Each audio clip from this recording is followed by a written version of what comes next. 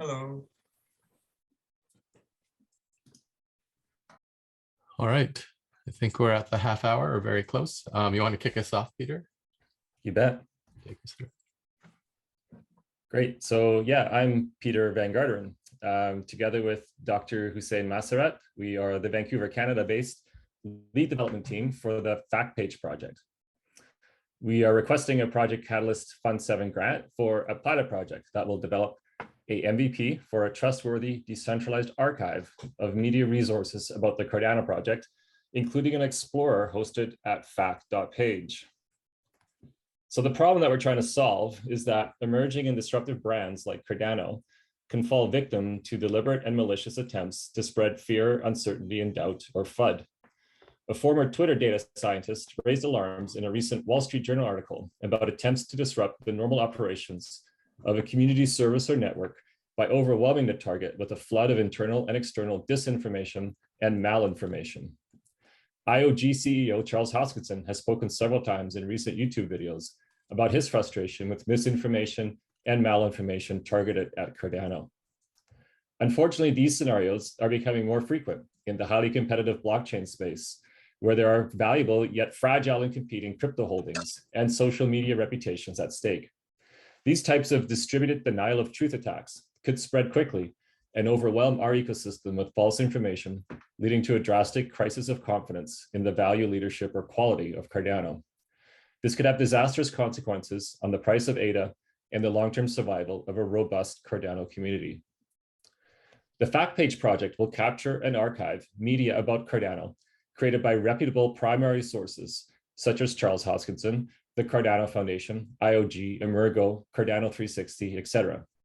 This may include formats such as MP4s converted from YouTube videos, PDFs of journal articles and blog posts, archived tweets in JSON format, and WARC format web archive packages.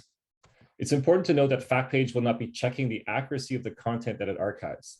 Instead, it will provide trustworthy context about the provenance and reliability of its source materials and make it easy to find relevant Cardano news in one place.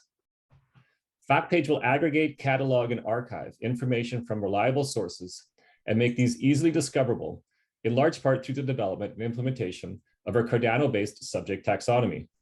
This controlled vocabulary will classify the types of media content and formats that is archived in the Fact Page repository.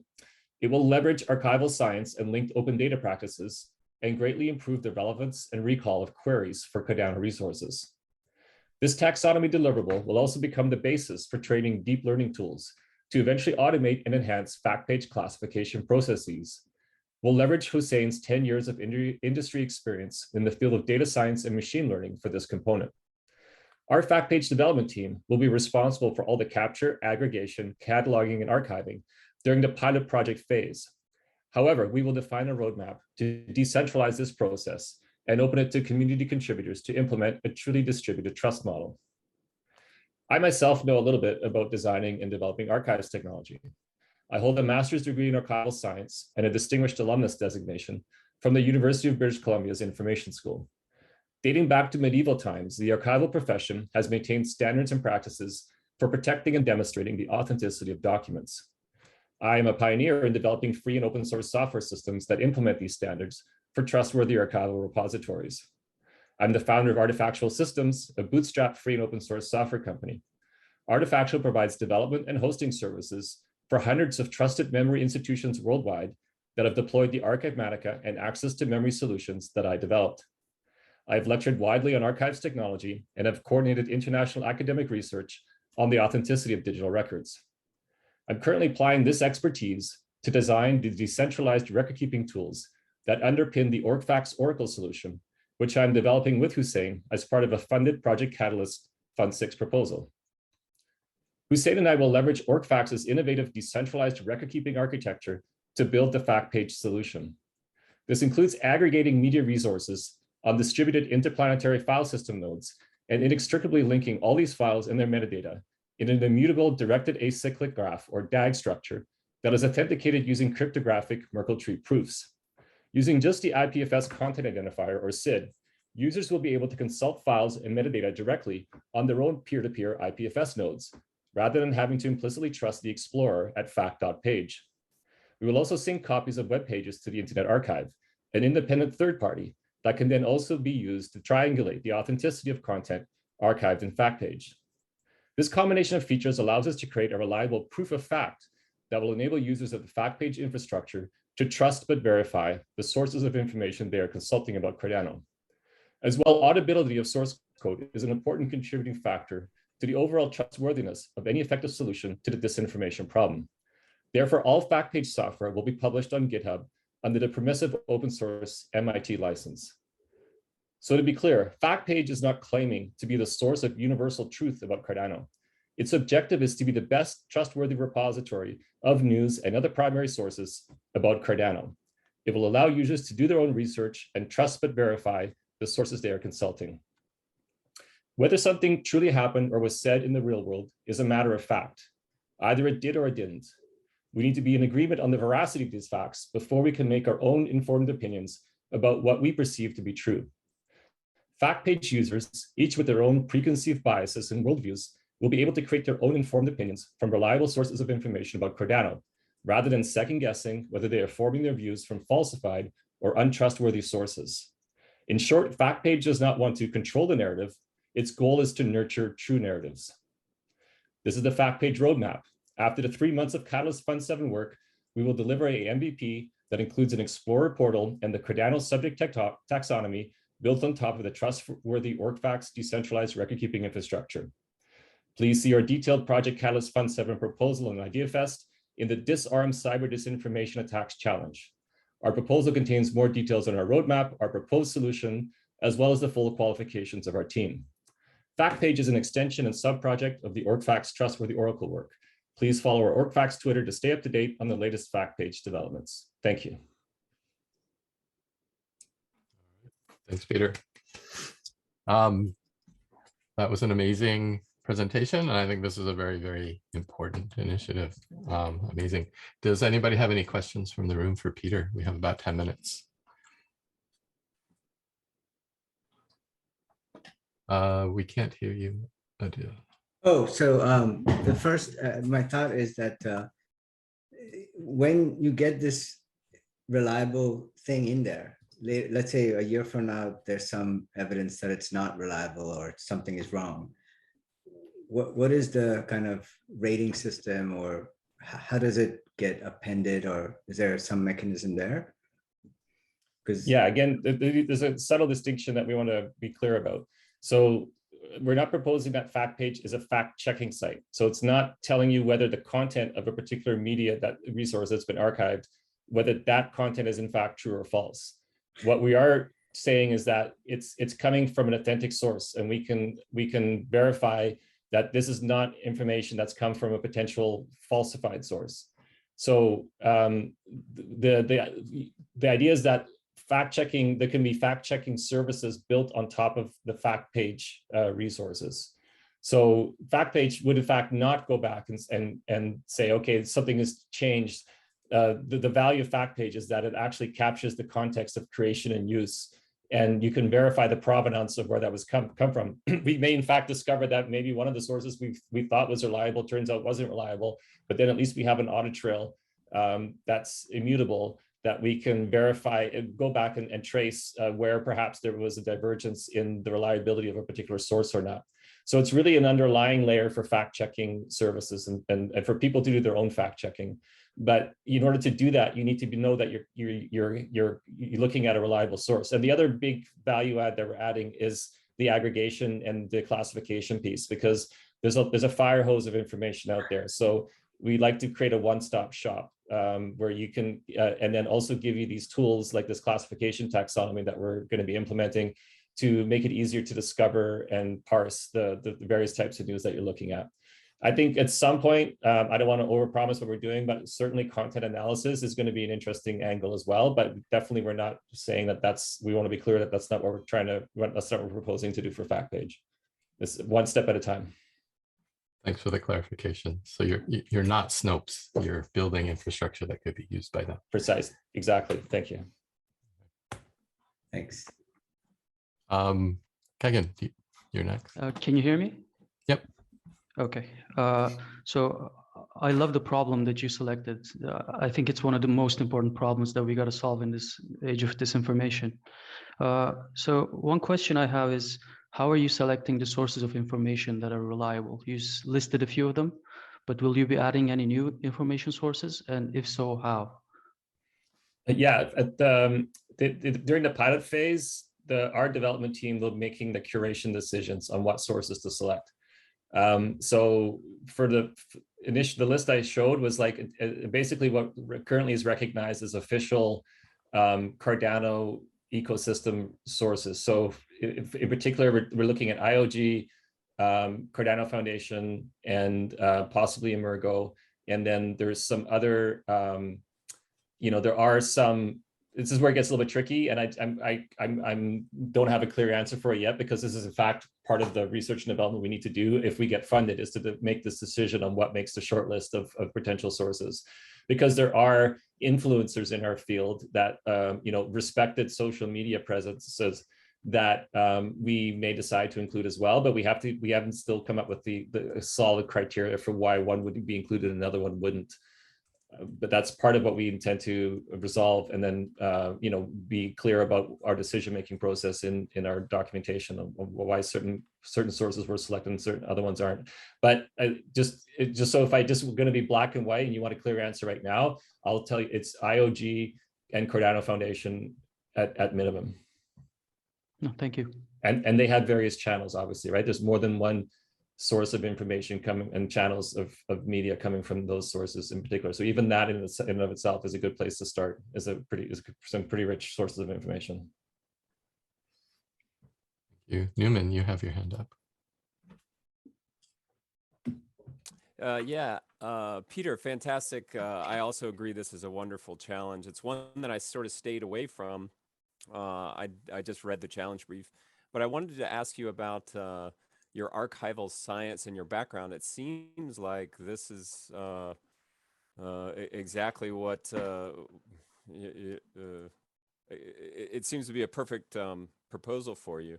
But I don't know anything about archival science. What do you guys do? And is this the next? I mean, can this be a big changer to sort of fix the problems that we see today? Absolutely. No, and that's why, thanks for asking that question. And 100%. This is the problem tailor-made for an archivist. So our archivists have been around. Well, I could share a talk that I did on the history of technology and archives at a plenary address I did a few years ago. We go all the way back to Mesopotamia. So keepers of the clay tablets, and similarly in Egyptian courts and so forth. There was the scribes, and we had tabulariums in the Roman Empire. So archives are essentially the records that you keep to run a government or an organization, or you keep them for your own personal history. And it's documentary evidence of things that have happened. And so that includes contracts and journals and diaries and so forth. And the archival profession really emerged as a profession and professionalized itself during the French Revolution.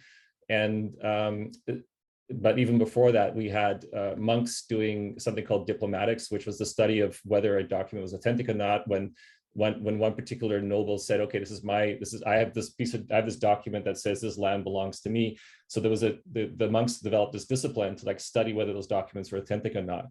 And that discipline has been carried forward over the centuries, and now has been applied. We've applied it to the electronic digital environment to apply those same methodology to determine whether a particular document is authentic or not, and the various checks and balances that need to be in place to ensure that. So those were eventually made their way into international standards like ISO standards and W3C standards.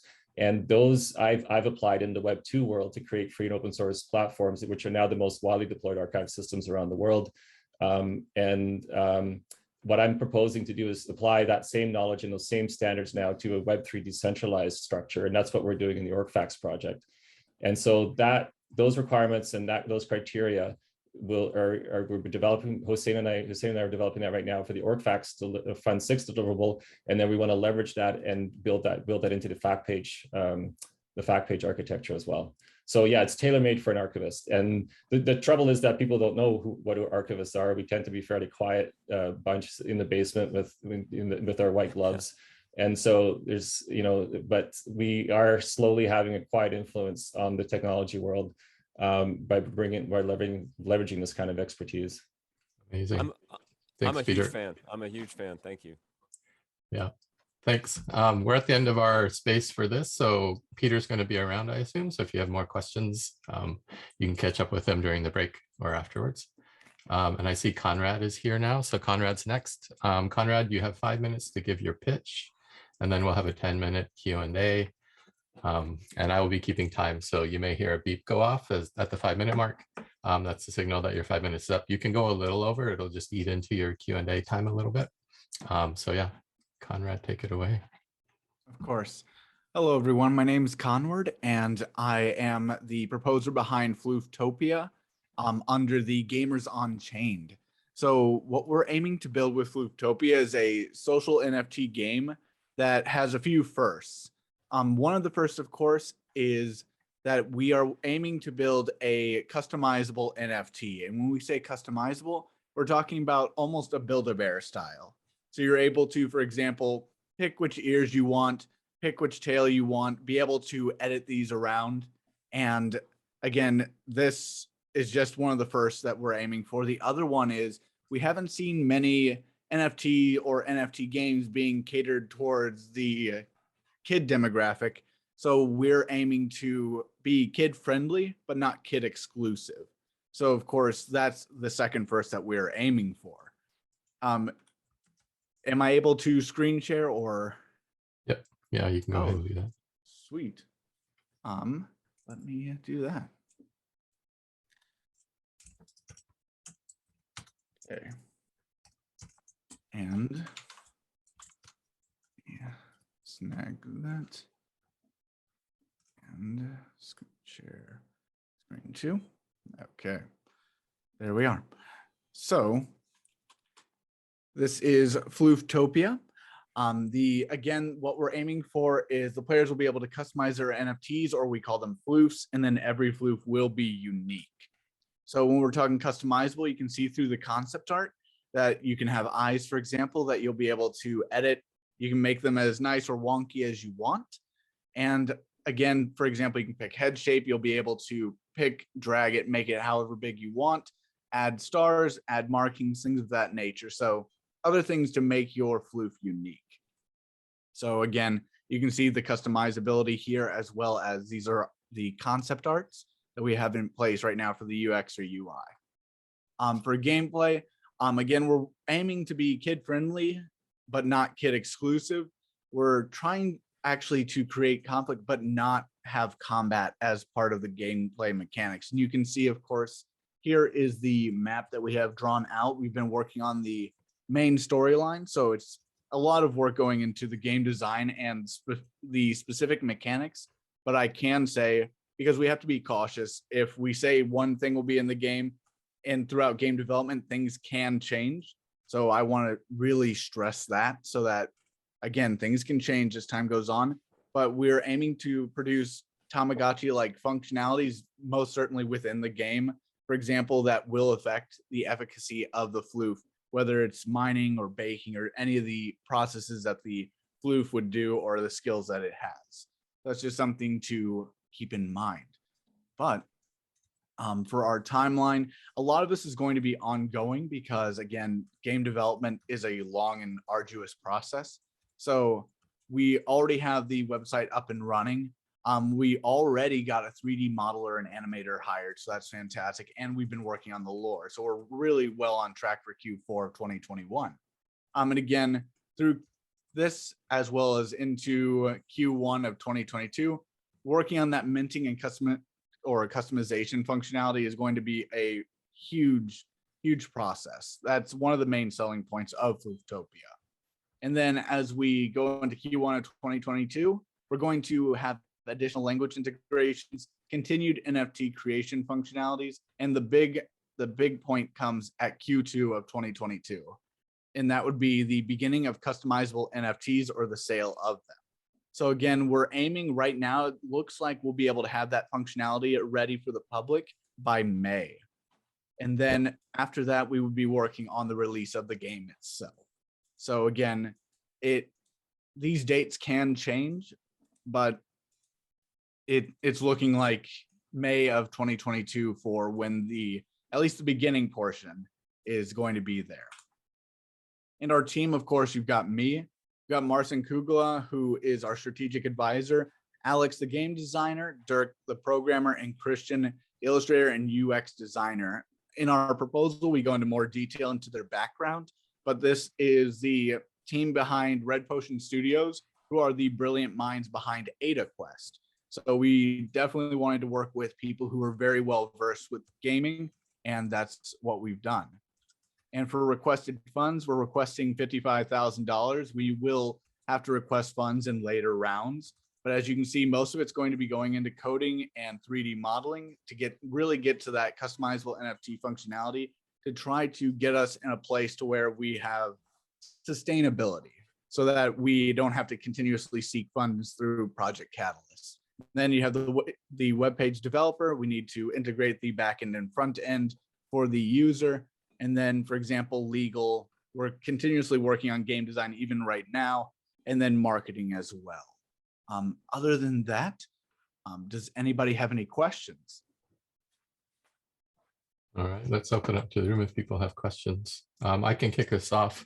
For the gameplay itself, you mentioned Tamagotchi-like functionality. Is this an AI that you release into the world, or is it more like an RPG where you directly control it and are able to play? So we'll be able to give more specifics later on for sure, but what we were aiming for is, there's a couple things I've really wanted to develop with this. I want to develop a possible, as you were saying, like AI or calculation method for if somebody can't be there, you'll have less efficiency when you're AFK. So for example, let's say you're really busy. You're not held back by not being able to play, but of course the rewards get higher if you're playing. But what we're looking for with the Tamagotchi-like functionalities, let's say that your floof hasn't been bathed in a while, so maybe it's not as happy and therefore it's not as efficient at, let's say, cooking or any skill outside. So again, we're aiming for that social interaction to be there, and for that you'd have to be at the keyboard. So that's, again, we're trying to balance those two functionalities, because again, I know that not everyone has time to sit down and play 12 hours a day like it's their job. And of course, one other thing is we're avoiding pay to win. So again, since it's kid friendly, we can't have microtransactions outside of cosmetics. So thanks. Adil, you have your hand up. And you're muted. Yeah, I was muted, sorry.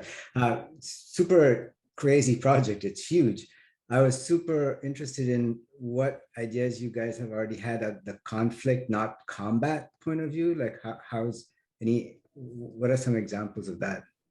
Okay, so for example, you can, depending on the quest line you take, as in how you go about the story, you can have it be a nature versus human. There's multiple different types of conflict within stories. It could be antagonist versus protagonist in regards to a person versus person, nature versus person. And for example, if we go the nature versus person route, it can be, you have to deal with this disaster, and it doesn't require you to be fighting a monster per se, but rather there's still that conflict. You may be required to use at other skills. And this can be seen, for example, if you have ever played old school RuneScape. There are almost like skill challenges type bosses that are available that you have to get this all done before a certain timer. So there are ways to create a boss-like combat experience without the combat itself. Thank you. I hope that answers your question. Yes. No swords and guns. Yes, we'll be avoiding that. All right, any other questions from the room? I have a question. Since this is a kid-friendly game, I think it'll be quite a challenge to mix in NFTs, money, and kids. What are you thinking about balancing that equation? So given kids don't have access to cryptocurrency, a lot of it will be the parents setting it up for the kid. But again, it's also not kid exclusive. So for example, as soon as we get minting functionality, I'm going to mint a flute. They're just too adorable not to mint. So I'll be doing that. But again, you've already got that barrier that like, for example, if you've got like a 6-year-old, they probably don't have a Cardano wallet. They probably don't know how to run cryptocurrency. So I don't have to worry too much about that aspect, but it's more so, I think the big problem is going to be providing value in such a way that parents are willing to get this for their flute. In the same way, for example, they might take them to Build-A-Bear. They might say, here, like sit them down at the computer and go, here, you can build your flute. And then they'll do the transaction. So you've got that rate limiting step because at least in my mind, a lot of young kids aren't using cryptocurrencies. Does that answer your question or? Yeah, thank you. Any other questions from the room?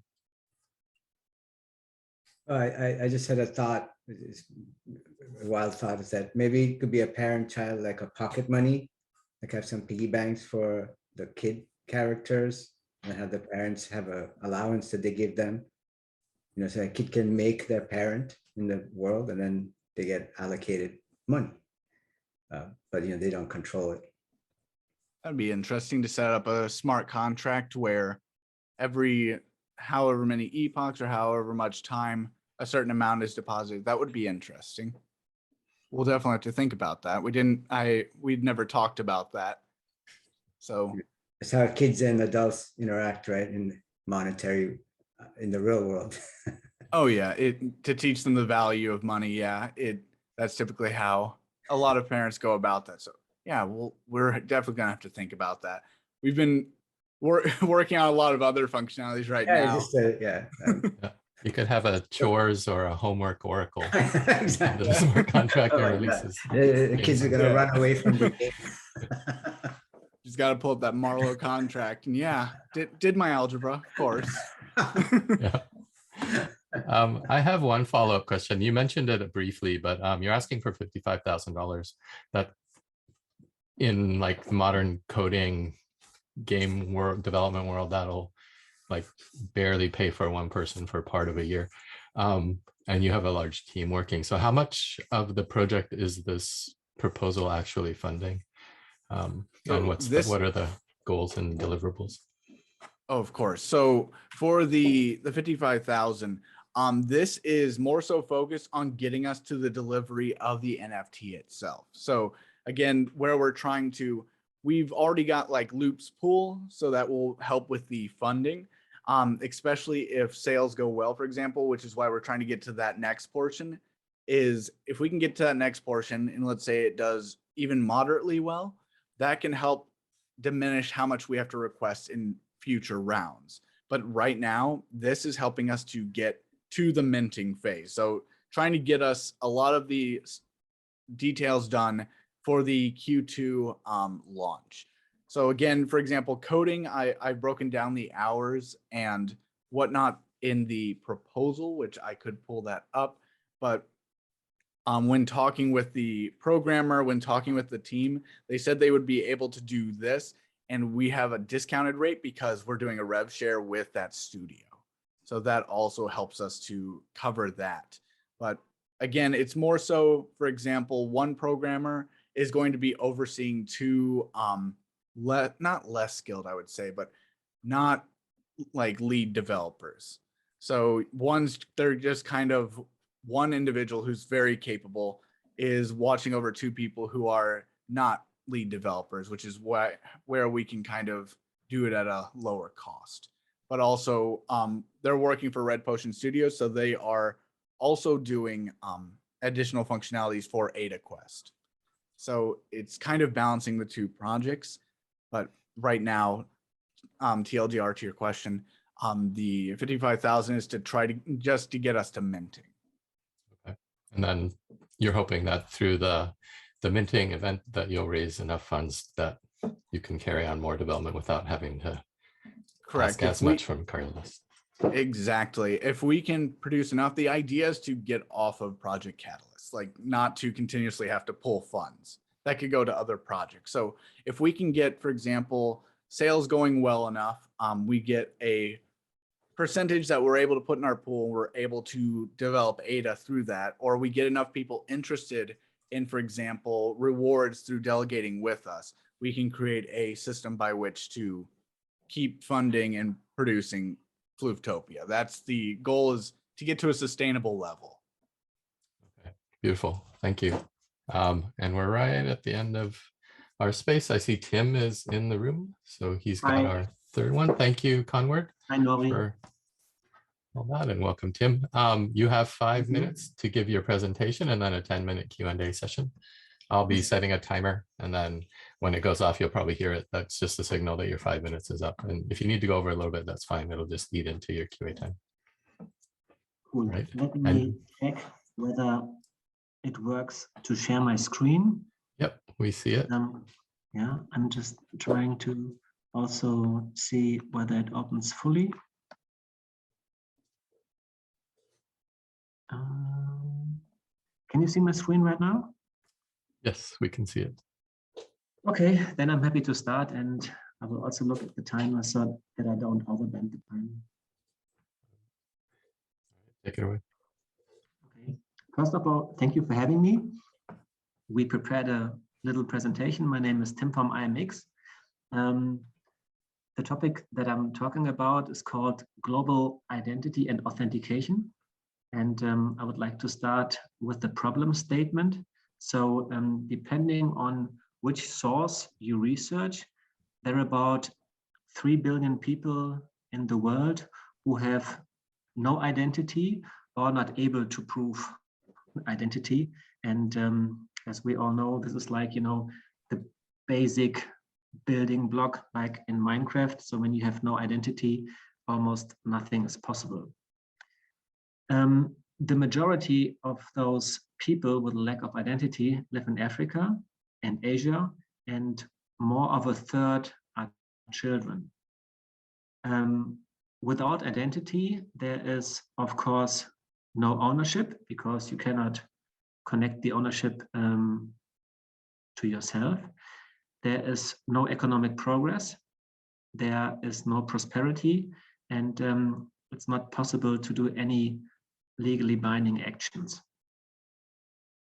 The solution that we would like to contribute is focusing on providing for the holder free and solid biometric identity. This identity is owned and controlled by the holder. This means us, you and me as customers, and so-called verifiable credentials. This is something that you want to prove to any verifier. Verifiers can be sellers or any other persons. What we have proposed is a pilot of what we have developed in Ghana. So Ghana is the pilot for our biometric identity gateway, and this is how it looks. What you see here, it's about 3 meters high. It weighs 250 kilos. It has a 65-inch display on the top. It has a touch screen and payment area, a printer and stuff. But the main reason why we use it is because we have included hardware. The hardware has not been developed by us. We just use this hardware and software that is able to authenticate almost every passport in the world. It is also used when you enter, for example, Germany from a third-party country. And we have combined this with certain biometrics, meaning the fingerprints. Flat means that you hold them still, rolled, your iris and your face. And the hardware and software that we are using are fulfilling full compliance with certain institutions. Of course, the ones in Germany for border entering, and also for the fingerprints with the FBI. So this is the main difference when people ask, why don't you just use a smartphone? What we have described here, what we will come to later, is a certain process of how people that do not yet have a biometrical identity can onboard this. And the reason why we call it gateway is that in the world that we are living in, I look at Conrad, I look at Chagan, I look at Nori, we all have, and at Adilu, we all have paper and plastic into our pockets, but it's kind of hard, to bring it on a blockchain and to prove it to anybody else. So this is the gateway to do it. And this is the main reason why we are doing it. And we can combine this with the biometrics. When this is done, this means that for the people in Africa and Asia, and I just put down some examples here that would work in Africa, are some business cases that would work there. Number one is microlending. I mentioned this because we have a partnership with Mel since about a week. Proof of ownership.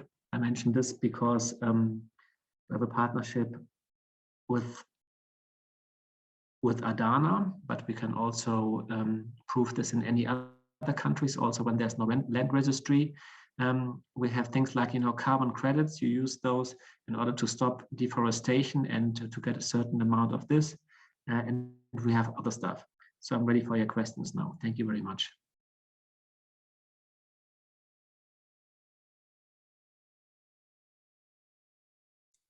Thanks, Tim. Any questions from the room? This sounds really exciting, Tim. Anytime we talk about biometrics, obviously there's a huge privacy implications. I'm curious how you're handling this in your design, and whether at some point this is planned to be a decentralized solution, or whether you're relying on decentralized storage of the biometric information. Okay, two very good questions. First of all, thank you for reaching out. The storage of any verifiable credential, including biometrics, so everything that you take from your passport, it's always in something that is called a DID. And we support the storage in any DID method. And Cardano is just our first partner because we get a nice support from Cardano. But right now we are able to deliver the storage, and I think about 40 DIDs, also Bitcoin, also ETH, and other. So we are on the level that we are just providing this verifiable credential. We are completely and fully aware of the dangers that there is if you would really store biometrics on a chain and also personal data on the chain, but it would probably, I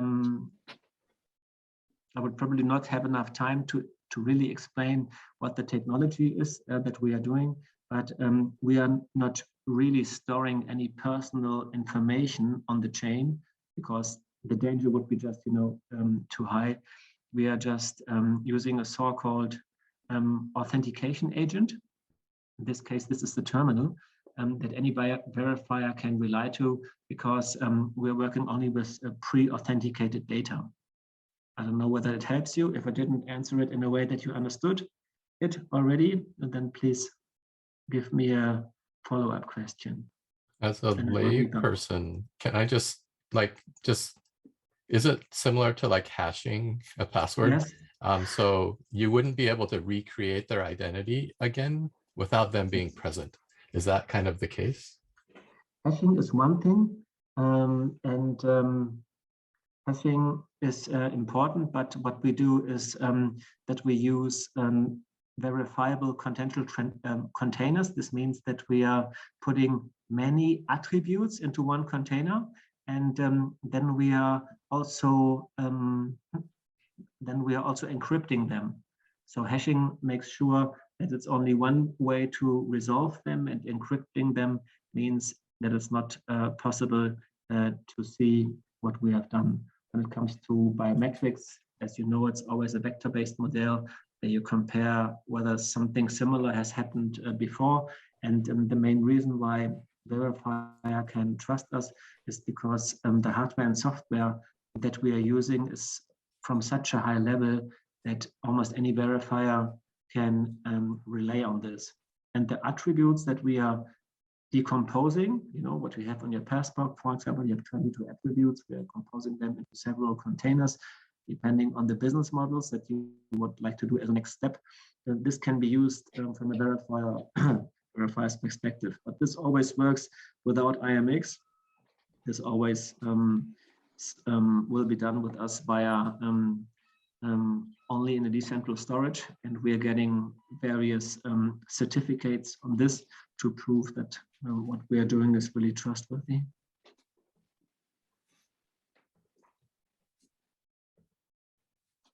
Okay, Adil, you have a question, and then Peter.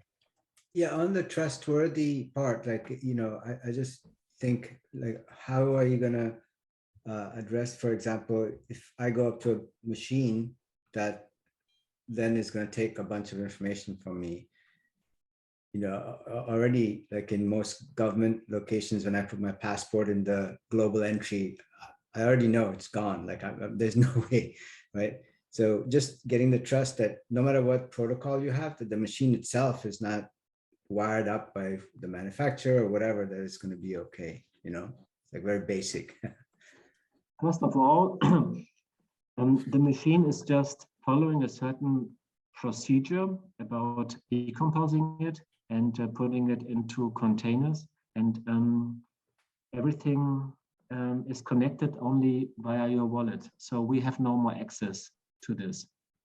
So when this is done, it is just like everything that that you do under your control. But I don't know whether I fully answered your question, Adil. You are muted. Sorry, I think it's all you.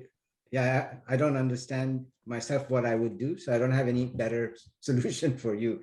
Maybe again, education, or who manufactures the machine, or some.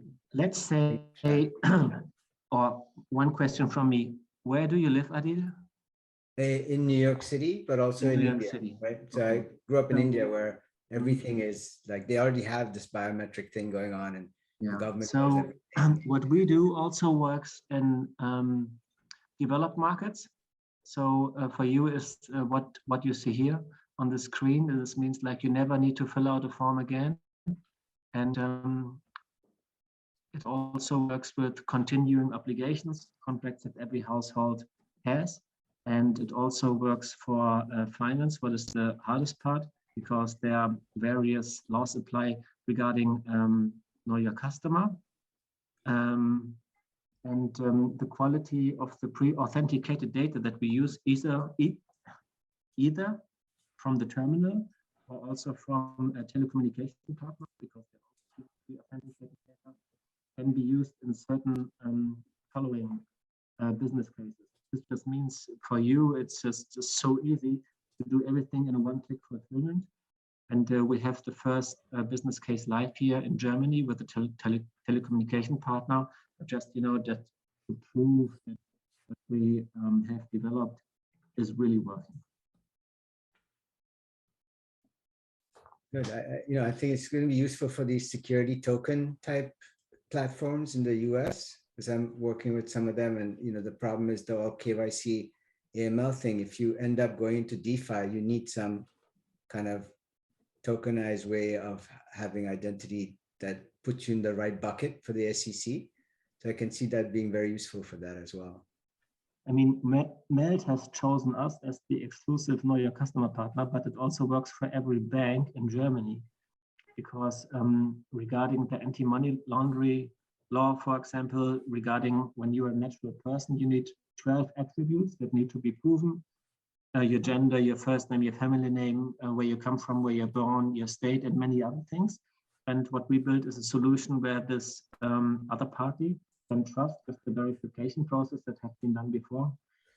But I think we have to give the word to Peter, because he's been very patiently waiting. Yeah, I'm very interested in what you're proposing. And for one thing, because I'm a co-proposer on another Fund 7 Catalyst project, where we are in fact doing land title registration in a pilot project in Ghana.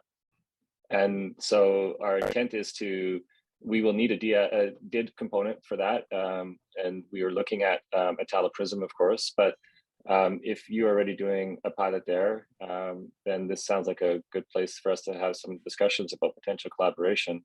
And so you said, so I guess I'm curious, you said like have you received funding from Cardano Foundation already, or previous Catalyst funding for some of this work?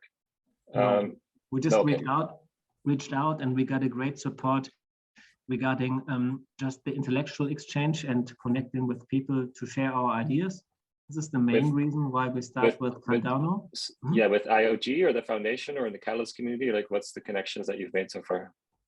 I'm not so familiar that I can, mention every name right now, but sure. Comparing to the other.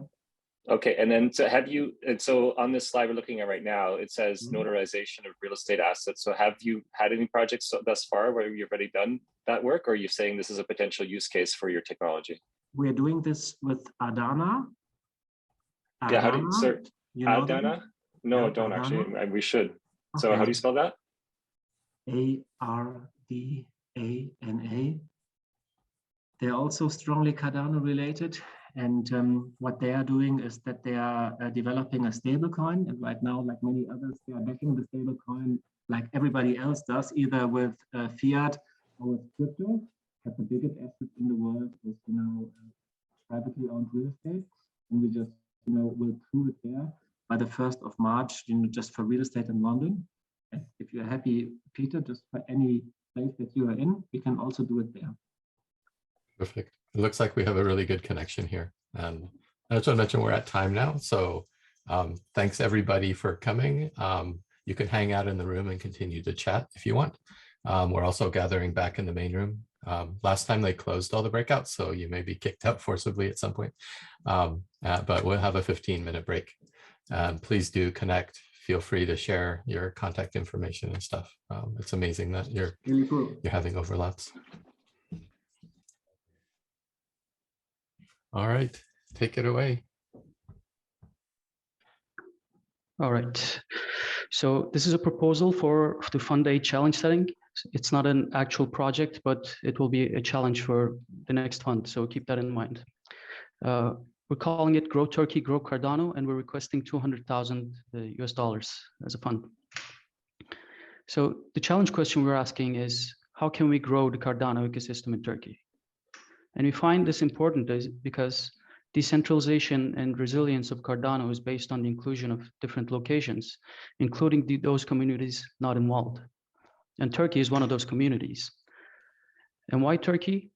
Because Turkish people already are very familiar with cryptocurrencies. BTC Turk Exchange is one of the earliest exchanges. It was founded in 2013. We have billboards all around the country advertising cryptocurrency as a new investment device. So everyone's, from the young to the old, they're familiar with it. We have a very young population, a total of 83 million, and 30% are aged 20 to 39. So we have a very wide prime working age population ready to go. 2.4 million of these are cryptocurrency users. We are currently the 19th largest cryptocurrency nation with 2.94% of the population already involved, which is actually quite a low number, considering we've had a 10-fold increase in that number just this past year. But this is the context, and this is why Turkey is probably the best country for Cardano to expand in right now. To your left side, you see a graph of US dollar to Turkish lira parity. It's just 1 year, and over the past 3 months, we've lost about 50% of our value against the US dollar.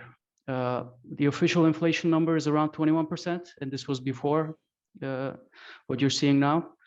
And the independent numbers are over 50%. And since the dollar has gained 100% value, we're expecting inflation to shoot up to maybe around 100% this year. So it's getting pretty dire. The unemployment numbers, and these are the broad unemployment numbers I'm talking about, are around 27% for the general population, and 42% for the young population, who are absolutely decimated by this. And the thing is, most of a large percentage of this, 4 out of 10, are young unemployed. They have university education. They are capable modern people with who can contribute to a global community. And those who are actually earning wages, they're not earning very much, sadly. 50% of wage earners make near minimum wage. And that minimum wage is $172 as of today, but that'll probably go down in 2 days or so. This is set to increase, but it won't really matter since the graph looks like this. So why am I telling you all this? Why is this relevant? It is relevant in a few ways. The first is we have a great unemployed population that is actually educated, that can actually contribute to Cardano, but they're being underutilized in an incredible way. We can utilize this working force at incredibly low rates. Even $1,000 for a Turkish person for a month of work is an incredible amount. They can do so much with it. It would probably change most of their lives. So the money we put into this would be utilized very effectively. And the thing is, looking at it from a larger perspective, this devaluation, if it continues, it will mean the population will be running out of fiat, Turkish lira. They'll be going into cryptocurrencies as a more of a permanent thing instead of a speculation or an investment device. So it might help establish Cardano as maybe even the reserve currency, if we're really dreaming about it. So what does success look like? It looks like motivated community of developers, SPOs, stakers, voters, challenge teams. So we want a complete contribution from Turkish people into the Cardano community in all of its shapes and sizes. And that means our key metrics are the number of stake pools, the number of proposals, the number of developers participating in the Cardano ecosystem. One of the important key metrics, I think, is increased number of educational tools in Turkish. This is crucial because language is one of the most important barriers for Turkish people. Increased awareness of Cardano blockchain in Turkish-speaking communities.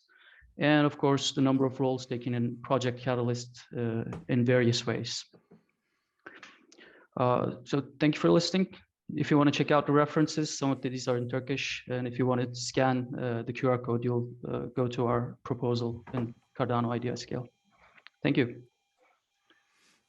Thanks, Gagan. Does anybody have any questions from the room about Grow Turkey, Grow Cardano? I think this is our first challenge setting proposal, which is a little bit different. And it seems really interesting that we're looking at different geographic regions to start to onboard more and more to Cardano. Adil, you have a question? Is there a place where the existing Turkish presence is known, like how many stake pools are in Turkey, that type of thing, like the baseline? As far as I know, I don't think there is. Oh, okay. So what we want is establishing those kinds of information as well during this. Is there an existing community hub or other organization that can teach people about Cardano to onboard new people? How is it imagined that through this challenge setting that kind of stuff will grow out of it, or is there something already existing that we can build on top of? Well, at the moment, any cryptocurrency related communities are very broad in Turkey and mostly focused on the investment part. So as far as I'm seeing, development and all that is not really growing too fast. What we're thinking with this is if we have a fund that is directed towards this, it is a lot of money for the Turkish population. Just marketing this inside those communities would bring in a lot of people who are willing to participate. So that's the main idea. So there is very little, especially Cardano specific communities at the moment. We are actually building, in the process of building such communities with Cem Karaca here. but this is very early stage. And what we want is we want a lot more people into this, going into this, because the timing would be very good from an economic perspective. Thanks. Any other questions from the room? What is the university, or I guess the technical community like in Turkey? Is there a strong developer presence, and are people going through CS programs and coming out ready to learn Haskell and do all that? Yeah, absolutely. One thing you can find in the proposal, what is missing from this is the type of community we have in the developer side. There are some very good engineering programs in Turkey.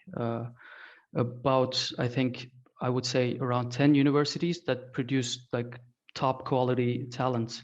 And most of these people, well, some of these people, the best performing are leaving for other countries.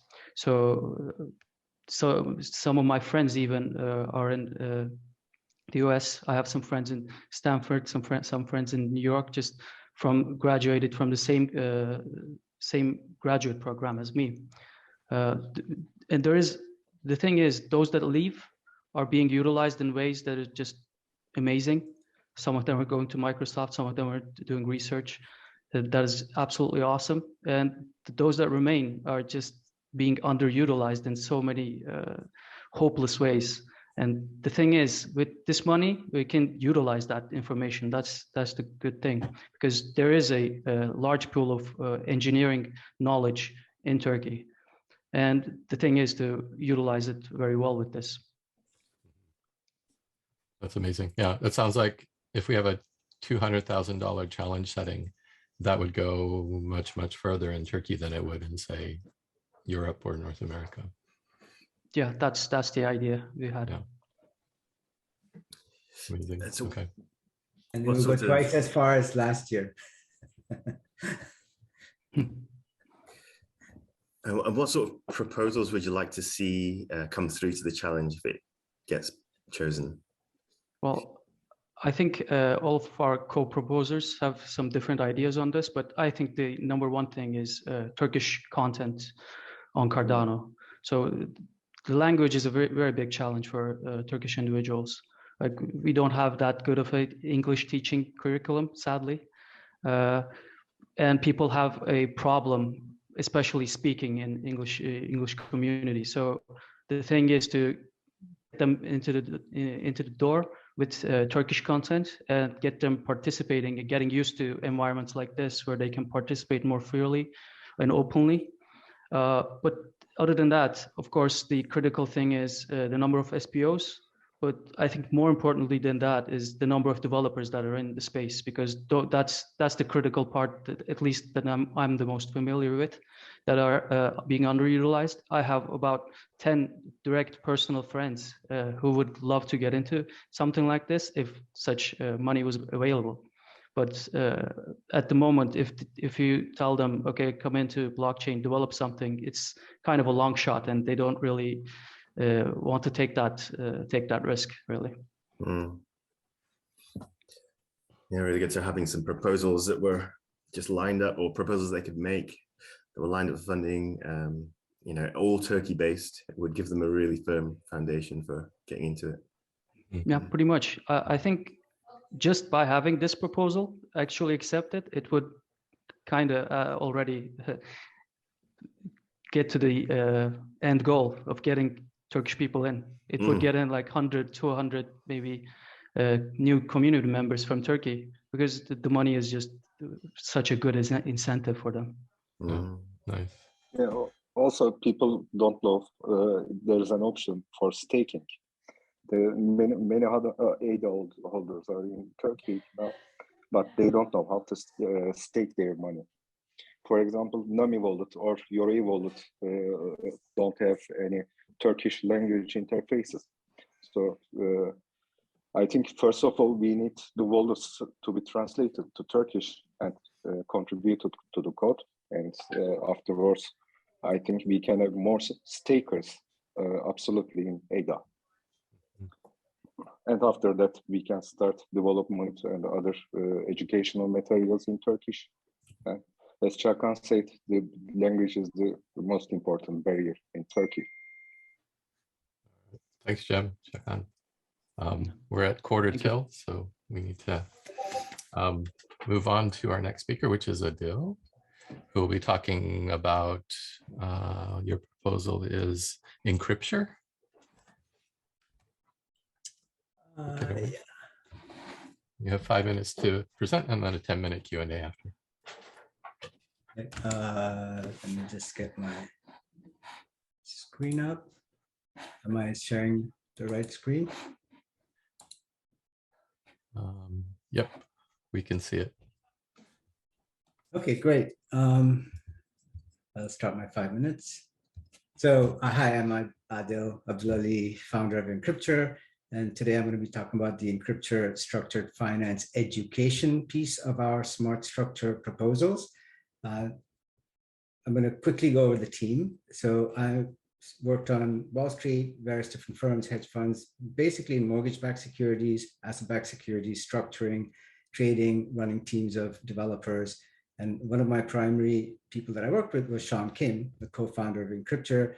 He wrote a lot of the programs that I used to trade off-balance sheet derivatives on Wall Street and structure cash flow waterfalls, which I'm going to talk about later. Michael Grossberg and I were in college together, met when we were 17, did problem sets together, and he's a big open source maven, loves Python, is a Python contributor, teaches computer science at City College of New York, and has a bunch of students that we can use for various projects as well, which is great.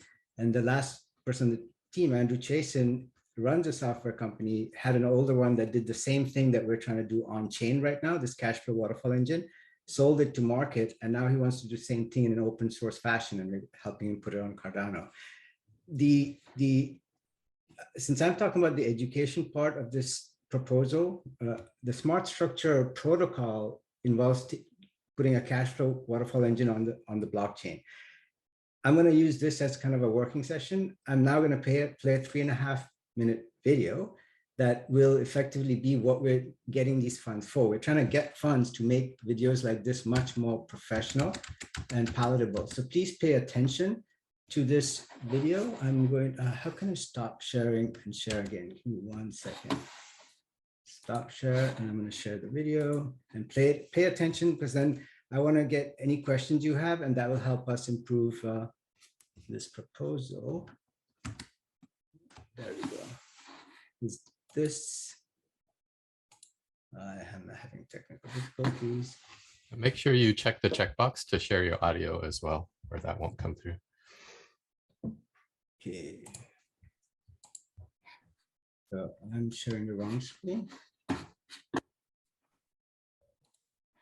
Technical difficulties. You see it now? Not yet.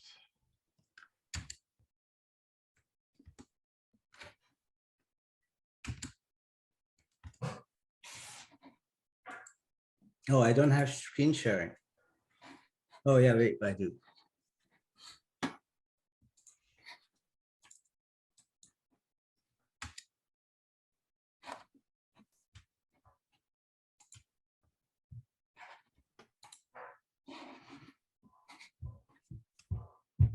Share sound.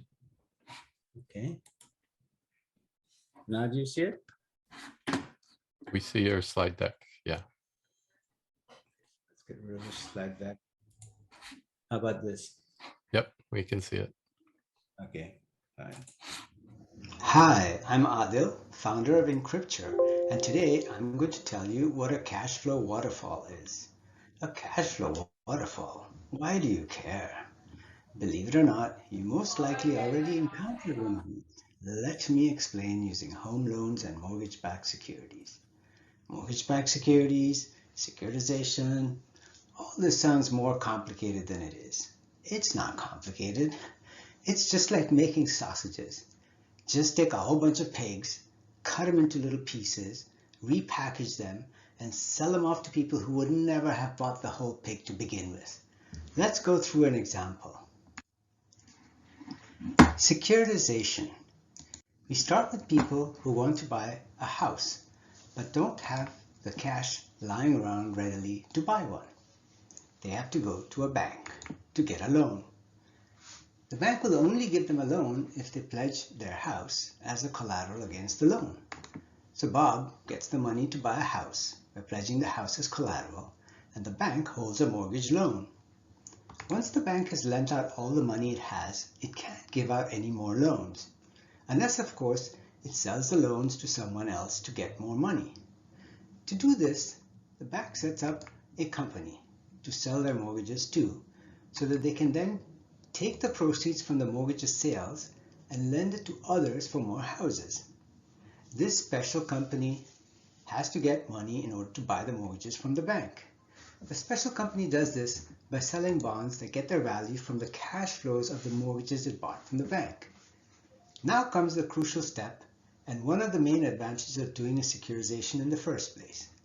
If the bonds issued by the special company had a wider variety of risk reward than the mortgages it started with, then it would draw in more investors and increase financing for houses. To redirect the mortgage cash flows to bonds with different risk rewards, the special company uses a cash flow waterfall engine. In this example, the cash flows of the mortgages are broken into 7 different bonds that get paid sequentially from all the cash flows of the mortgage pool.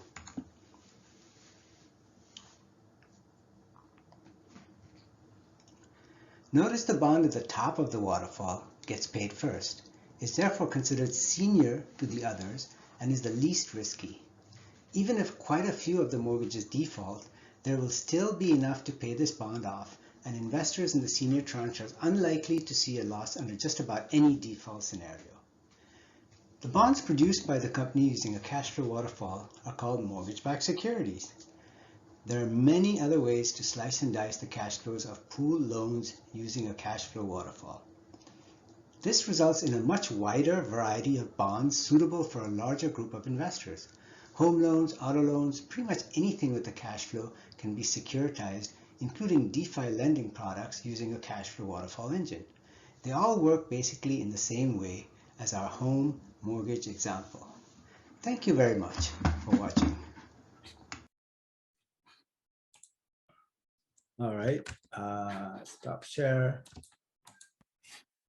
Yeah, really apologies for the snafu, but the video itself was 3.5 minutes. And so now I open it up for, did everybody understand what a cash flow waterfall engine is? And if not, please ask me.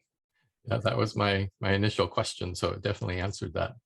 Does anybody else have any questions? Because of all the stuff that went on, we have about 6 minutes for questions.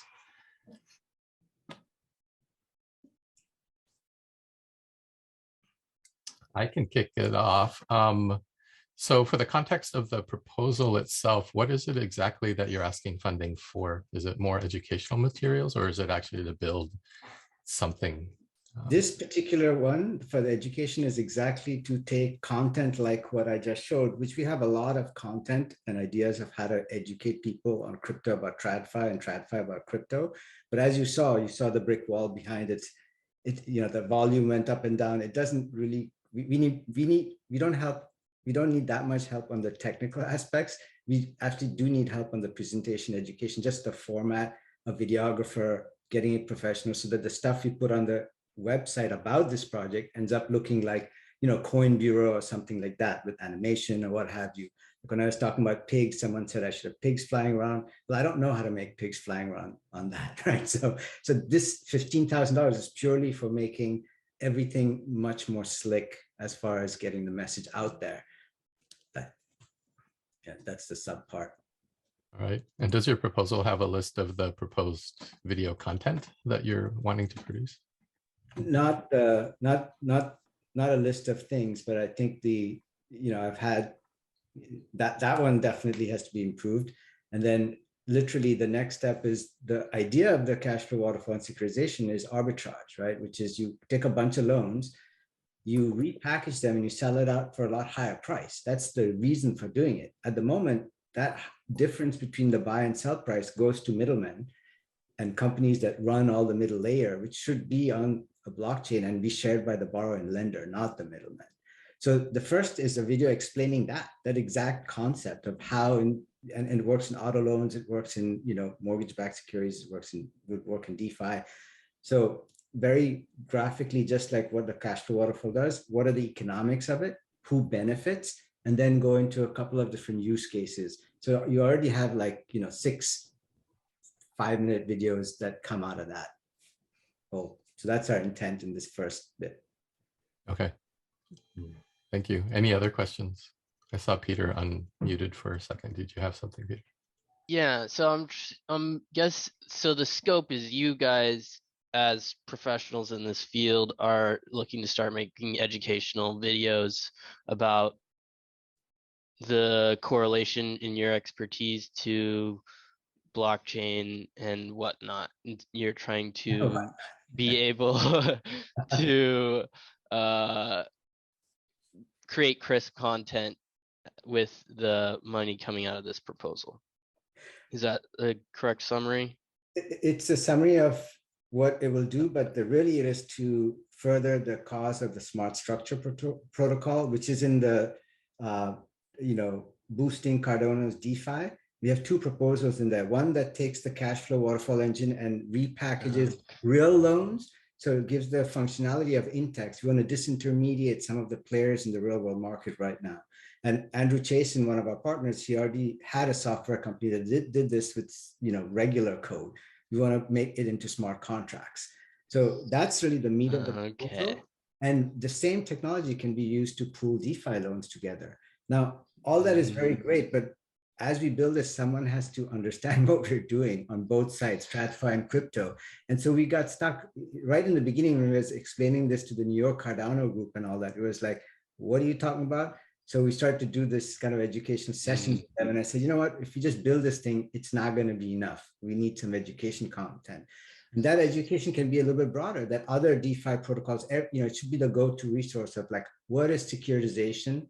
And securitization is not all bad. I know the financial crisis makes people think that it's all bad, but it actually does free up money for housing. It will, for example, free up a lot of money for the microloan lending programs, because at the moment they cannot securitize, they cannot even pool their loans together because they would have to pay Wall Street firms a lot of money to use this technology.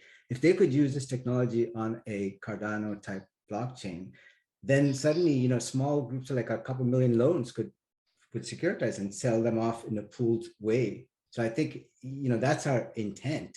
Education is a very crucial piece of the puzzle, and the one that we're actually not that great at, as you saw from that video. I see. You have 2 proposals in tandem, and this proposal is to do the education for the other proposal. Yes. Perfect. Love it. Sorry about that. No, thank you. Thanks for the clarification. Yeah. All right. We're right at the top of the hour, so we need to move on to our next proposal. Thanks, Adil. That was really educational, and good luck with the proposal. I'm definitely going to eye that one with a lot of interest.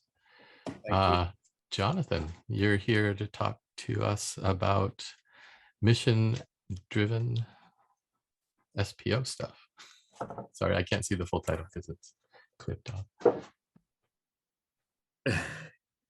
Yeah, mission-driven and accountable. Accountable. All right. So if I stop, you have 5 minutes to present, so take it away. Thank you, Nori. So yeah, my proposal is regarding creating trust within the stake pool operator and broader community within Cardano. I introduce myself. I run a small coding agency in the UK. My name is Jonathan, and I run Fluid Stake Pool.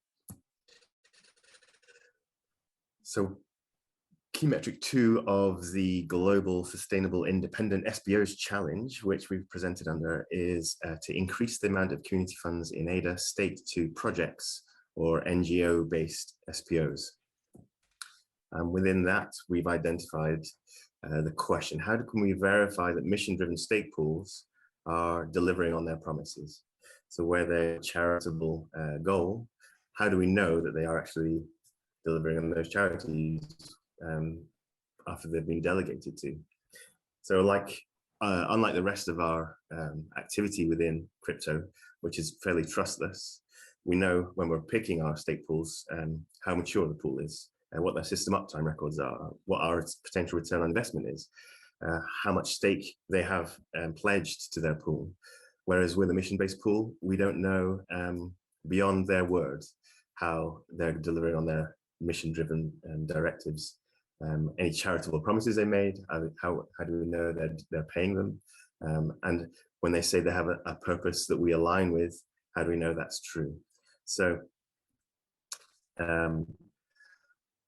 we want to produce a solution that will verify the financial giving of stake pool operators where they're promised to be giving. We want to create trust that the beneficiaries of their giving are well-vetted projects, so the charities are well managed. And we also want to track and inform the community on the impacts being made. And so we've taken the United Nations Sustainable Development Goals, 17 directives that span the whole region of improvement of the human experience. And we want to track those metrics. So our solution is to choose a trusted third party who can be used to vet the projects that we'll be giving to. And by doing this, we create a human connection between on-chain staking activity that the community is making to stake pools and the real-world beneficiaries of our giving or our staking. So this will increase the confidence in our community when it comes to delegating to mission-driven pools or to donating. The trusted third party we've identified to start to embed within our system is B1G1, Business for Good. They're a non-profit registered in Singapore, but they have B Corporation registration in the United States, and they also have a base of operations in Australia. And they currently have an existing architecture that's quite broad. So they already work with 2,600 donor businesses. They have 450 charitable projects that they vet and give to, and they track the United Nations impact metrics for each project that they do give to. They also have made moves in the last couple of years to producing APIs, so we can actually automate giving with certain real-world actions. So for example, my pool, Fluid Pool, we've made a promise that each day you stake with Fluid Pool, we'll provide a day of access to the internet and ICT for students in Ethiopia. And what people who stake to our pool would like to know is how much have we given to date, how those impacts are affecting the people who are receiving it, so on and so forth. So these are the sorts of marketing metrics that would be very useful for all small stake pool operators. And it provides that trust metric for the community. What we want to see done with our $15,000 is to have 5 mission-driven stake pools join our pilot, sign them up with B1G1, and we want to see 3 developing countries covered with the benefits of these projects, tracking maybe 500 giving impacts and targeting 10 of the different SDG goals. My team is myself, and we'll have 4 others involved, a sysops guy, DevOps guy, and my full stack developer. And then we'll have some project management to help us out as well. If you'd like to see more, then I've got my DScale listing here. I've got a video from an after town hall session. And you can follow us on Twitter or join our Discord. I'm open to any questions now, please. Thanks, Jonathan. That's a very interesting and I think important proposal. There's a lot of mission-driven charitable stake pools out there, and I think one of the issues that delegators have is how can you know that they're actually giving the donations to the charity they're supporting? So I think this would bring a lot of transparency to that. So I think that's really awesome. Any questions from the room?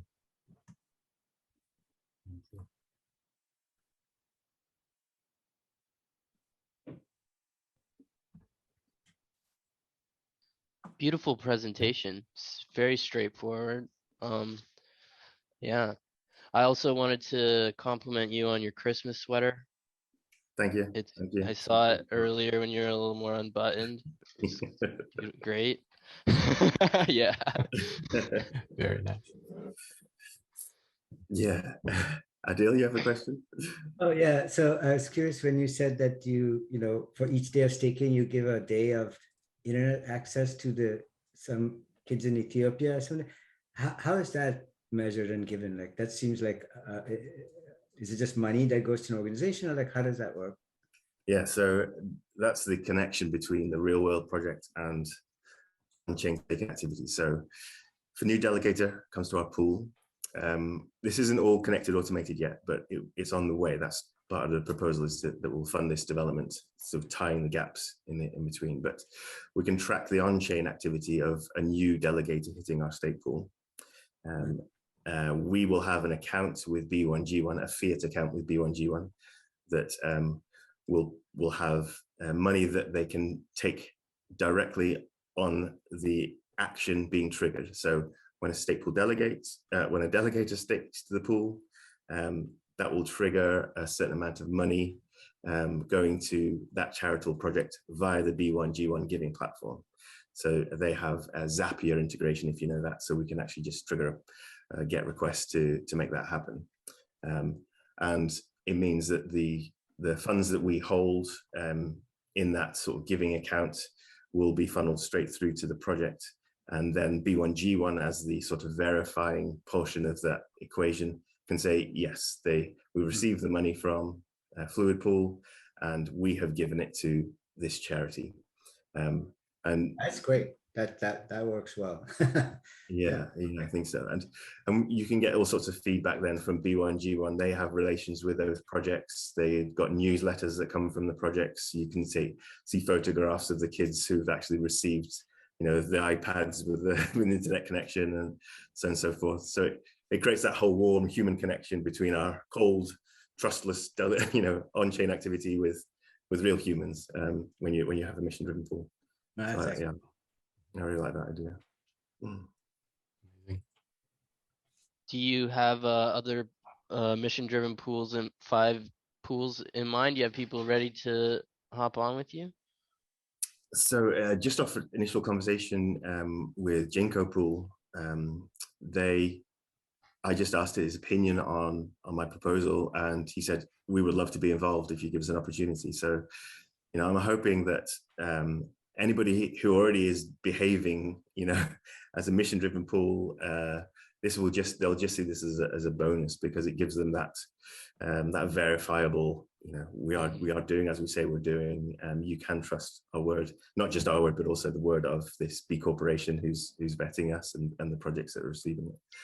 So I think finding those 5 people, I'm confident now after I've had that initial feedback, that we can get there, and then hopefully it will grow from there. I mean, it's a small pilot, so there's only going to be projects that are relatable to the stake pool operators that are within B1G1 already at this stage. But once we've built out this sort of flow, then we can include other donation platforms, and then the benefit stake pool operators can be growing as well, because those verified giving status, once you're signed up with this B1G1, can be introduced as a badge against you on the Cardano Explorers that are out there. So we've been talking to the Stakeboard guys already, and they love this idea of being able to say, yep, this is a mission-driven pool. We'll stick a badge up on your profile on Stakeboard, and people will know that you're a verified. It gives you an edge in the listings and so on and so forth, that you're doing what you say you're doing. So yeah, I think it's going to be a win-win for everyone involved. You mentioned opening up a fiat account with B1G1. Can they accept ADA and distribute ADA, or does it have to be fiat converted first for the charity? Yeah, unfortunately, that's the sort of sticking point at the moment. And they've looked at crypto, and as a board have shied away from it for now, because their responsibilities are to governments, and governments want to work with fiat. So, as a non-profit, you have accounting to requirements to fulfill. but they are warm to crypto. You know, as individuals, the directors hold crypto themselves, and so they're keen to see it. It's just a case of working through the education of you know, governments and things like that to get to the point where, okay, blockchain now is adopted and accepted, and we can just go straight through to crypto giving, which is ultimately my goal, is to get these guys accepting crypto, DeFi in particular, and you know, really empowering cutting out the middlemen and getting the maximum out of every you know, dollar given or ADA given. Beautiful. Amazing. Yep. You're gonna be driving that push, man. Showing them it's worthwhile to accept data or crypto over, well, not over, but alongside other currencies. Good reasoning. I really feel that the Cardano community, the bulk of the people I speak to, have that generous perspective on life, and that they are keen to give. They're not just about the money grabbing side of crypto. They're about the world changing side of crypto, and so opportunities to give seems like a good fit for our community, and this seems like a really good way of getting it started, or continuing the good work that's been done already. Verifiable way. Yeah. Good. Yeah. Yep. Shoring up that other half of our activity. Thanks. Thank you. Any other questions?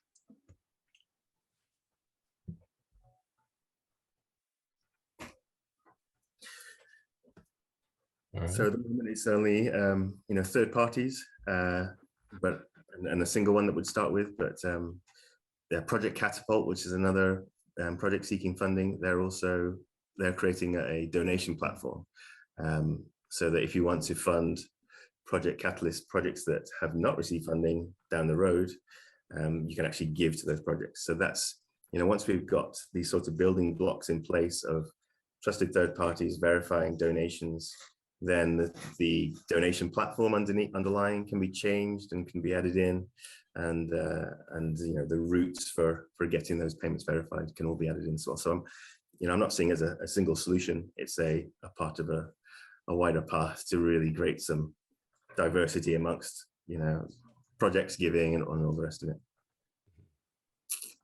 It's nice to see all the different components being built up. Yeah, it's good. It's a good time. Okay, thanks. All right. Thanks, Jonathan. Thank you. And I think that brings us to the end of our presentations today in room 6.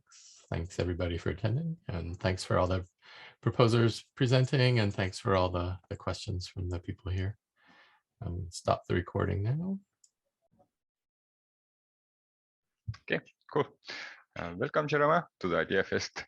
And we are ready to hear your presentation. Okay.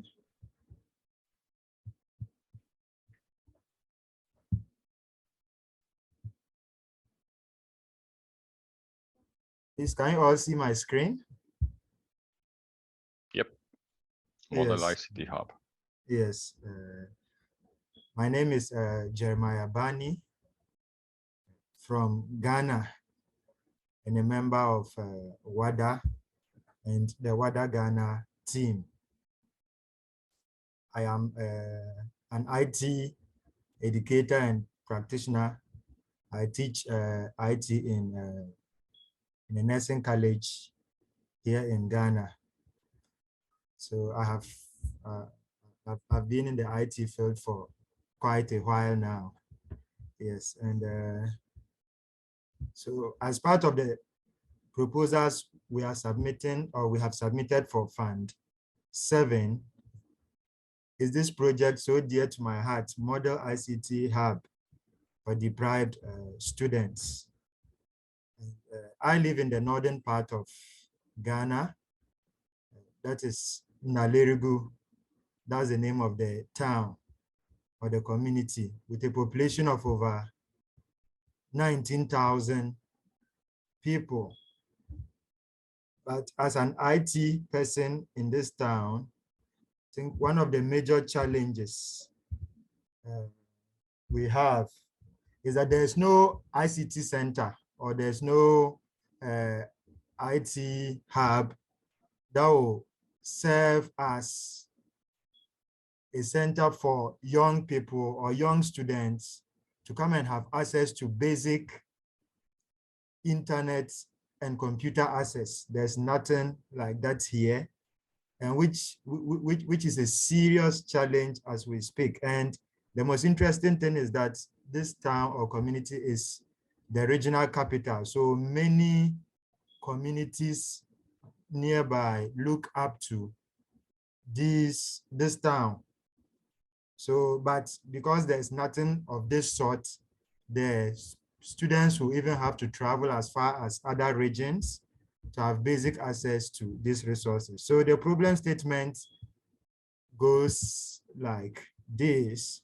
So how can we motivate and give opportunity to deprived young students in Northern Ghana to get educated and participate in the present and coming technologies? So, and that is the main reason why, like I explained earlier, so the Modell ICT Hub will be the premier and game-changing ICT center in the land of Nalerigu to give basic internet and computer access to young people in the land to sharpen their skills and also help them connect with the other parts of the world. And, okay, so reasons for urgent intervention of the project. Yes, so the only source of public access to computers and internet for these young students is the college where I teach. So in actual sense, that is the only public source of internet access and computer access to these young people. And I think this is a major challenge because me being an IT educator and practitioner, seeing this is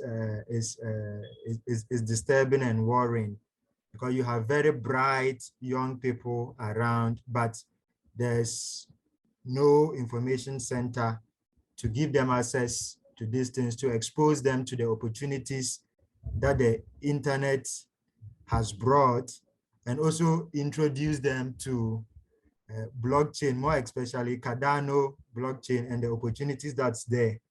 And the second reason why this project is so important and relevant and needs the community support so that it comes to reality is that these young people will have to travel as far as to other regions just to have access to basic services like internet and computers for education and research purposes. So that is why I am WADA, we are calling upon the Cardano community to help give a voice to these less privileged ones in Northern Ghana. So another reason why, or the impact this project will bring to the Cardano ecosystem, because what we believe in is that you don't just execute a project because you feel like doing it, but what impact will it have in the community of Nalerigu and also on the Cardano community and also voters who will vote for a project of this kind. So the first reason is that because there's no other ICT center in the community, so ours will draw a large number of young people into the Cardano ecosystem. And I am a blockchain educator. I've held 3 Cardano conferences or meetup events in Nalerigu, and I've trained over 100 people so far in Cardano and Project Catalyst. So, and these young people are very enthusiastic to learn more and also have access to computer and internet services to also do research about Cardano blockchain, Project Catalyst, but this is the challenge that is there. So, and the second benefit will also be that these young people will learn about Cardano blockchain, and the developers will start building on it, because we have some people, or these young people who have studied, who have traveled to other regions, the capital, that is Accra, and some other towns, to learn about computing, but they can't utilize these things. But once there's a center like this, it will be able to coordinate the skill and effort of these young ones, or these students, and actually help them to be able to bring their dreams to a reality through the Cardano ecosystem. And the third benefit will be that these young people will learn about Project Catalyst and begin to participate either as active community advisors or proposers, among others. Yes, and I think from the training I have given to some of them, I think Fund 7, some have even shown interest of becoming community advisors, and also partaking in enlarging the Cardano community in Ghana. And finally, these young people will become the future of Cardano, and hence expanding the market. Yes, since there's no resource or ICT center here, once we have this ICT center established, it's going to capture all the young people in this community and even the communities nearby, and they will become the future of Cardano in northern Ghana, and hence expanding the Cardano market in Ghana. So, and less than 1 minute. Okay, all right. And yes, so this is the team. My name is Jeremiah Bani, like I explained already, IT educator and practitioner, blockchain educator, and I'm also a community advisor. And I also have Ifya Owusu, so that she's the sub-country lead for WADA, West Africa, then WADA as well, since we all belong to this bigger umbrella, WADA. So this is the team, and basically this is what you will see in northern Ghana if you are trying to, let's say, expose them to these opportunities. At best, this is what you will see.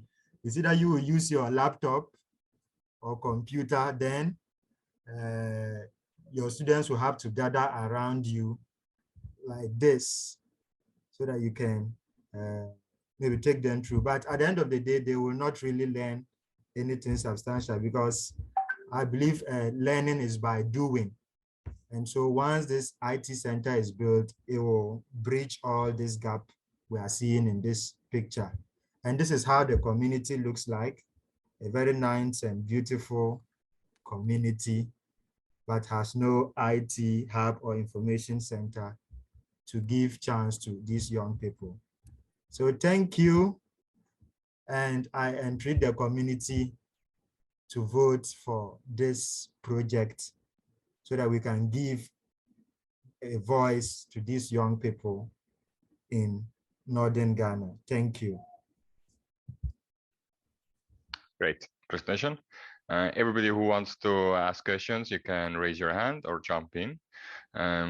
One thing from me will be what kind of proposal is it?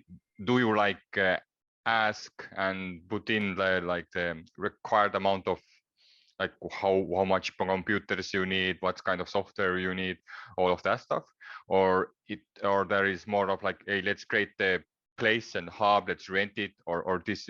What kind of physical things you already have, and what you have put in proposal? Yes, I think what I have put for the proposal is not much of a software, because right now the primary need is getting a place, a facility, a rented space, so that we can stock it with computers and internet access or internet services so that you can get these young people around. You can begin to teach them and also developing their skill in IT. And from there, we can now begin to introduce more advanced things to them. So the proposal was put in to put up to get a space and stock it with computers, with internet service, where we can give access to these young people or young students. Okay. Another Yeah. thing, in a team, you mentioned yourself and Afia, who is Yeah. like more like a higher level operational help and support. So who are the people who are going to teach the people? Is it you, or there is another like layer of people who we are trying to attract, like more teachers, more educators to who are on the spot doing the actual education itself and making sure that these things won't be like misused or Yeah. Okay. Thank you for the question. Yes. Primarily, I will play a key role in the education or the teaching as well. I studied information technology education in the university, so I am an IT practitioner and an educator as well. But whether it's a big team, we have several educators in there as well. And once the facility is up and running, we'll be able to deploy in much staff to keep the place active and actively teaching these people the basic and necessary skill they need to be able to interact on the internet.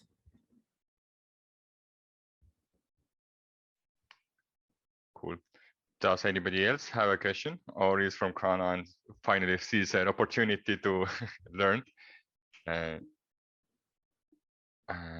let me check. And if not, then any last words before I go to the next presenter? Hey, I have a question. Hi, my name is Hung, and I want to have a question about Jeremiah, about his proposal.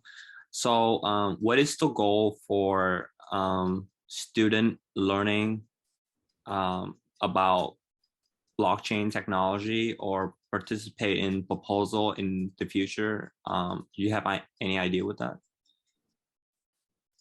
Yes, I think the primary aim or goal of this project is to be able to give access, because we have a lot of brilliant and intelligent students here who have completed high school and also the university, but most of them are not actually using their skill, because once there are no amenities like this, then it wouldn't be possible. You'll be underutilizing your skill or not even using it at all. So the idea is to get these people, give them access to these things. Then once they begin to have access to things like this, or have access to computers, the internet, you see that we have what we call learning by doing. So once they begin to practice and you engage them, see that they begin to bring out outstanding knowledge, skills, which can even be of benefit to the community at large. And like I said earlier, after training these students in basic Cardano education, a lot of them actually showed interest in participating fully. But how do you coordinate their efforts while you don't really have any place in question to engage them and also give them a chance to interact with the community? So I think the basic thing is to get them a place where they can interact and you teach them. Then from there, you can begin to see their full participation in the Cardano community. I don't know if I've answered your question. Yes. Yes. Thank you so much. It's wonderful that what you're doing, showing people the ability of blockchain technology in the future would hugely benefit region and community as a whole. Thank you for your work. Thank you for your time too. Thank you for presenting. And I will check again in the room. Is Julius Urbanevicius here, or somebody who represents him and related to proposal NFT swapping platform, DApp? Please, can I stop sharing? Yes. Okay, thank you. And if there is not, then I guess we could skip one person and go to the next one. And please Dagim Sisai, if he's here, or somebody who represents him, with an idea of NuNet decentralized SPO computing. I see you there though. Dagim is here. Hi guys, I'm already here. I'm sorry. I got away from the computer. Yeah, you can start presenting. We will wait for you. So now I know you're ready. Okay, I should start. Apologies for not preparing a slide. I was actually getting to that when I saw that as a presenter side a slide. So I'm just gonna speak as it is now. Okay, so my name is Dagam Sisai, and I work for NuNet as a tech lead on the development project. Basically, let me start explaining what NuNet is first and what we want to achieve through this Catalyst fund that we have applied for. Okay, so NuNet is basically, since its establishment a couple of years back, what we've been trying to achieve is a decentralized compute resource infrastructure. So basically, we would only be building the framework in the platform where, for example, people who have latent compute resources lying around at home, let's say, for example, it could be a desktop computer that is not being used, or a Raspberry Pi computer that they have lying around. They can plug that to the NuNet platform, and that compute resource can be used by the community. As a compensation for those compute providers, we have launched our token just last month, and that token would be the currency for the currency for the compensation of those compute providers. So basically, what we currently have is a NuNet adapter, which basically exposes the computer to the NuNet platform, which is a peer-to-peer network that communicates all those compute resources, compute providers that have signed up for the platform, and that NuNet adapter will basically calculate how much resource that has been used. Let's say CPU resources, memory, storage, and that will also come down to electricity and network bandwidth usage. So based on the usage per compute device, they will be compensated using this NTX token.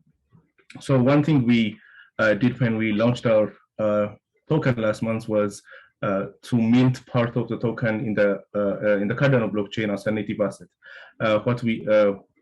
The reason we did that is because the Ethereum blockchain has a lot of disadvantages for a platform like ours. For example, since when compute providers provide their resources for the network, the software that has been that is running on those devices is going to be interacting with service consumers who basically pay for services. For example, if somebody deploys an API for some machine learning service, then those services would be paid services, which at the end would go to the compute providers and also the developers that host this software, right? So one thing that the Ethereum blockchain actually comes as an disadvantage for us is there are going to be a lot of a great amount of transactions that will occur on the platform in a second, and the gas cost that Ethereum has, and also the transaction delays come as a disadvantage, which would hurt the overall operation. So when we released our private alpha about 3 or 4 months ago, we actually set up a private blockchain running on a different server so that transactions wouldn't affect the operation. So when we launched our token on the Cardano blockchain, we got into thinking. We saw data. I'm just going to share the link on the chat. I had it ready when I was trying to prepare a presentation. I'm just going to send it here.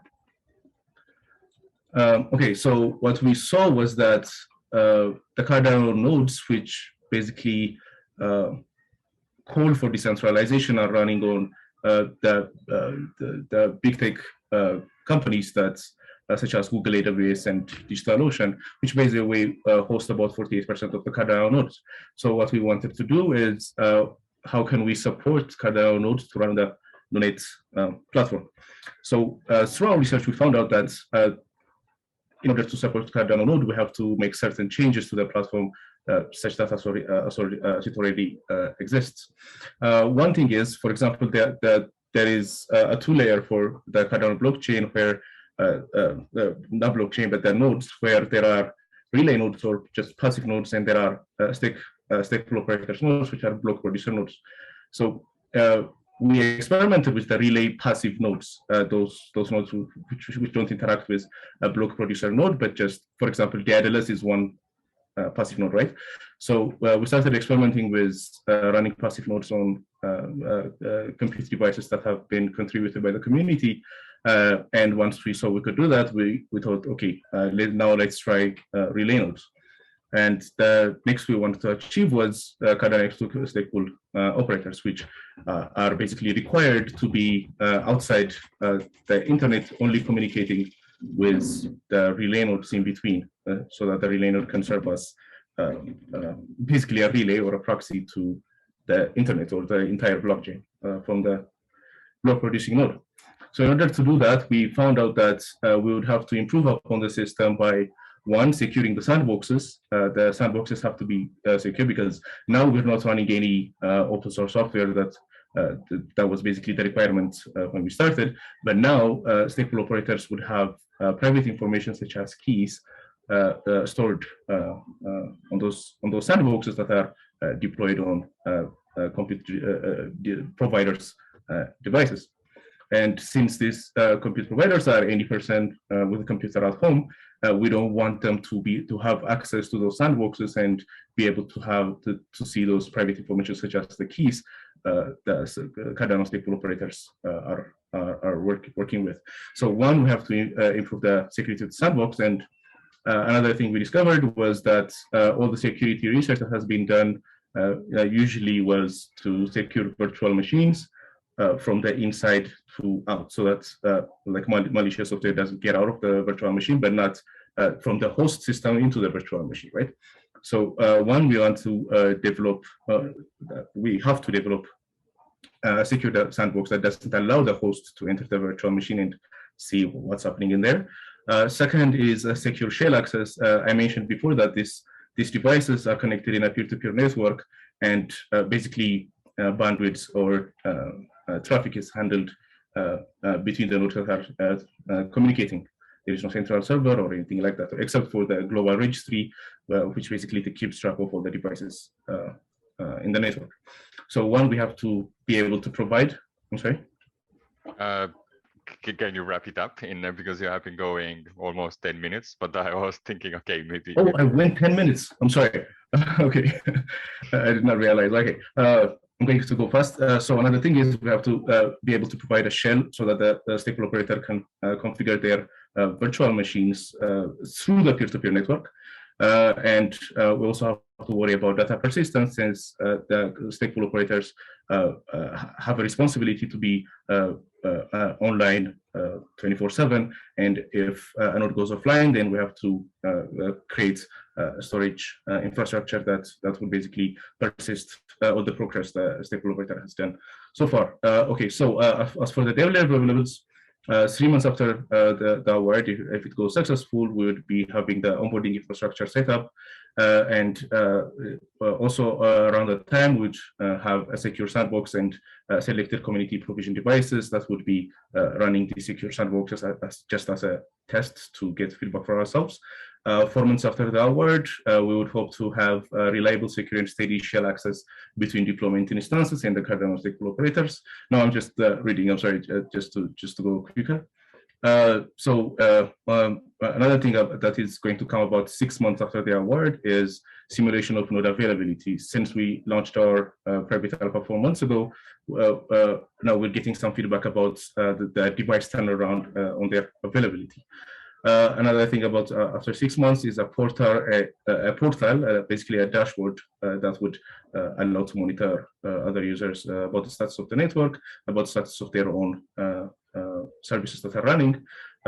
And we would also take into account at this time a reward system that also takes into account the intakes values, the intakes tokens value, which is our token, and also the amount the stateful operators would be able to earn by running on the NuNet node. So as for budget allocation, there is a table on the proposal. I cannot go through it now, but we require we require additional developers to be onboarded, and we calculate that will take about $196,000. But since we also launched our token and we have some activity going on, we'll be able to cover $76,000 of it. And what we're requesting during this Fund 7 round is for $120,000, since we'll be covering the rest of it. As for the team, the founders are all well-known AI researchers, and that includes Ben Gorzel, the Singularity CEO, but our CEO for NuNet is Dr. Kabir Baitas, who's also an academic and also a business person and an engineer in computer science, and also other sciences such as cognitive science and everything. But the development team is mainly located here in Ethiopia, where I am at, and also in India. So yeah, I think that's basically it. Yeah, thank you. You're welcome. And that was a lot of technical talk, if I may say so, and far from a pitch deck. But since we seem to be missing one person, I thought, okay, I will let you run. And because I'm actually quite interested in what NuNet doing, and for like past 2 months I have been like following the videos. However, like, how is there some kind of like way or some thinking how to improve the onboarding, because this like MetaMasking changing the Ethereum gas costs, and like that happened so fast, and like it wasn't really, let's how to say, very easy to onboard through the like token launches and the Dynasty token and whatever you're having there. So is there some kind of new alternative ways you are thinking how to like share NTX tokens, or how could people from Cardano community get involved with the NuNet? I think that there will be two things here. One is the onboarding process to join into the NuNet network. And for that, it's actually indicated in the proposal that we would also be creating a new onboarding infrastructure. Since we also launched a forum for the private alpha, we discovered that people were having a lot of trouble with the bash scripts that we provided to onboard these computers, and it was a lot of hassle to just basically get the system set up and running. So basically we're going to be creating a new app.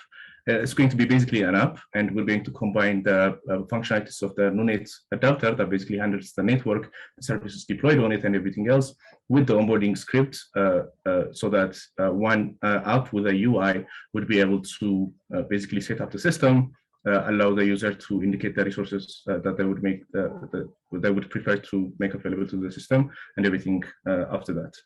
Basically, helps the status reports, like maintaining the condition and everything else. So we think that would make it much easier to get involved. And the other question is basically how would Cardano community be able to get involved with this project? Is that's part of the reason why we minted our token, like part of our token on the Cardano blockchain and part of it on the Ethereum. Since the ERC20 converter is basically functional now, people who actually bought the ERC20 minted token will also be able to participate in the Cardano blockchain. Ah, cool. I didn't actually know that it's already like fully operational. I thought it's still in like a testnet phase or something. It got like... No, we launched the token about a month ago. Part of it in Cardano, part of it in Ethereum. Okay, cool. Another question would be, so related to stake pool operators. We sometimes have the issue that stake pool operators do not update their like their hard fork, like that it happens hard fork, and then you people need to like update the nodes.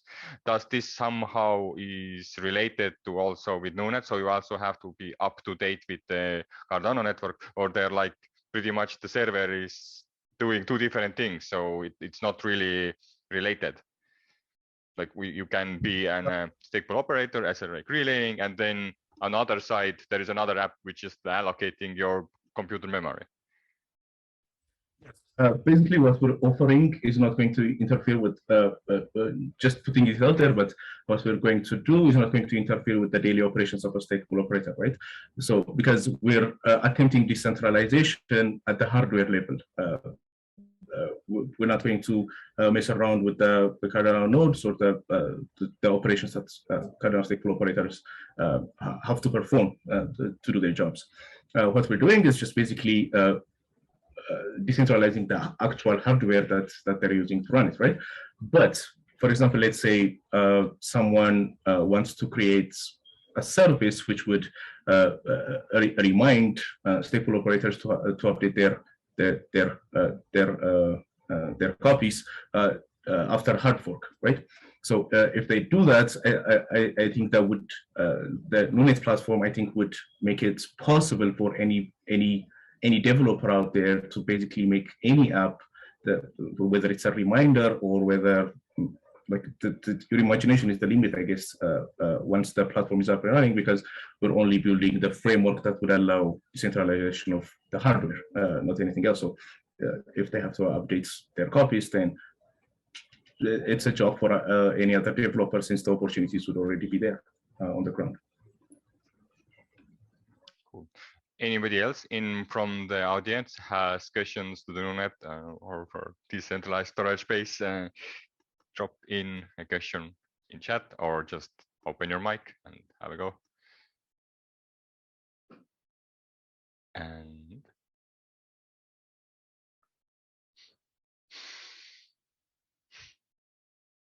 all right, and just in case, gonna check is Julius Urbanavicius in the room, or somebody who wants to replacing him or her regarding NFT swapping platform DApp.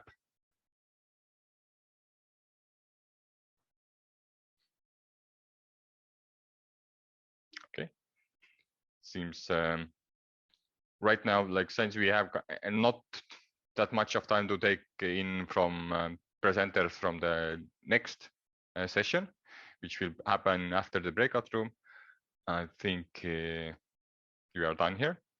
And thanks for joining. Thanks for presenting. And this will conclude today's room.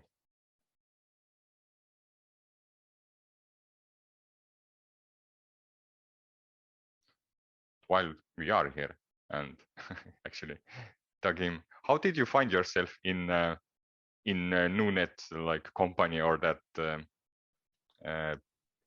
the environment of academics or trying to like figure out how to decentralize storage space?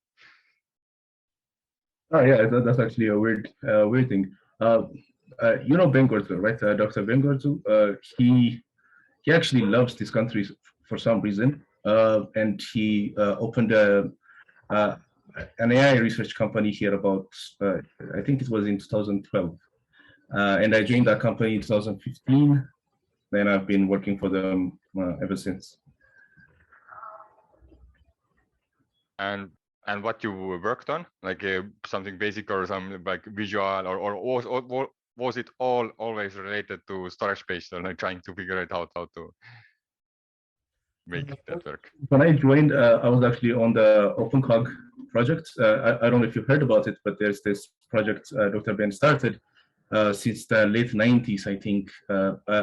It was actually called a different name by then. I think it was called Novamente. But basically, OpenCog is an attempt at AGI, or artificial general intelligence, where there is this hypergraph database called Atom Space, which basically serves as a database for the algorithms running on OpenCog. And OpenCog is basically a collection of algorithms, such as, for example, there is this algorithm called ECAN, which basically means that the abbreviation is economic attention allocation or something. Yeah, economic attention allocation. So basically, when you have some intelligent agent, what you want it to do is basically to give attention to something in a way that's required or something. For example, let's say it's a robot and you want it to look at someone who's laughing or someone who is sad, or if there is no other person, you want it to look at some salient point on the wall, right? So basically that was the project I first joined in on OpenCog, just fixing bugs, low-level stuff, just normal C++ programming. Then it just morphed into other projects throughout the years. Amazing. If Jeremiah is still here, how is in Ghana the AI studies or education? Have you had any experience teaching or seeing that course in Ghana? Yes, I think in Ghana, AI is still emerging. It's emerging. I think the best you can get is maybe if you are reading a program in the university, then maybe as part of, not even, it has to even be maybe, let's say, computer science program where you can have access to introductory courses on AI, machine learning, and stuff like that. But it's still not rooted in Ghana as we speak. Yes, so in Ghana, we will still call it an emerging technology or concept that is not so popular or well known, if not in the universities and the few people taking up computer science programs. Yes. Does maybe Dagim have some insight? Are there going to be some more AI researchers in Africa somewhere popping up all over the place? Because I see there a lot of like collaboration with Cardano, and Science Cardano is focusing on Africa and partnering with SingularityNet. Is there some kind of AI research labs, student hubs also popping up, or you're not aware of that?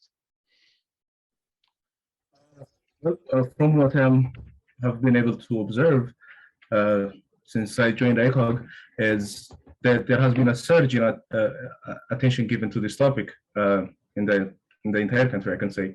For example, since about 5 years ago, we had this project called the iMakers or ICOG Makers project.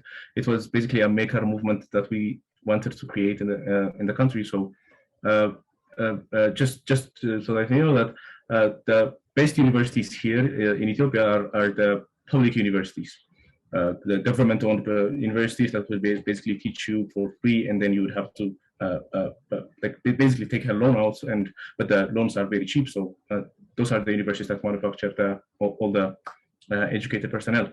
So we traveled to almost all of the public universities throughout the country. There is about 30 of them, And we started talking about AI. We started this autonomous Robo Soccer Cup competition using Robo Sapien robots, which was fun. So that like university, like teams from different universities could compete with each other and everything.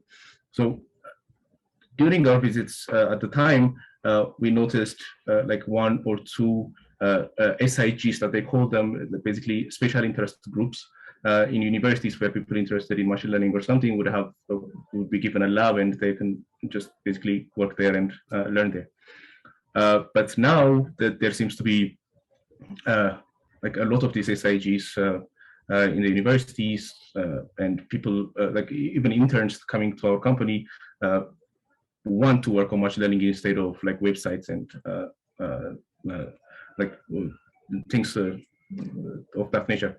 One additional thing is, for example, I was an electrical engineer, like I studied electrical engineering at the university. So when we wanted to create something for a hobby or something, we'd have to go to this place called Modell, which basically sells all the broken radios and computers and stuff. So that you have to mine what you want to get out of those broken stuff.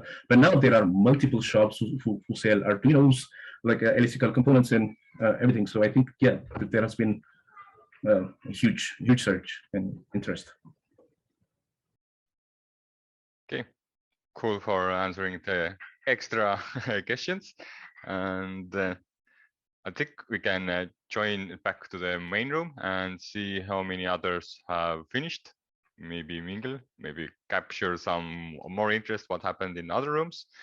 And in 15 minutes, I will be back in room 7 and we'll be listening new 3 presenters. Thanks for joining. Hello.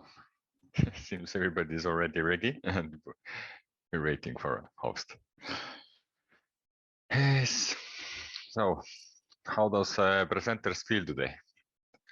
Do you want to get off right away, or there is something very important to say that my coffee is still not ready or right about to finish? We're ready. Let's go. Then I call on the stage Hua-Sing Chen with their proposal, Oxford Student Hub. Do we have? Yes, we do. Yes. Hi, sorry, can you hear me? Yes, we can. Okay, I will just share my screen with everyone. Okay. Okay, sorry, this is rather hastily put together, so I'm not sure how long I will take, but I will try to rush as fast as possible. Okay, so let's get started. So hi everyone, my name is Hua-Sing and I'm a first year undergrad at the University of Oxford studying human sciences. So my team members are Simon, Cici, Lei, and myself. So what we're trying to do is that we want to start a Cardano Community Student Hub at Oxford, so as to raise awareness about what Cardano is and eventually, hopefully, get developers and people interested to actually build on Cardano and help it grow. Yes, so so if you all have any questions, please don't hesitate to ask. And I'm not sure who else is here, but I think me and Lei will try our best to answer. Yes. All right, so today's content will be, first of all, what's the problem statement that we're trying to address, and how what are our plans to address it, our solution. And next is why, the rationale, not only the rationale behind why we, the rationale specifically why you fund us and why we will hopefully succeed. Yes, and afterwards we'll go about how are we gonna achieve this. So in terms of logistics, we'll go through timeline and afterwards the budgeting. And last of all is the Q&A section. Yeah, so the problem statement is pretty simple. It's just that Cardano, as most of you all probably know right now, lacks the developers who can develop great solutions for the future, right? So I see 2 reasons for this. First of all is that Cardano is using Haskell for the underlying programming language and Plutus for the smart contract language, right? And Haskell is pretty niche. So, I mean, whereas Ethereum users like JavaScript and also Solidity as a smart contract language, we use Haskell, which is coming from someone from a non-programming background, I've never heard of Haskell. So yes, it's pretty niche. That's one of the trouble of attracting developers. And second of all is that like Ethereum and all the other like incumbents, they're relatively more established right now than Cardano. So they already have a large user base, developer base, whereas we currently lack it. So right now, a lot of developers don't want to switch over from Ethereum or other blockchain ecosystem that they have been building on, because once they are invested in the ecosystem, it's kind of hard to like take a step back. I mean, they will be more invested in it, so it's hard for them to switch around to another ecosystem. Yes, so what we want to do by like why we want to start a student hub in Oxford is because, first of all, like the students here, I'm not sure about other universities, but the students here studying computer science have prior experience as part of the curriculum to getting to learn about Haskell. Yes, and second of all is that since they most likely haven't take part and engage with any ecosystem, a blockchain ecosystem as of yet. So if we get them into the Cardano ecosystem, then hopefully it will be their first ecosystem that they have interacted with, right? So hopefully they will stay and become invested in the community, right? So the next section is our project plan. So our mission is that we want to start a student hub based at Oxford to increase exposure and also attract them to learn Haskell and Plutus. Specifically, we want to create a selective program where students will receive a scholarship to learn Plutus or Prism over the summer. So how we envision this to be like is that the infrastructure is already in place. So we want them to actually learn Plutus, go through the Plutus Pioneer program, and we will actually pay them either by per hour or by objective, like we're meeting an objective. So we pay them to actually learn this. And while they are learning this, we'll build other stuff around it. So we can, while they're learning as a small cohort, then we'll introduce them to decentralized governance and help them participate in Project Catalyst as community advisors. So I guess in a nutshell, it's more like we're building our we're building our program around what's already here, that being Plutus Pioneer program. Yes. All right, then next. So we have some other ideas that are currently being discussed right now. First of all is that we can invite Charles Hoskinson or any other notable members of the team or community to give a speech at the Oxford Union, which is like one of the largest student speaker forum in the world, if I'm not wrong. Yes, so this is feasible because like I watched on YouTube that he actually gave a speech a while back at the LSE, so it has already been done before. And secondly, Cardano is actually at the intersection between tech and social issues. So it's using tech to solve social issues. I mean, given its emphasis on like developing Africa and everything. Yeah, so it will be of interest to union members and non-members alike because it's related to international development. So yes, there is scope to convince them to actually try to get people get in touch with Charles Hoskinson or any other members to invite them over, either in real life or online, yes, to actually give a speech. So what this can achieve is that it will be marketing for our student hub. And I mean, most people, I mean, we'll try to market for ourselves first, but if we can like jump on the bandwagon of this and harness this platform, right, then the marketing will be a lot more efficient and you'll just, it will be a lot more efficient. Yeah, so the timeline for this is that we can try to invite them over in Trinity term at the earliest, which is around next year, April to June. Yeah, but that depends. Yes. 1 minute. Wait, sorry. Okay. Yeah, so like that depends on. 1 minute left. Okay. Oh my God. Okay. The co-working and rationale is competent developers. I mean, they have experience with Haskell. Yes, and afterwards, okay, wait. Sorry, I will try to rush. See what is important.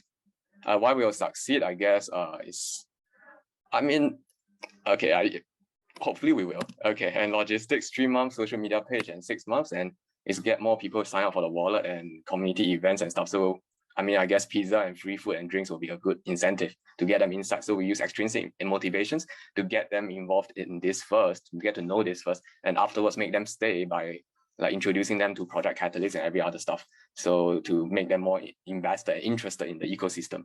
Yeah, and hopefully it'll stay after that.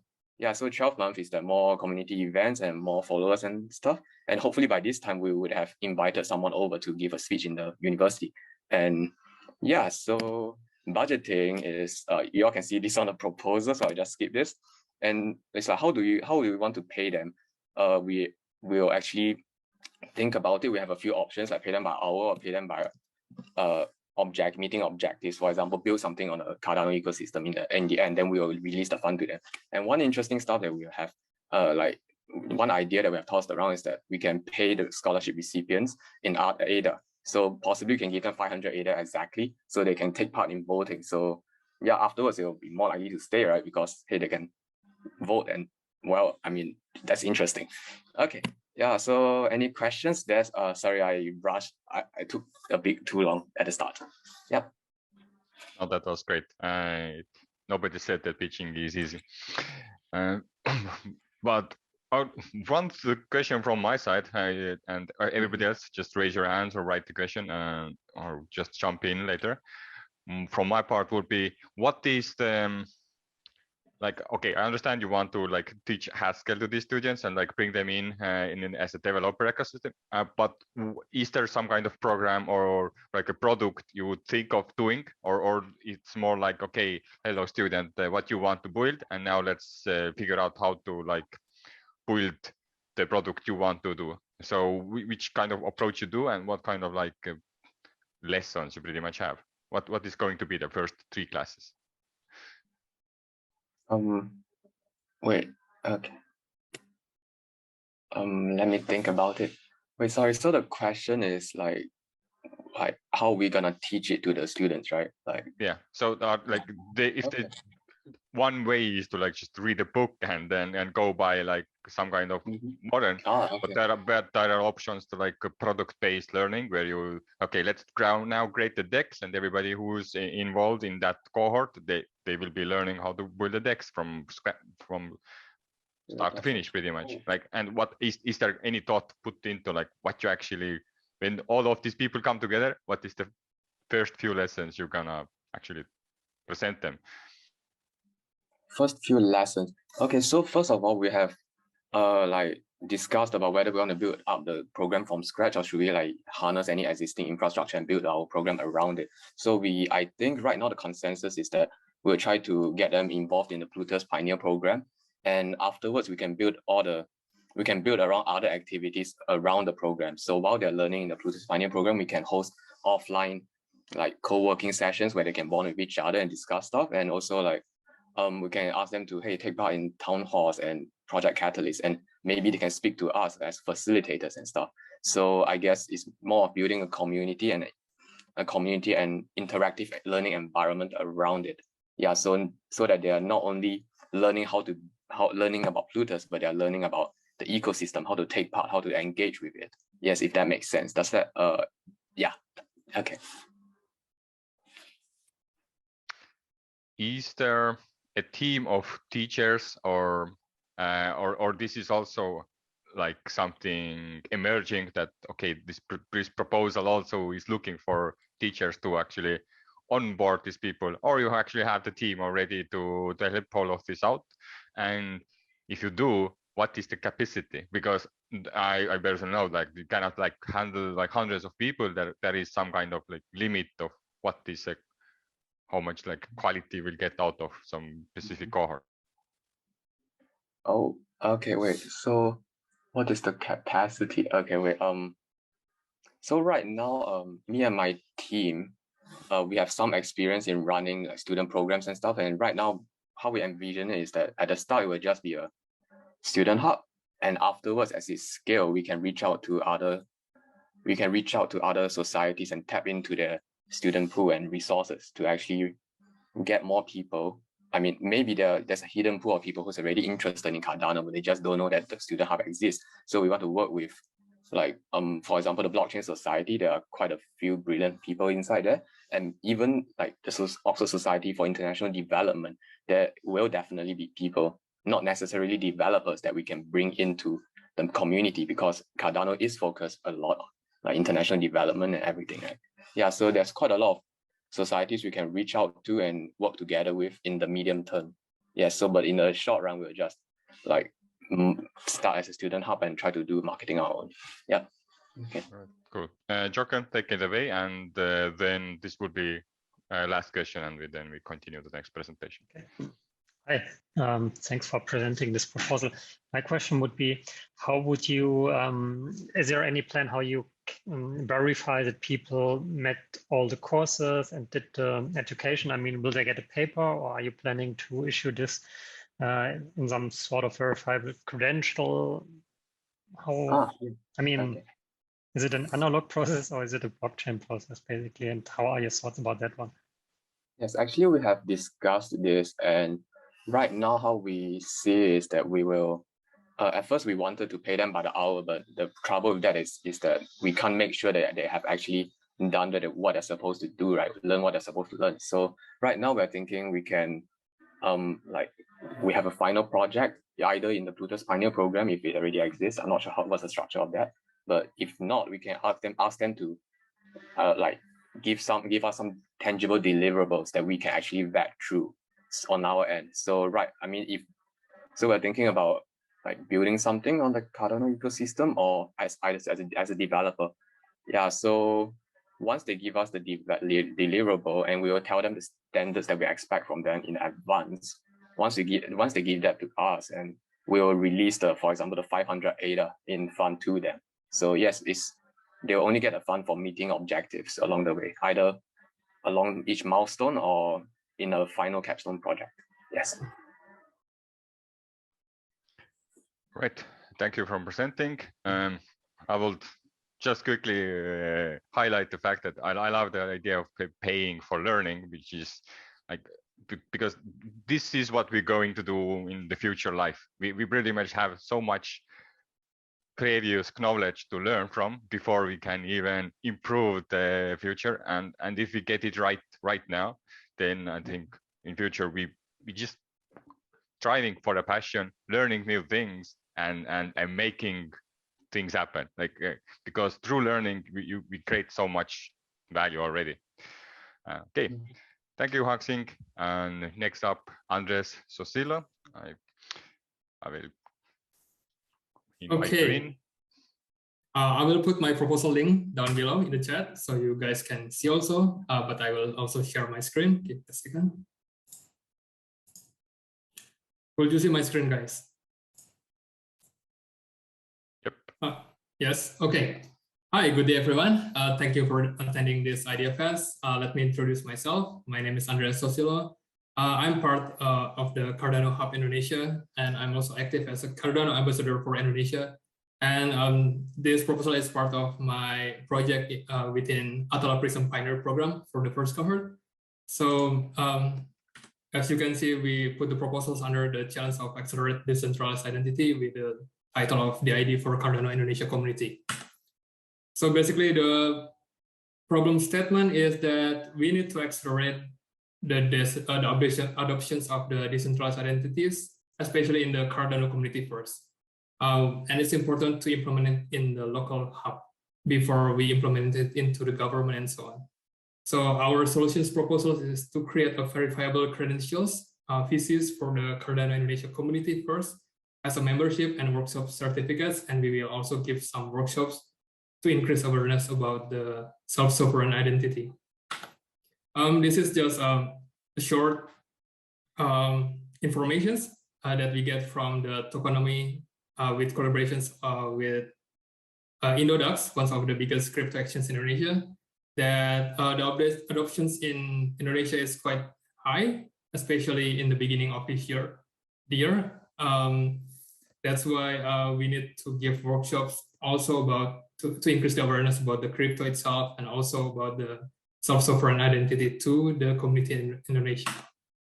And yeah, mostly around 36.8% of Indonesian people were not familiar with the principle of the blockchains, especially they just bought it without any knowledge behind it, and has a lack of awareness about the Cardano ecosystem, especially in Catalyst and also Atala Prism.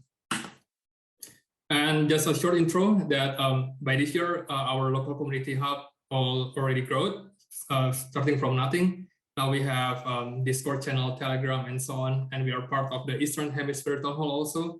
And also we joined the Catalyst School to give information about the Catalyst in Indonesian language, in our native language, to the community. So this is our project. Basically, we would like to onboard our member to use the Atala Prism wallet when it's ready. We are collaborating also with our partner. I will share it to you, our partner, after this.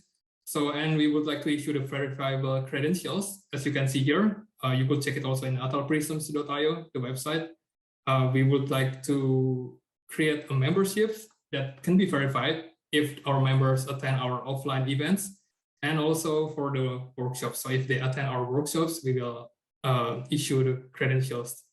But they need to show the membership VC first. We will host 6 workshops explaining about the self-sovereign identity and also decentralized identity. This to attract more people, more developers, to join the second cohort of the Atala Prism Pioneer Program. And we will create also verifier mobile apps using the Atala Prism SDK. So it can be used by the event organizers. This is our DID Trust Diamond. The issuer is the Cardano Indonesia Community Hub. The holder is the members, the verifier is the local event organizers and the workshop organizers. For the diamond, at the moment, me and the Latam community DID are joined together to create the Cardano DID global community before the government join and continue the trust from there. The team consists of me, myself, with the partnerships with others, Atala Prism's Pioneer Program, like Daniel from the Latam community with Lens. He will build the open source credential wallet in Atala Prisms. So for our project implementations and collaborations with other people also from IOG. And we will give also workshops to Eastern Hemisphere Town Hall project, Catalyst Innovate, about the DID and SSI in Indonesian language. Yeah, basically this is the timeline. We will design the introductory course about SSI in collaborations with Latam. And then after that, we will host 6 workshops and issue the credentials, the memberships, and the workshop certificate. Then in the next 6 months, we will try to include the Indonesians second cohort, Atala Prism Pioneer, to work on bigger project in Indonesia. This is the deliverables. You can see here, already explained it before, 6 successful workshops, adoptions of the DID, create the verifier mobile apps, and raise the awareness and attract more developers. Yeah, that's it from me. Thank you so much. If you have any questions, the budget breakdown is already in the proposals. I think please do so. Ask me any questions. This is the references if you need. Okay, I'll stop sharing. That was amazing. Okay, I'll give back to Teho. Any questions, Teho? Yeah, I mean, there will be, but that was great presentation. Like, can I get the verification even though I'm not from Indonesian community, or this has to go through some kind of special course? Okay, so basically we would like to make it like copy and paste. Basically, first the only 2 Cardano Community Hub are joined the first cohort is the Indonesian DID community and also the Latin American DID community. But we would like to attract more people from different countries, different ambassadors, different community hub to join us also, and let's build the global DID community. So right now you're scoped down to the Indonesian and Latam and getting this like working, get feedback, and then once you see that it's working, then you're kind of like market and outreach. Okay, who else wants to? Yes. So basically we are creating the structure, the schema, the console management, the verifier, and the other countries or the other community hub, local community hub can join us. And basically we could have the same structure in the JSON file, in the DID, in the VCs that can be used globally. So yeah, we are pioneers. We are still working on the testnet. And when the mainnet is launched, we will migrate to the mainnet. Any other questions so far? I highly encourage people to raise out or jump between. Yeah, maybe while waiting.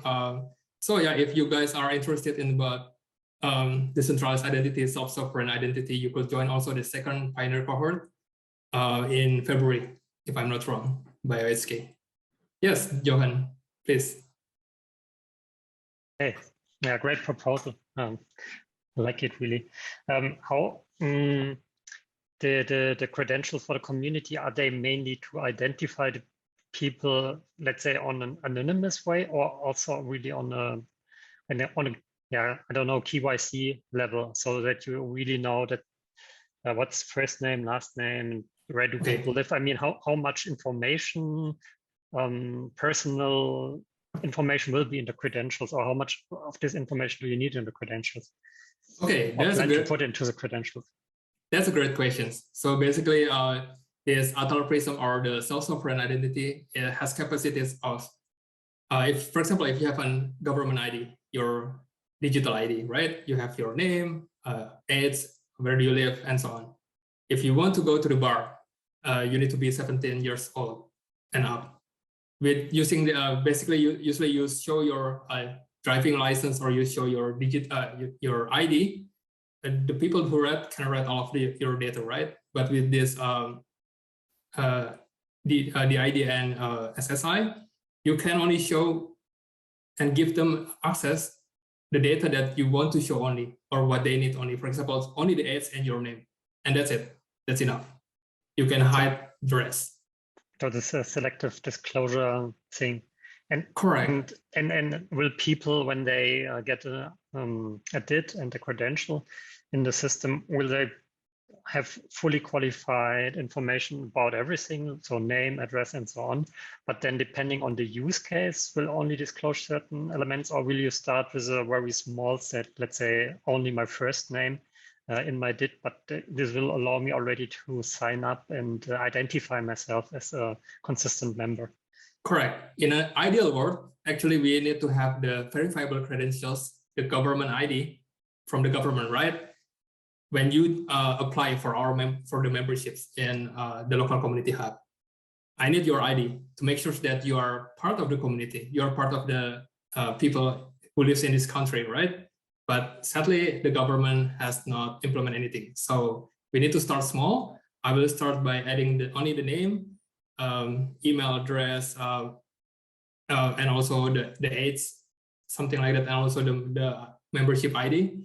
And from there, to create a workshop certificate, they need to present their memberships verifiable credentials. So I could say that, okay, you're part of the community members, you attend our workshops, you pass the test. Now I will issue your credentials for the workshop certificates. And we can also implement this one into the government also later on for their educational certifications. Hope it helps. Hope it answers your questions. Any other questions, maybe? It's still a little related to what Johan asked. Yes, I didn't get really an answer. Who is the verifier there? Like, is your team the ones who like checking their names and making sure the age are correct, or like, because yes, we know what kind of information you ask, but what is the minimum information you need for DID, and who is going to prove that, or is it somehow related to a Tabletop program? Correct. That's why we have the diamond, right? First is the issuer. Issuer is from us, the local community hub, right? The holder is the members, correct? And the verifier is the one who needs them. Either the people themselves, they need to verify their verifiable credentials, or in our case is the event organizers. So for example, we held an event in the hotel. So a Cardano Summit in Jakarta, in Indonesia, the capital city. When you came there, you need to become a member of our Cardano Indonesia hub, and then you can enter. And if we verified it, we will create a mobile apps where it connects to the Cardano blockchains and check whether your membership still has access or it's already revoked because it's not valid anymore. Okay, and now with your last sentence, you just popped up in your question. Why would the DID not be valid if they're like once a member and then they're no longer? It's either they do some bad things or stuff like that. We will revoke the memberships, or if they violate the local community hub's rules. Okay, so it's just that you kind of say that no, you don't accept that DID because he was like a bad actor, but it still has like the DID, and he can reuse it for somebody else who might maybe because you don't like put some information on a deed anymore, or you somehow flag the deeds? No, we as an issuer can revoke it from the Cardano blockchain. So every verifiers that would like to check whether these verified VCs are still valid or not, they will check it to the Cardano blockchain. So Authentication has an ability to issue and to revoke the verifiable credentials, not the DID, the verifiable credentials that we issue. The ID is an address like IDDR1, something, something, something. The ID is the address of your wallet, the address of your the holder wallet. Okay, great. Okay. Thank you for asking. Thank you for Thank you, presenting. guys. If you have any other questions, just contact me in the Discord, or yeah, you can contact me also. Thank you so much. Great. And final presenter, maybe one more after that, is Nicolas Cerne. I hope I butchered the name. And he will be presenting, actually, I don't know what he's going to present. ADA, okay, thank you. Yeah, hi everyone. Can you hear me? Yes, we can hear you and can see your screen also. Perfect, perfect. Yeah, well, hello. My name is Nicholas, and I'm here as a member of ADAO to present to you our Fund 7 proposal and to show you what we will deliver. A lot of you are probably asking themselves, what is ADAO? Yeah, well, ADAO is a decentralized autonomous organization operating on the Cardano blockchain. And by embodying the mantra of decentralization together, we hope to kindle imaginations and provide the framework and other resources upon which other communities can thrive, all united by a common goal, decentralization. Our core team behind the proposal consists of 7 members with various backgrounds and skills. But the thing is, you know, with being a DAO, it means that every member of the DAO can contribute and is part of our project. So this is just what we have on idea scale, and there are right now over 400 members in our Discord server, and they're all, of course, not everyone is participating, but a lot of them. Yeah, when we started out, we identified 3 key challenges that we want to address and that we want to solve. Number 1 would be governance. Well, in essence, how DAOs can be governed and what rules apply to them. Like, for example, specify the number of tokens that you want to issue in the beginning and how they are allocated. This can become very crucial, especially when it comes to voting, that you make sure about majorities and yeah. And another challenge that we want to address is a treasury. Well, a treasury is key as it holds all the assets held by a DAO. The treasury needs to be controlled by the token holders and has to be able to receive and release assets upon an agreed procedure. And then, of course, the next challenge is voting. Well, DAOs, as any organization, they need to make decisions and they need to decide on their policy, and that is done by voting. And we have to implement a way on how to vote, actually. And the solution to all of that, well, of course, our proposal, creating Cardano DAO infrastructure. And now I'm actually handing over to my colleague Riley, who will show you what we're currently building and our currently planned timeline. Yeah, so we definitely don't have any like live demos today, but what I can tell you is some of the work that we've done so far, and then some of the work that we're moving towards right now. We do have a contract on mainnet with an NFT that represents the DAO's identity, and that's also used to access the treasury. We have tested the treasury and we've staked the treasury as well, so we've done a lot on just the experimental side, and then we're actively working on a more in-depth contract, and the on-chain code should be done, but it's not tested. And there is a version of that on testnet.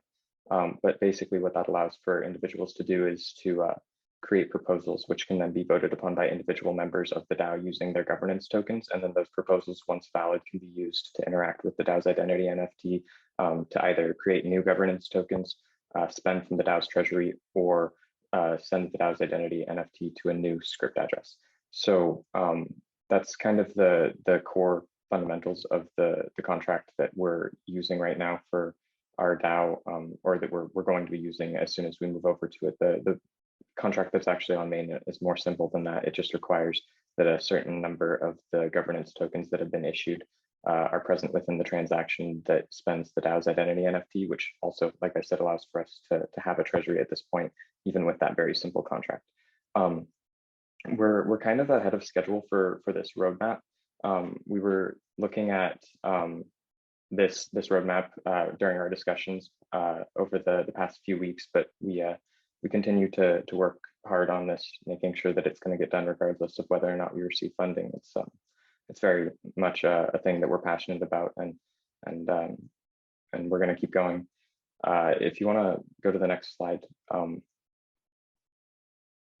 So I basically we have already, like I said, the code that runs on chain, and that should work. We've done a little bit of trace testing with it, and it seems to work, but it's definitely not the level of assurance that I would want if I was going to be putting a lot of money behind it. So I'm not quite confident in saying that the on-chain code is done, but we're right now working on integration methods with Nami Wallet. We do have a very simple PAB running with the stuff that they've supplied, IOHK has supplied on the Plutus starter template on GitHub. They've got an example PAB there, and we've leveraged that to create something that seems to work for the most part, but there's still some finicky issues with that. And so one of the things that we're doing now is kind of taking a step back from some of the off-chain Plutus code and the PAB and looking at just hopping forward and doing integration using the Cardano serialization lib created by Emergo to do transaction creation and signing using Nami Wallet on a front end very, very soon. So that's something that, I mean, we're, like I said, a little bit ahead of schedule, but we're gonna have to wrap back around and review some of the off-chain Plutus work and add to that as we start to see things more and more standardized in the Cardano ecosystem. Do you want to go to the next slide? 1 minute. Perfect, thank you. We've got some information here if you want to figure out ways to reach us and network with us. If you go to the Twitter page, our Discord's linked there, so you can definitely find us. And our GitHub also has essential links to find us in other places as well. So feel free to reach out at any point and get in touch with us if you want to ask more questions after this presentation. And obviously there's time allocated for you to ask questions right about now, I think, if you want to go to the next slide.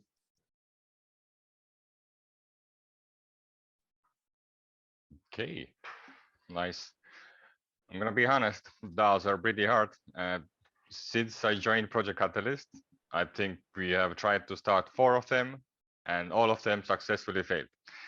So not maybe the best start, but I think we are learning from mistakes from others, and like once you get into the ecosystem and collaborate with others, what they have been doing, you probably have already heard the feedback or insights of what have they tested and what worked. And I like the fact that we never got to the fact that creating like a token for everybody. And now we are seeing treasuries, which is quite cool. How are you going to use treasuries in ADA? Yeah, so and if someone else wants to speak to that, they're definitely welcome to. But my answer is that we're basically looking to build out more and more stuff in the Cardano ecosystem, whether that's DAOs or just protocols that can be leveraged by the community. And so in order to do that, we need people that can obviously work on that, and they need to be incentivized to do so. So we're looking at creating a bounty contract in the near to medium term, which can be instantiated by the DAO using a proposal to spend from the treasury. So that money goes to the bounty, which is then used to verify that people are actually doing work using the system of governance that we have in place, right? So people are using their governance tokens to basically say whether or not someone is actually fulfilling the bounty, and then that person fulfilling the bounty gets the payout. So a good example of this would be, say that there's a proposal created to instantiate the bounty contract with 5,000 data, and the bounty set forth is that someone needs to create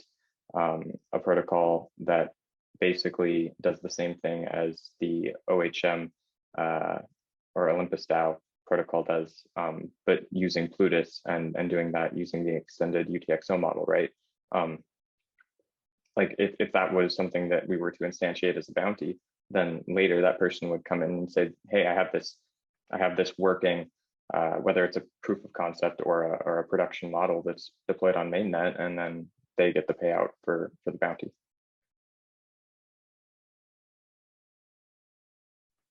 Do you have any kind of like limits what can go as a ballot to ask for bounty, or like who grades them? Does everybody has access to like, okay, I need to make a proposal and it will take me like 6 hours and I ask $600 for that, or there is like some technical GitHub related stuff?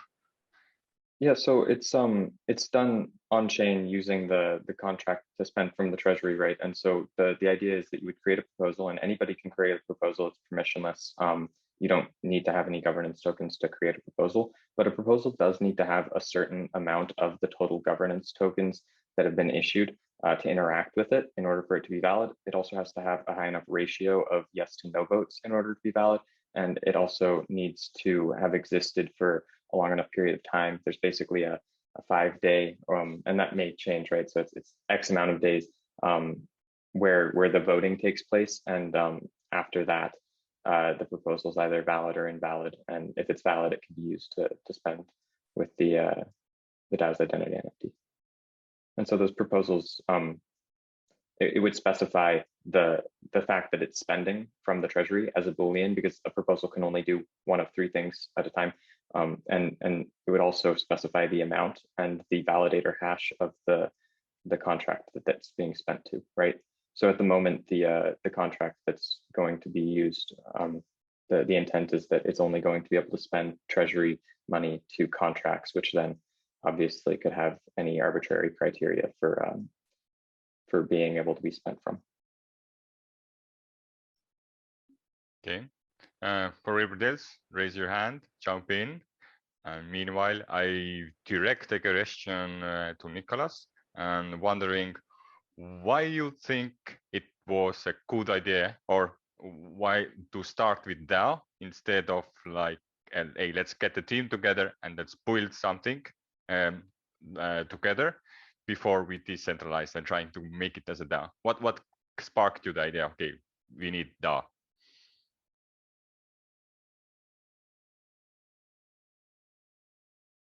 We can't hear you, Nicholas. I think you're muted. Something. Meanwhile, maybe Riley can answer that, and Nicholas can check his settings. And TCT could probably unmute too if you wanted to answer. TCT is kind of the person that I think of as the quote unquote founder, right?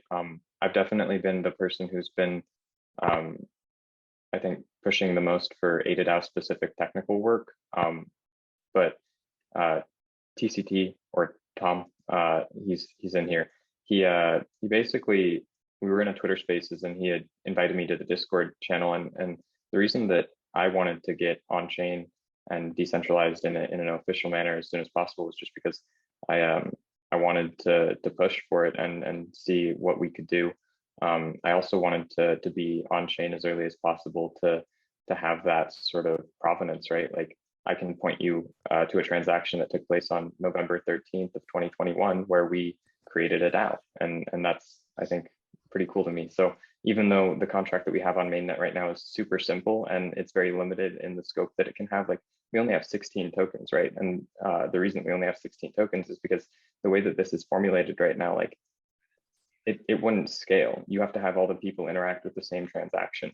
And so basically just getting on chain early with the people that were involved early was kind of the goal there. And then we're looking to obviously have a lot more people in the DAO officially very soon, because we want to test this new contract and get it completely validated prior to minting more tokens and getting more people officially involved. Yeah, and can you guys hear me all right? Mm-hmm. Yep. Yeah, Yes. I mean, yeah, my big thing was, you know, making this a place where other groups and other teams felt comfortable contributing. You know, if we're gonna build something that the whole community can and wants to use, it has to be built by the community. And so really just making a place where, like I said, other teams, other protocols, other DAOs feel comfortable enough to come and collaborate and contribute with us. And that's what we've been seeing, which is really great. Most of the groups we've reached out to from Catalyst and just in the Cardano ecosystem in general haven't hesitated to jump in, help us do the research, and just add to the discussion, which is great. Thank you for that. And Nicholas, are you back? No. God damn it. At least it didn't have any issues during the actual presentation, right? Yep. Nope. That was clear. Can you hear me now? Yes. Okay, now it's via my webcam. I'm sorry, my headset is always messing up. Yeah, so in regards to your question, why DAO first approach? I think that's what the question, right? So yeah, we just wanted to get something as quickly as possible on chain that we can actually prove that it's possible to do it.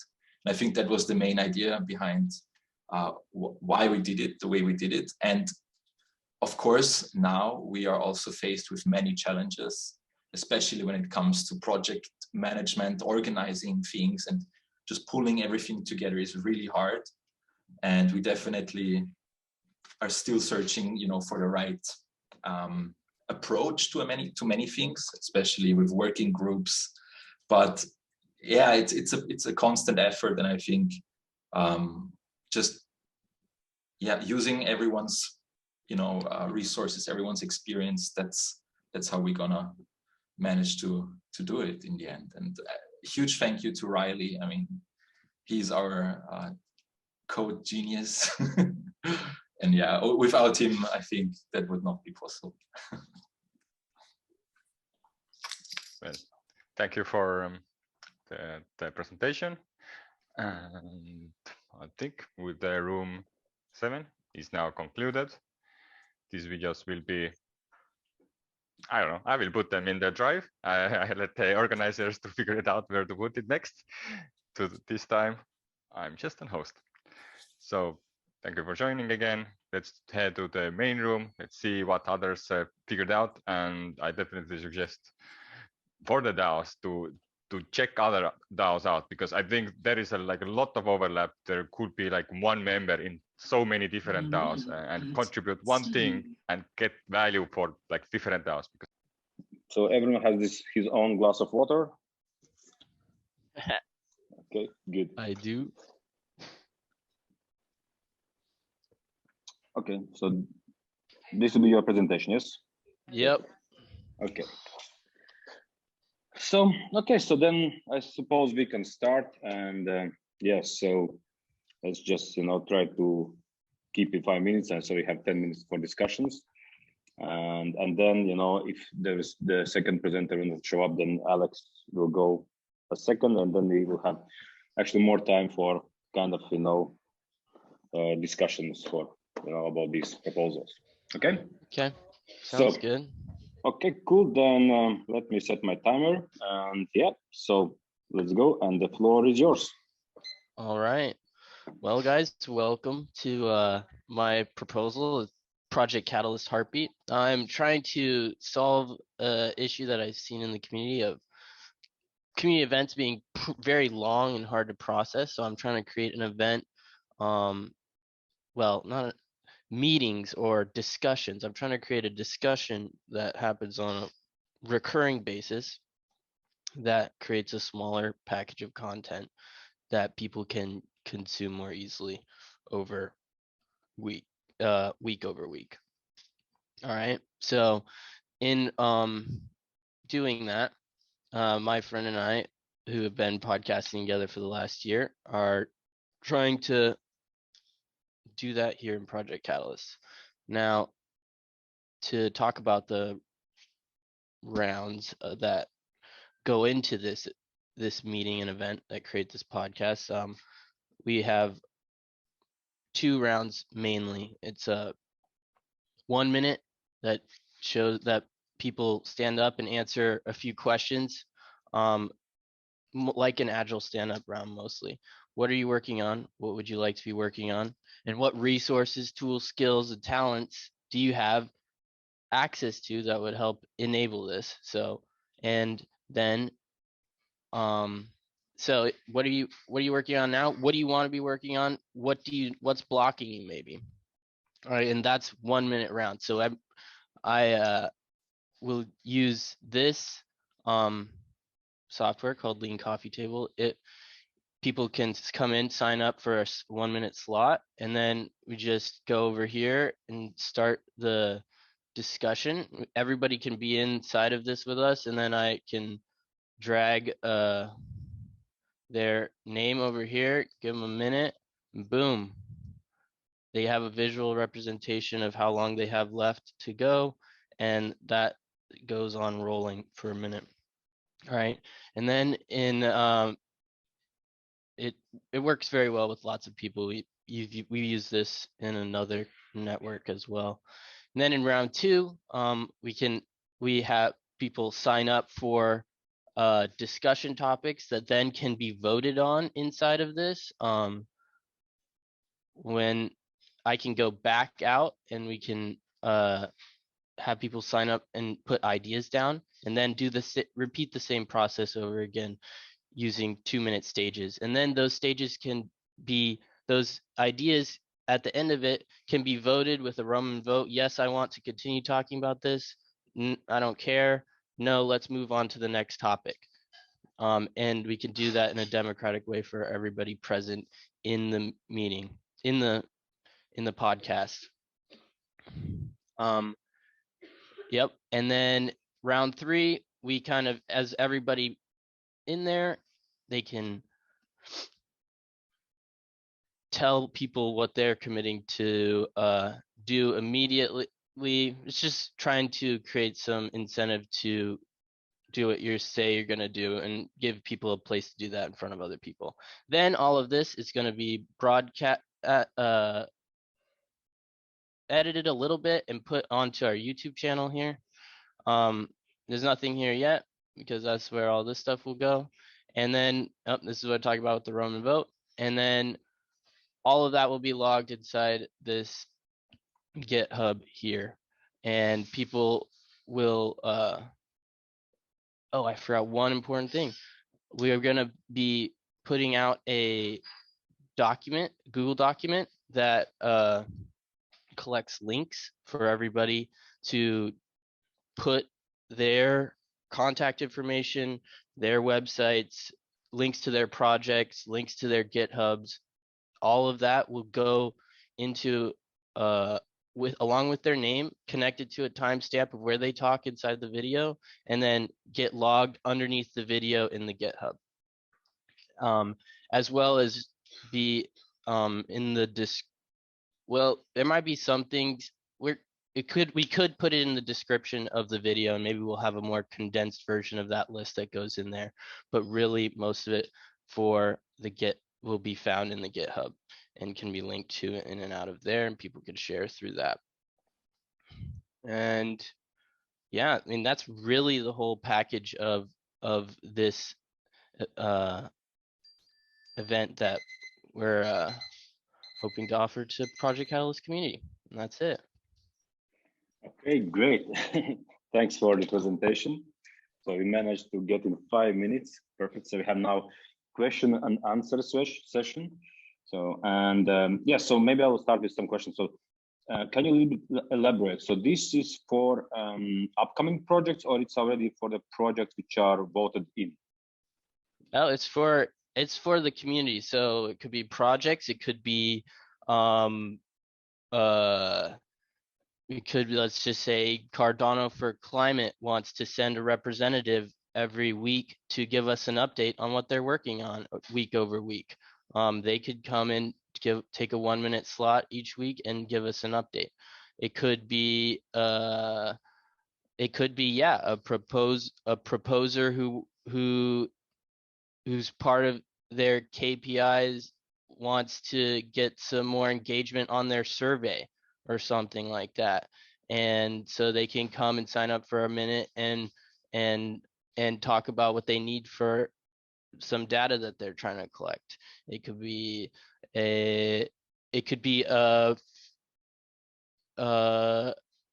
someone with an initiative that's just trying a proposal that's trying to get more people to see what they're working on, and so they can go and share what they're trying to offer to the community in terms of the proposal that they wrote. Okay, so it's like an interactive platform, so where you can get quick feedback on the topics you are discussing. Yeah, okay. It's quick feedback. It's and to share it. I want to create a product that is 30 minutes or so, less than 45 minutes, that has a lot of good, quick information, because we have a lot of after town hall videos where people talk for 2 or 3 hours, and those are good conversations. I enjoy listening to them, but lots of people who are more they're worried about how long things take, or they get bored too easily trying to listen to those videos. I'm trying to create a product that will be able to be listened to frequently and repetitively, week over week, by someone who considers their time valuable and wants to be up to date with at least with a large chunk of people coming to one place to share what they are in a very succinct, share what they have in a very succinct manner. Yes. Okay, so basically it means it's like they can deliver the 1 minute pitch for their project. Yeah, and we can have 2 minute, maybe 4 minute discussions on topics that are voted on by the people who come with their 1 minute presentations to the event, and that could be all sorts of things. But the people who come to the event, sign up for the 1 minute slots, are the ones that get to vote on the 2 minute rounds in the second phase. Okay, cool. Sounds like a great idea. I think it's a lot of people need some kind of exposure platform where they can go and talk and maybe do some quick interaction. Yeah, great. Yep. I also have a few questions. Yes. I guess they generally your vision for how to scale this project, right? So assuming at some point in time you will have more members willing to participate that you are able to fit into 30 minutes.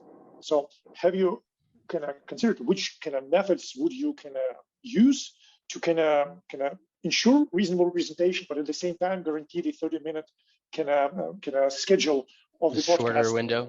Yes, yeah. This has been something that I have been thinking about the last couple of weeks since I submitted the podcast. It's like, well, people seem to like this, but if I have too many people that want to be on this, and then how do we mitigate that? And the more I think about it, the more yeah, because I don't like, for this round, we're also breaking it up. So we're gonna put the video, all the 1 minute slots in one video, and then another video that does the whole thing.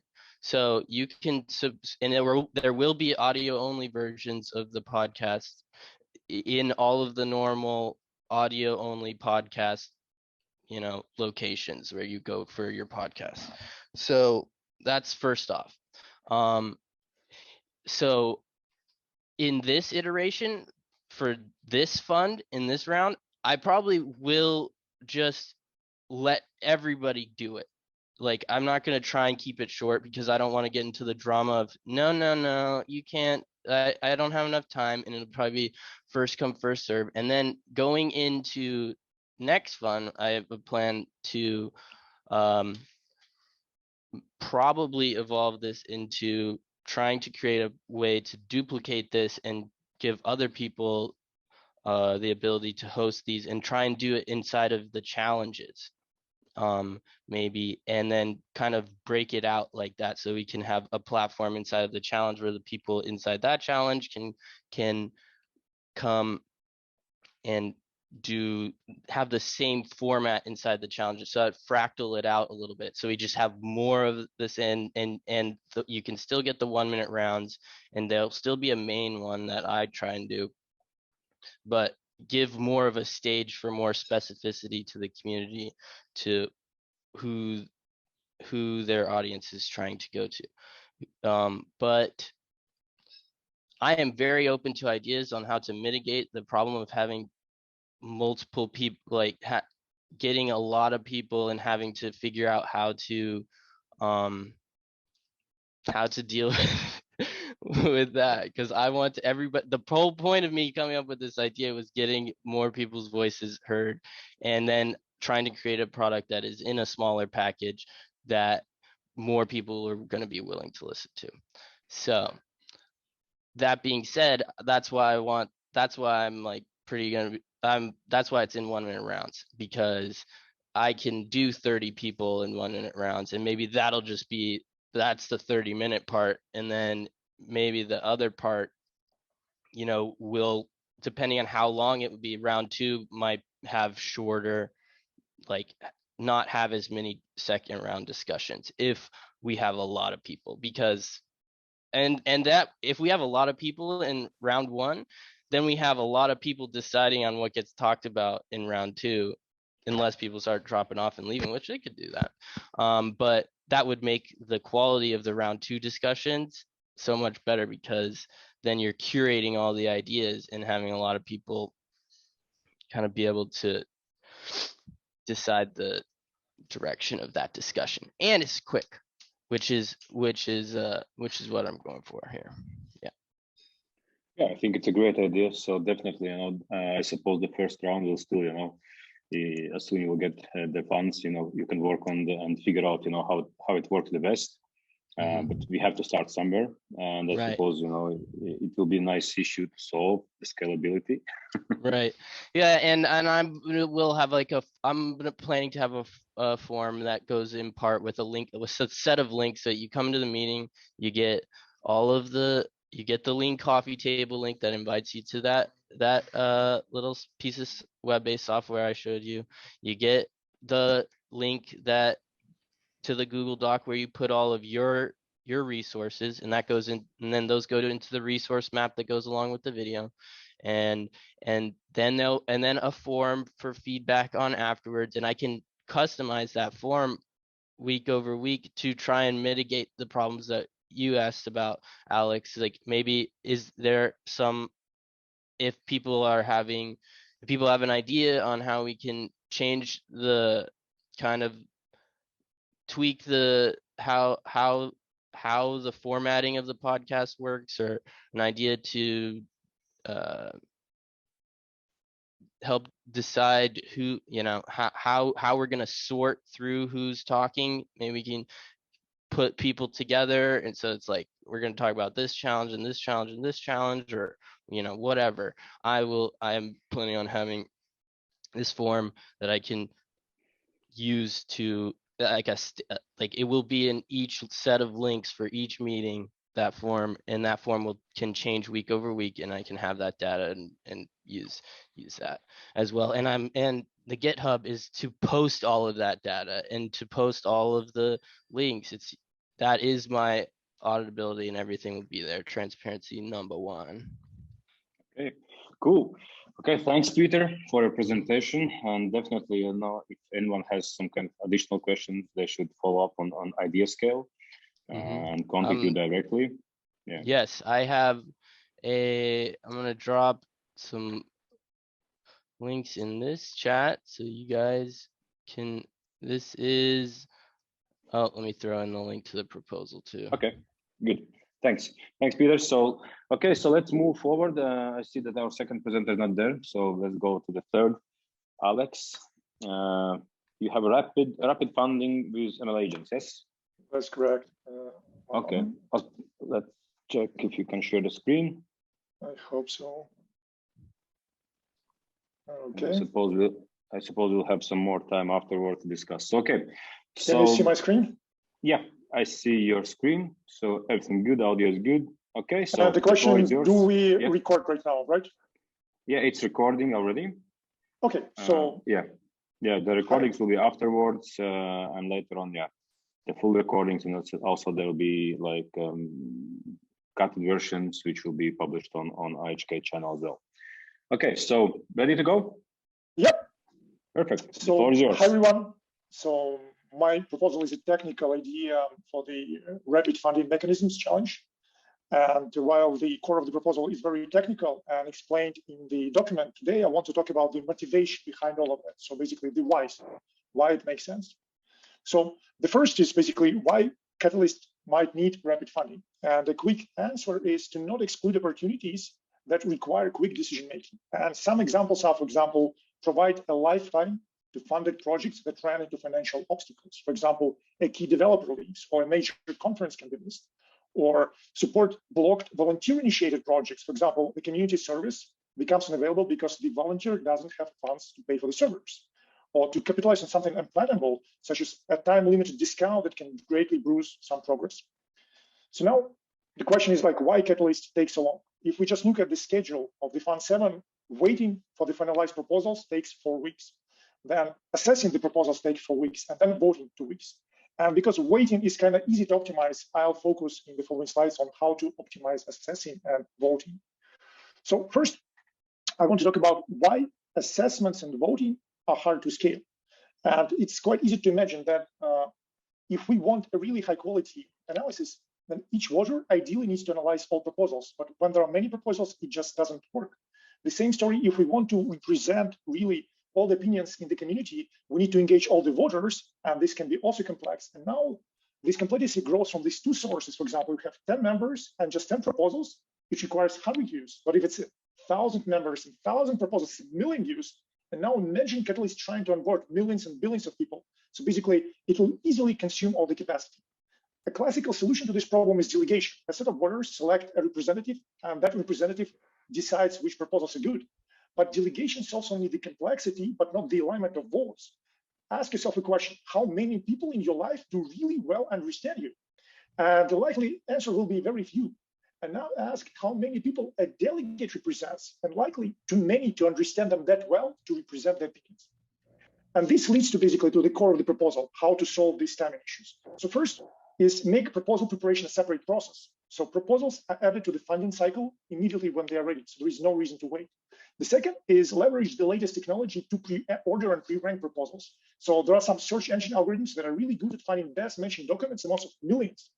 And last is, instead of delegation, use randomly selected groups of voters to ensure their representation while guaranteeing the affordability. And basically all these three ideas together can bring the cycle time to just 7 days.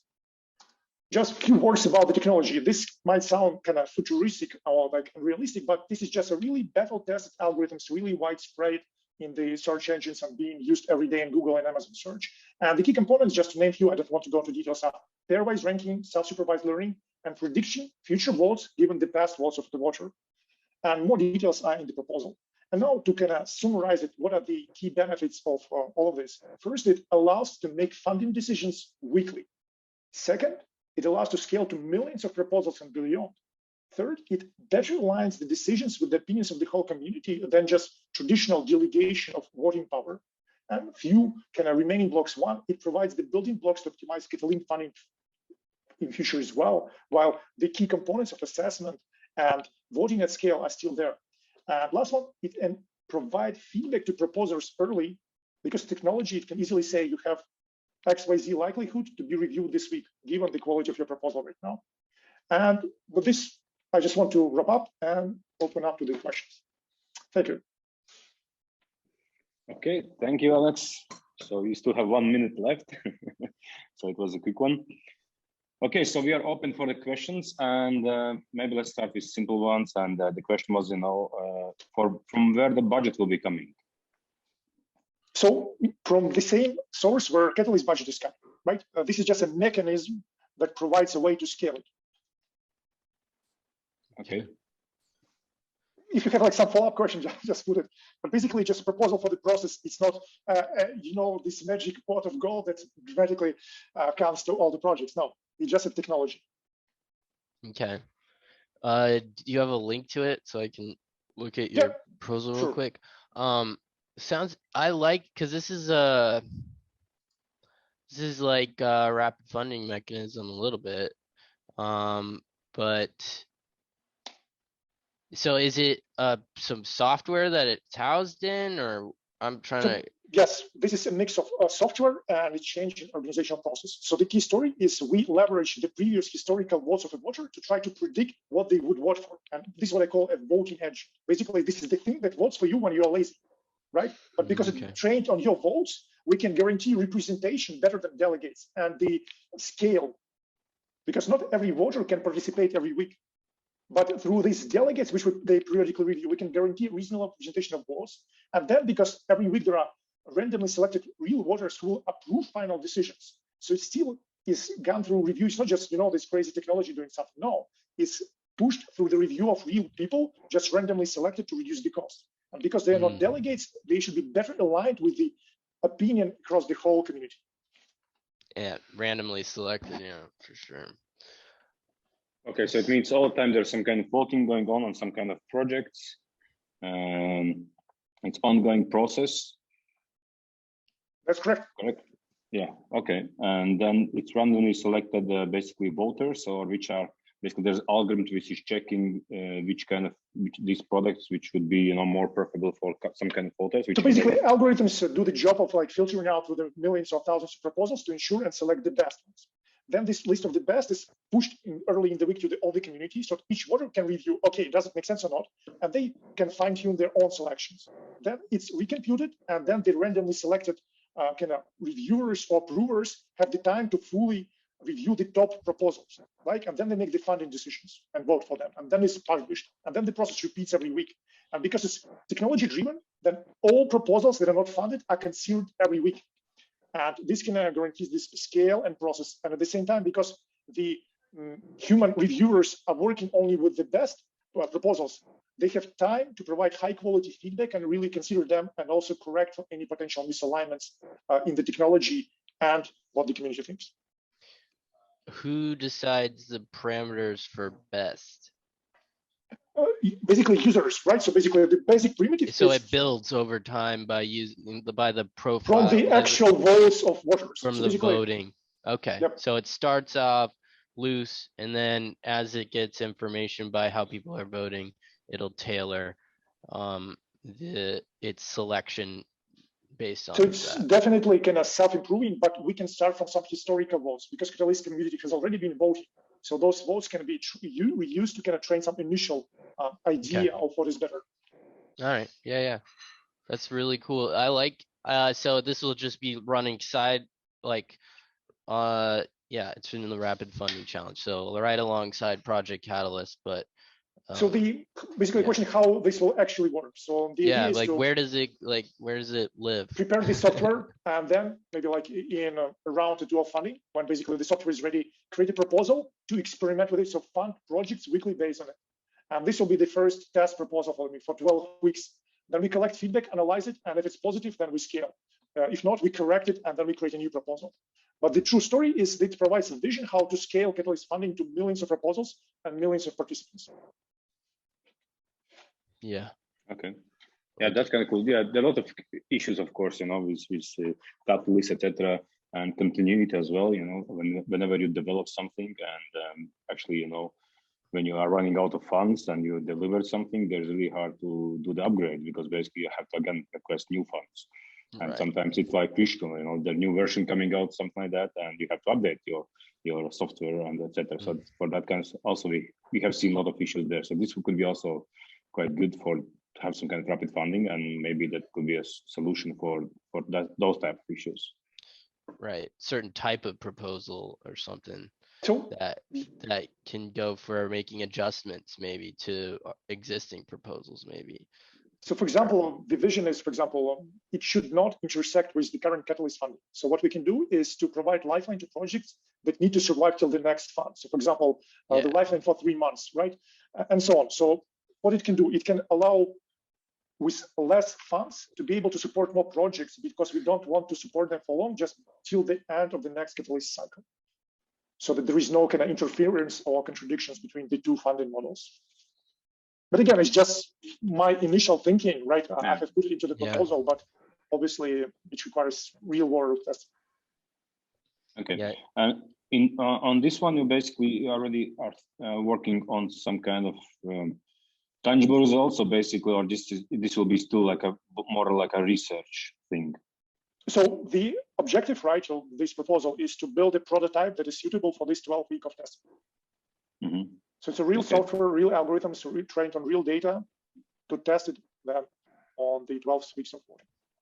So it's kind of an MVP, but which is good enough to test it in real world, to kind of really understand if this scales or not. And it's easy, customizable, and adjustable, so if needed there. Okay. Yeah, that's quite a huge challenge. It is really. This is fun, right? That's like that's like condensing all of Project Catalyst into AI and saying, let's do it in a week over week over week over week instead of 3 months or whatever. Yeah, it's beautiful. Yeah. Maybe I'm too optimistic, but it's fun. Yeah, I hope that you will succeed on that, and you'll have some kind of additional, rapid funding solution which is needed there. Definitely, we already see that. And then so I'm afraid that in the future it will be really hard, to manage the current system in nearest future. So we don't have to look really far away. So we definitely need something which is scalable. So the question is always about who is making decisions. So as long as there is still the human interaction and they're the decision makers, not just some algorithm. So then So, but I like this idea. Thank you. Yep. As a technologist, I like it. Thank you. That warms my heart. Good. So do you have any previous experience with that? Can you just elaborate on that? So I have spent quite some time working for search engines and doing this kind of thing, but more like for e-commerce search, retrieval search. So applying it to voting is kind of this innovation, but all the technological components are all there, have been there for all time. So it's kind of, they're just pivoting the old skills to this new field of voting. Yeah. Okay. Cool. Yeah. So definitely I'll have to dive deeper in, because I saw that there's also some additional information there on your idea scale project. And definitely it's a 12. Is it for next 12 month this project, or it's for how long do you plan this budget? So my proposal is basically to prepare a prototype, and the right now estimate is like 6-7 months, and after that it will be ready for testing. Okay, cool. Yeah, let me check the roadmap. Okay, I think that was the timer for my time, right? Yeah, so, this is thank you guys for the questions. Yeah, thanks. To the next presenter. Thank you, Alex. Let me just put my headsets on. So, are you ready to start? Yep. Okay. Will you share some presentation? Yes. Okay. Try if you. Okay. Cool. Okay. So then I think we are ready to go. If you are, then the floor is yours. Absolutely. Can everyone see my screen? Yeah. All right, thank you so much. All right. The motivation behind the creation of RAZ Finance is the fact that a new, more conscious generation of investors today expects businesses to create positive impact for people and the planet. Although by 2025, 1/3 of global assets under management, representing $53 trillion, will be classified as sustainable and environment, social, and governance investments, the idea of investing to make the world a better place leads to more capital being channeled towards companies with ESG ratings. And ratings providers don't actually measure the impact of a company on the world, but rather whether changes across society and the environment pose a risk to the company's profitability. For that reason, we believe that it's time to raise the bar and move away from companies self-disclosing data in order to get ESG ratings for the purpose of channeling more investment towards their publicly traded assets. In July of this year, BlackRock published a report on the economic impact of action or inaction towards realizing the UN SDGs, which found an overlap between outcomes and financial performance of as much as 70%. Particular matching was seen in categories that are directly relevant to climate change, responsible production and consumption, sustainable construction, and waste management. Well, for climate change and gender equality, the cost of not achieving the SDGs is far greater than the cost of action. For me personally, as a female founder, I've faced judgment, stigmatization, and exclusion based on my gender and the challenges I've overcome that are uniquely female experiences of bias and limitation, particularly due to health issues as well. I find that a lot of founders who have disabilities or issues with their health or any particular barriers are often seen as being less capable or not necessarily able to qualify for funding. So my drive to build RAZ is to make it possible for talented founders to realize their potential based on tangible, verified, technology-driven data. And I personally believe that the RAZ approach will open doors for funding to be channeled towards world-changing environmental innovation and progress across all SDGs. We're aiming to create a platform that will facilitate an investment lens that removes discrimination and location-based barriers. The way that we're doing that is by creating an increasingly decentralized environment whereby all stakeholders, meaning employees, customers, suppliers, external verifiers and auditors, as well as members of the RAZ community network as well, can join in and verify data across multiple projects.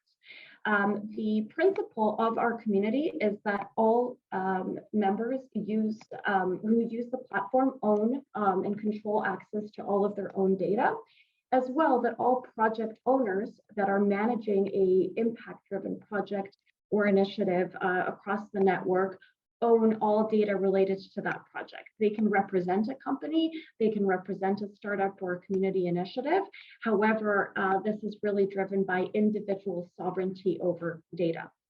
And so as such, they can choose who they would like to include in their data verification process.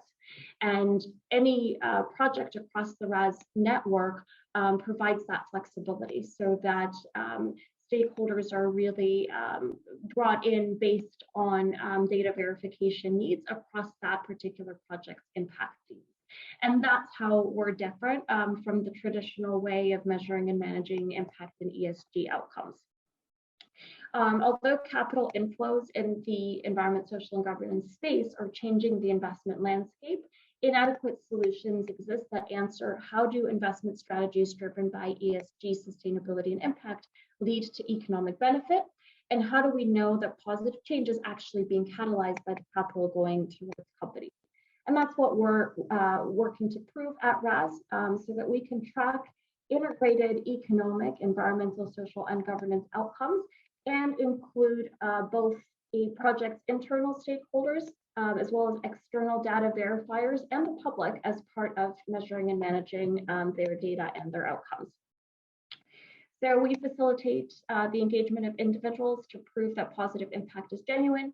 We'll be integrating blockchain proof of existence very shortly with regards to the responses on the platform so that we can prove that action was taken across a specific timeline and that data wasn't changed or altered over time. And then also by leveraging off the data that we collect, we're facilitating faster and more efficient due diligence so that funders with grant capital available, individuals or groups that are interested in deploying funds towards impact investment can actually pre-screen projects through the platform, access projects that have been assessed and verified by the community, deploy capital through this community, as well as track outcomes afterwards so that they have a way to prove where the money is actually going and is that money going towards realizing integrated economic, environmental, and social outcomes. When it comes to our Catalyst proposal with $30,000 in ADA from the Cardano Catalyst community, we intend to launch our RAZ token on Cardano. with utility that will extend to access to stakeholder verified products and services. So there's also a commerce section on the network that makes it possible for people to exchange their reputation score related points for impact verified products. And so that is a process that we will tokenize through our token. We also aim to facilitate a data marketplace, and that way NFTs that are created from the data that we collect over time across multiple projects can directly facilitate the deployment of capital to these stakeholder verified projects. As well, the trade of sustainability and carbon credits. We'll also be facilitating incentivization, rewards, and bounties for data verifiers, auditors, and project contributors.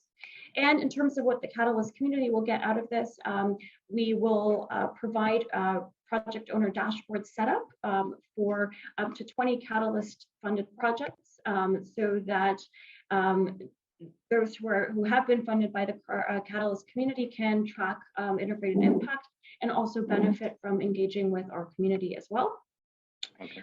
And with the funding, we aim to integrate a Cardano-based proof of existence solution, as well as facilitate referrals by providing ADA rewards directly to our network and stakeholders.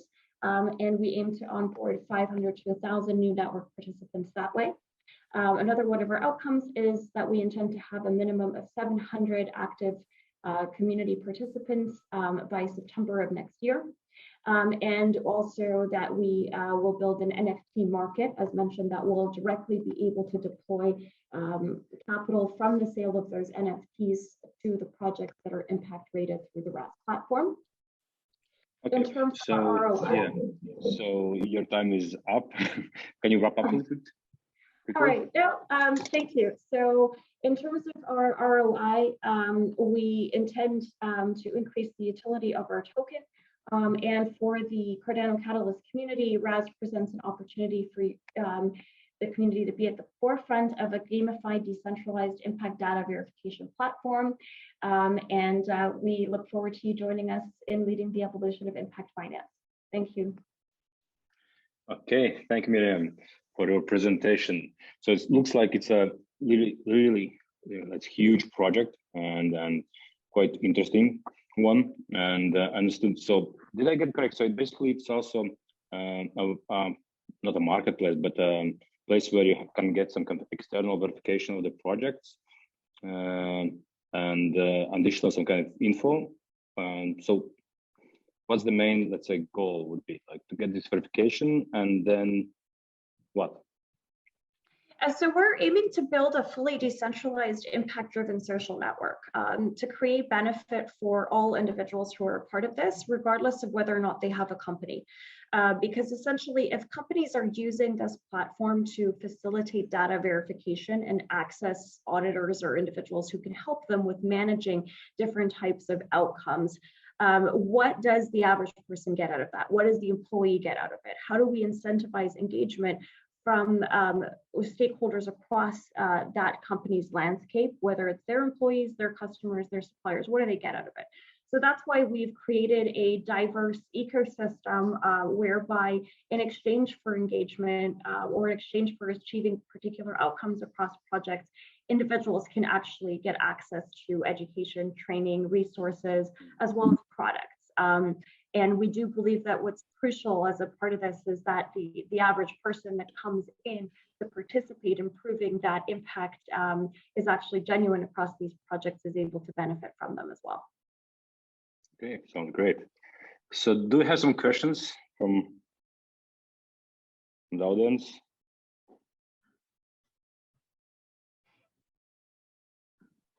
Okay, no question. Yeah, I can ask a question. Yeah. I love the idea, just to state that out there. Tell me, how much government involvement do you want in these projects? Well, there are regulations such as the Sustainable Finance Disclosure Regulation in the EU that relates to sustainable funds. So funds themselves that claim to be sustainable need to meet these requirements. However, we don't need regulators in this platform in order to facilitate companies that use RAZ being able to meet those regulations. So from the perspective of aligning our metrics database and our community best practices with government regulations, we can do that without engaging formal government representation or formal organization. This is really about individual sovereignty. So this is a stakeholder community, meaning a community of value aligned individuals. As we continue to integrate blockchain with the way that this develops, we're starting with integrations such as linking profiles to wallet addresses and digital identifiers, putting in processes to ensure that if people want to quit and take their data with them, that they can, tokenizing outcomes so that individuals engaged with multiple projects can actually take their data with them as an asset and use that to substantiate their credibility across other networks and projects as well. If someone wants to join who works for the government, that really has no bearing on what their reputation is across the RAZ network. So they have to actually engage. Titles, professional background prior to joining the network don't mean anything until people actually engage and facilitate positive outcomes across the RAZ network itself. So individual reputations or individual ranks and achievements are based on what they do here, what they do for projects. Again, if government representatives want to be involved, if individuals want to come together and implement some way of tracking outcomes in accordance with mandated regulatory frameworks, they can do that. But this is not a place where titles or background mean that much. So I hope that answers the question. Thank you very much.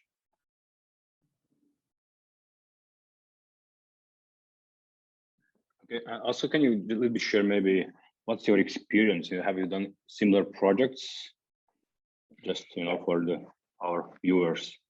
Yeah, so my personal experience started with traditional finance 7 years ago, where I worked in due diligence at a tech-driven investment fund in Canada. I got into impact investing and social entrepreneurship development starting in Chicago 6 years ago, and then traveled and lived and worked between the US, Canada, South Africa, and Serbia, and worked on sustainable development projects. I led a team of individuals where I've been working with Raphael as well for the last 2 years. So for 3 years, I led a team focused on working with companies to integrate impact measurement and management best practices with their business development. As part of that process, together we became a certified B Corporation, which is a third-party certification for our positive impact. And then this year we are on the Best for the World list in the Workers' Impact category. So my work has been very much driven by integrating traditional finance and impact best practices. However, the decentralization piece and building RAZ as a blockchain-driven platform really came about as a result of the fact that the average person needs to benefit from impact. So impact can't be something that's defined by people sitting in offices in London or in privileged environments who don't really have hands-on experience to understand what can they do for someone in Nepal or in South Africa or across other emerging markets who actually need to obtain direct benefit from the process of impact investing. If I may add, thank you all for being here.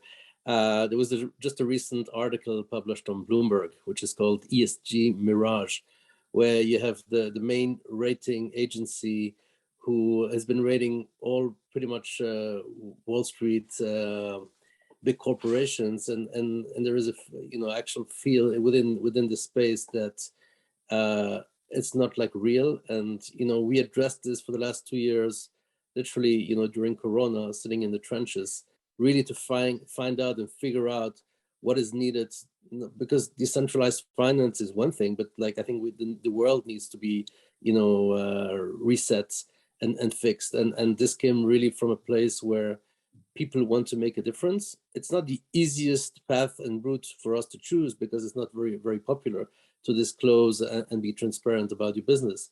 But that we feel that, you have those companies now emerging and really want to make a difference and sharing their information with the public, because I think in the future, with the blockchain taking a lot of importance and growing importance, this will be the only way going forward. So that's where we're coming from. Okay, thank you guys. So thanks for presentation. Are we not using hands? Are we not using raising hands to ask questions? Yeah, we will be using, I suppose.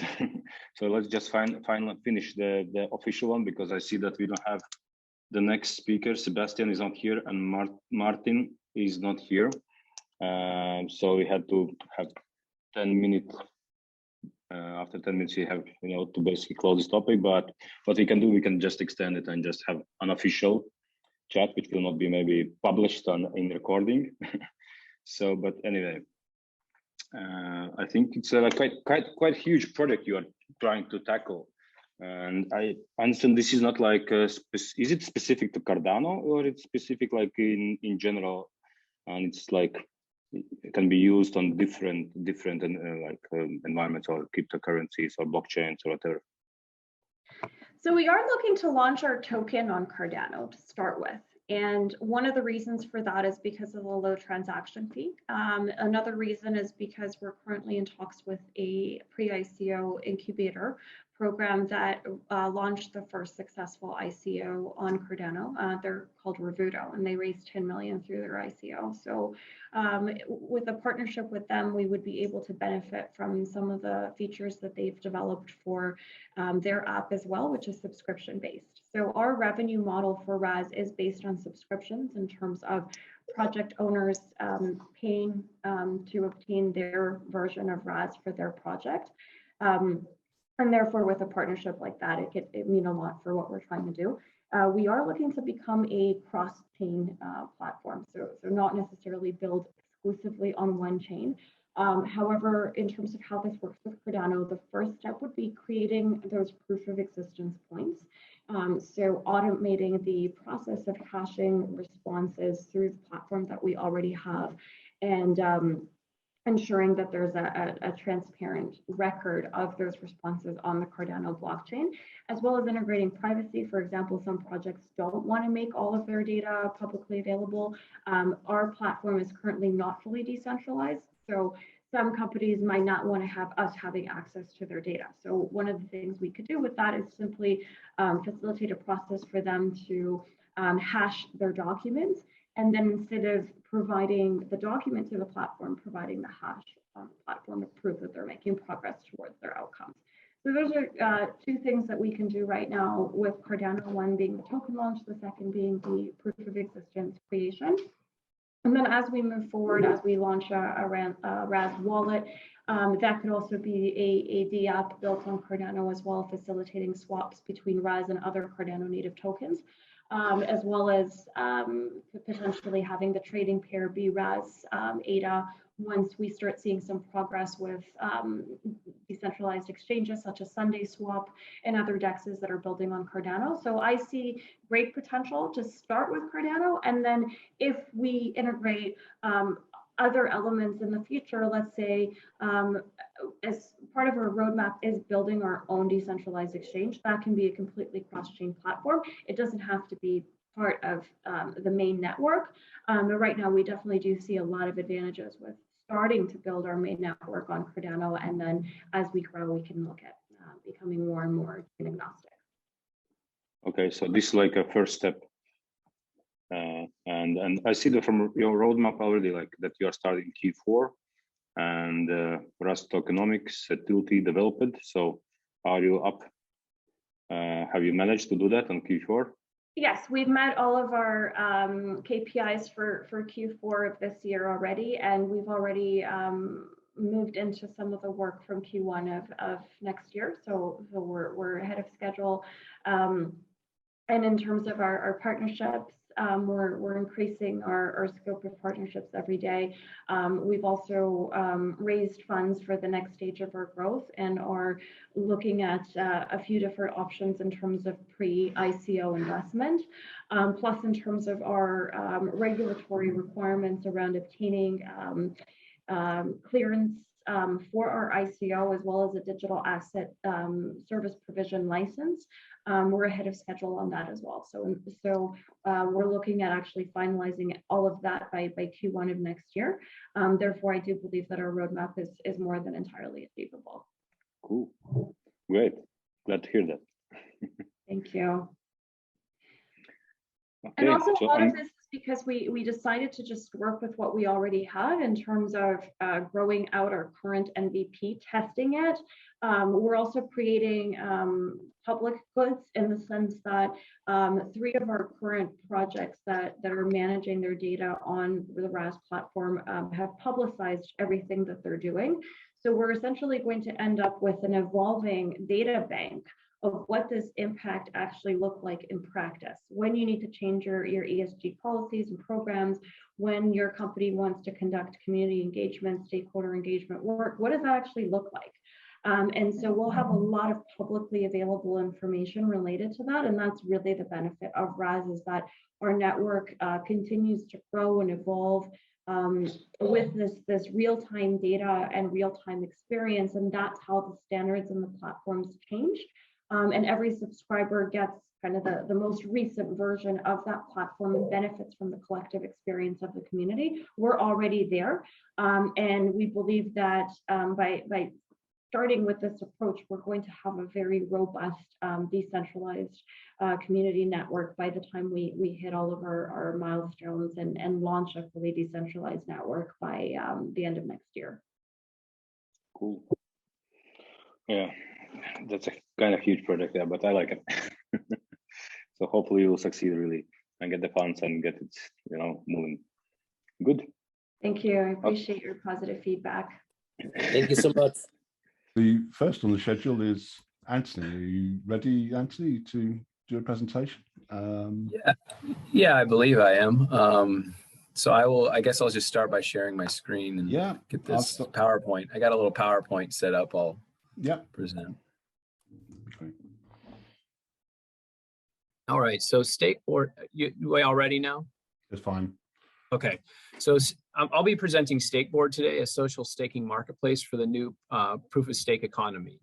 Compared with other major proof of stake blockchains, Cardano's boasts the most inclusive financial and technical requirements to become a validator. This low barrier to entry positions Cardano to become the world's most decentralized, globally distributed blockchain network, but a lack of trust in Cardano's staking landscape is resulting in the centralization of ADA, and current staking infrastructure affords legitimate, dedicated SBOs too few options to grow and thrive. So currently there are thousands of stake pools on Cardano, but the majority of delegated ADA is staked with just 25 multi-pool operators, and 12% is staked on Binance Exchange alone. Stakeboard will increase decentralization of Cardano's network, while simultaneously pulling more capital into Cardano's ecosystem. Stakeboard will be part of staking marketplace and part Web3 social network. It will grow via building trust in decentralized staking and creating better incentives through a new economic paradigm. So we see the trust that the platform will build in layers, and these are the layers, like the pyramid. The foundation of the pyramid is SPO authentication. SPOs can simply and easily verify ownership of their stake pool in minutes. Once verified, SPOs can customize their stake pool profiles and link their social accounts and websites. And SPO authentication establishes a base level of legitimacy and trust that trust can be built upon. SPOs will then be able to upload documents to their stake pool profiles which evidence their value propositions. Stakeboard's communication features will allow delegators to request evidence of the claims made by SPOs, and trust but verify will be a motto of the platform. And lastly, eventually a bounty board will incentivize both the verification of SPO claims and the formation of new stake pools that are beneficial from an environmental, social, and governance perspective. Alice Staking Detective is a bot that notifies the Stakeboard community of noteworthy, questionable, and suspicious SPO activity. Alice's tweets have gotten tens of thousands of impressions and led to the speedy identification of several imposter stake pools. And delegators who stake on Stakeboard will receive notifications pertinent to the stake pools they're delegated to. This will build confidence in staking with less prominent pools. And lastly, there will be an embedded education in the platform. Staking marketplace and dashboards will include key stake pool metrics along with unobtrusive cues to info windows explaining the significance of stake pool metrics and other key information about delegating. The social network will disseminate educational content about Cardano ecosystem, and users will be able to earn crypto on the social network for creating content that's valued to the Stakeboard community. But improving trust won't dramatically increase decentralization on its own. Many ADA holders will demand greater incentives to withdraw from centralized exchanges, and delegated proof of stake based business ventures venture opportunities are the answer to this. Delegators will be able to stake in ventures without contributing ADA or putting it at risk. Cardano's staking architecture allows businesses of almost any size to globally list low-risk crowdfunding opportunities, and Stakeboard will business-to-business market delegated proof of stake crowdfunding as an addition to the business capital stack. So you may have all have heard of the initial stake pool offerings that have been going on in Cardano. And raising up well over $10 million, Meld's recent ISPO showed the power of DPoS-based fundraising, but many dedicated SPOs have lost large amounts of delegations due to ISPOs. Some projects conducting ISPOs have been harshly criticized for undermining decentralization, and marketing and logistical costs involved in launching an ISPO mean only projects that already have a lot of funding can launch one. So StakePad is an application within Stakeboard that seeks to remedy this situation. It is an ISPO as a service solution to the problems with the current ISPO models. It further improves upon the fair initial stake pool offering model pioneered by MinSwap. StakePad supports decentralization and smaller SPOs, makes FISO funding attainable for many more projects, and engages more community participation than the MinSwap model. And it also enables projects to support stake pools that align with their environmental, social, and governance values. StakeStarter will facilitate funding of businesses for which the IDO, FISO, and venture capital models are not ideal. It will combine features from platforms including Kickstarter, Patreon, and leading investment crowdfunding platforms, supporting business ventures via both initial funding as well as sustained DPoS-based funding. And it will empower SPOs and their partners to pursue a huge range of business opportunities while empowering delegators to fund and benefit from the creation of goods and services. So here we're talking a little bit about Web3 incentives. Basically, Web3 is so much better than Web2 for so many reasons. But we believe that a social network built around the backbone of a vibrant delegated proof of stake marketplace will generate broad, purpose-driven adoption and become a key hub within Cardano's global financial operating system. Here's briefly, the first thing we're promising with this that we'll be working on with these Catalyst funds is finishing our Stakeboard marketplace MVP. And then we're also going to be working on these things into 2022 and 2023 probably. Our long-term initiatives, we'd like to be working on a DAO and platform tokenization, layer 2, scaling and decentralization, integration with Cardano DeFi, and ESG-driven institutional accounts. These are much longer term. And these are our founders. We were founded by 2 longtime tech leads and entrepreneurs, each with 16 years of experience in software development. Sebastian Meeks is an Emergo Academy graduate and Plutus pioneer, and Giovanni Gargiolo is Plutus pioneer and Cardano SPO. So that's all, and thank you so much. Scott, do you have a question? Yeah, Stephen is harsh, but yeah, I have a question about the platform. So it's going to be SPOs are going to be responsible for filling in the information. Are you going to be doing any like research on the back end to make sure that they're actually providing true information? So I know it kind of blew through that kind of quick, but yeah, I'm sorry, I apologize. But basically, that was the second thing I was getting into. We're not going to we're going to verify. The system will automatically verify when they want to claim their profile that they own the stake pool.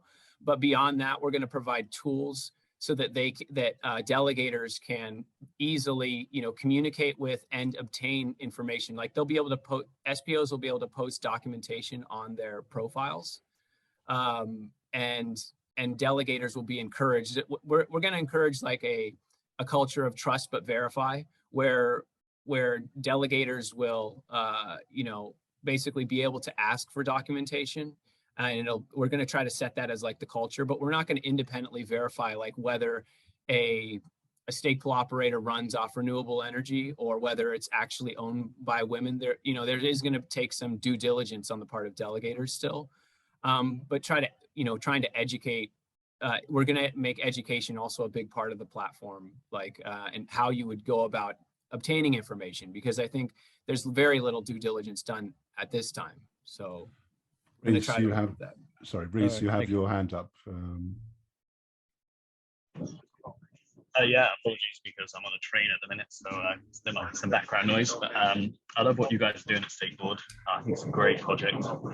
One question I had was how, because of obviously it being a website, you're going to have to prioritize real estate on page for certain things. So when people search for certain criteria, how are you going to present different stake pools to avoid prioritizing certain over others? Like, because the whole idea of it is really to avoid or go around the ranking system, right? Definitely. So we are going to continue to get feedback from SPOs on this, but what we're thinking so far, and initially talking to some smaller stake pool operators, we're not going to like ever have anyone pay for space, like pay for preferred space on the site. That's not going to be our model in terms of how eventually we'd like to become like make things financially sustainable for the company or for the platform, but it's not going to be based on that.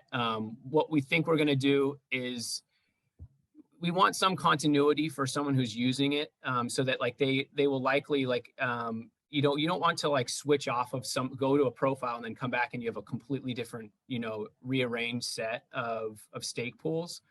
But so there will be some continuity once someone logs in for a certain time, but there's going to be a feature of randomness so that, every time someone logs in another time, they're going to see different things, right? They're going to see different stake pools towards the top of their page, and it's going to be rearranged. So over time, hopefully that will lead to some fairness and a more distribution of what people see. That's great, thank you. Also, sorry, one other thing. I'm working on a project called Stake It Down, which is different to your project. But if we can communicate outside of this, because I'd love to find a way that we could work together as well. Definitely. No, I reached out. I just joined your all's Discord recently, and I spoke to he's the head of I think he's what is it, the Cardano Army, and I think he's a member of Staking DAO. I'd love to talk to you though more about what we could work on together. Yeah, that'd be great. I'll hit you up on Twitter. Yeah, by all means, people connect in chat and connect directly. It's good to make connections. Does anyone have any other questions for Anthony?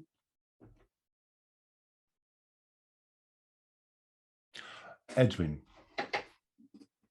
So for me, so I was also a stake pool operator like last year, beginning of this year, but then in the end, I didn't have so much time and was too much marketing to be done and stuff like that. So in the end, I stopped my pool. But the problem that I had is not like making my pool transparent, because in the end, I could build a website and do that on my website. The problem I think I had is like with other big stake pools, like, I don't know, like Binance or whatever, and they have multiple pools. Do you tackle also that problem with your solution? Yes, and I apologize. That was like the whole second half, and really the more I think the more appealing half of Stakeboard is basically we want to enable SPOs to find different new business opportunities or opportunities to basically gain, I guess, market share from players like Google and the centralized exchanges. One is going to be, I don't know if you've heard of MinSwap's fair initial stake pool operating model or offering model. We think it's very good. We think that there are a few areas where it could actually be improved upon in some ways, but also like just to have that infrastructure built out so that smaller projects don't have to reinvent the wheel every single time with that. We want to basically host and facilitate those so that smaller SPOs who are basically just getting their start, or maybe they are doing great things, but they're not that established, don't have a ton of delegation, can use that as like a launch for them and getting delegators. And then secondly, the last thing we want to eventually develop towards is that, basically stake pool operators who have some kind of business idea, either independently, like they're developing things on Cardano they think might be appealing to the community, or they want to partner with a business owner. We want to develop like a part of the platform that works like in tandem with the marketplace, but it's more like a kind of a Patreon-like or Kickstarter-like a platform or aspect or application on the platform that works that works basically around proof of stake consensus as a form of fundraising. So it's like another, so for instance, if you want to build something on Cardano and people think it's appealing and you want to raise that through delegations, it'll basically provide an easy way for you and a platform and a marketplace where you can market that idea, and people then don't have to necessarily invest in your or fund you through Catalyst. They can stake to your stake pool. And we want to make that visible. And I think that would be kind of game changing for a lot of smaller developers and smaller teams wanting to do things on Cardano. So that's the real appeal. And that's actually also where we see more of our ability to make it a sustainable, sustainable kind of business model in the long run. Does anyone have any other questions for Anthony? Scott? Just by chance, what are your plans? I mean, I hope you do get funded, but what are your plans if you do not happen to get funded? I mean, it sounds like a great project. Do you still intend to proceed with the project, even if it does happen that you don't get funded? Yeah, we do. So we're part of this company, like Stake Labs. This is our main thing we're working on right now is Stakeboard. And I'm pretty confident from the community response so far that we've done a lot better job, I think, in informing our proposals this time. We have 3 proposals rather than 1, and we're getting good feedback. But if we don't, we're going to still continue to push this forward. It's just probably going to have to be at a slower pace because it's been pretty much self-funded by now. Our main backend developer has he quit his job in August and has been working on this like full steam, and that's not sustainable forever, obviously. And our front end developer, he's in a similar situation. He has a little bit of like kind of side work, but we're going to get it done. We really are dedicated to bringing this community to the community, but it's tough too because I've been working more on the Catalyst side and doing the proposals because last time they were trying to divide themselves in Fund 6 between doing the proposals and trying to develop it. And they're just over trying to focus on both. So we're going to have to reorganize things and figure it out, but we want to get it done regardless. We just may have to also prioritize things they're working on that might be more quickly monetizable so we can get something going on, But it's hard because it's a big project and has a pretty big scope. Okay, I wish you the best of luck, and thank you for the answers. Yeah, thank you everyone for your questions, and apologies, Anthony, for having to interrupt. But if you could, it's my apologies. I should have run through it a couple of times this morning. I realized that it was big enough to where I had to have no hiccups. So when I got flustered, I got really flustered. I feel the same when I do a presentation, believe me. If you can share your slides in chat, that would be great, though. If you can share a link to them, and then people could look at them to see what they've missed as well. Okay, sounds great. But thank you. If we could move on to, is Christian here? Just give a second for Christian to turn up. Hi, Carl.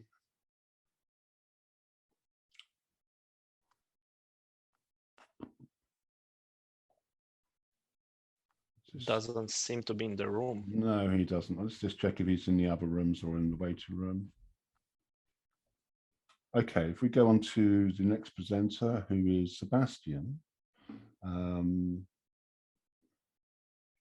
Is Sebastian here?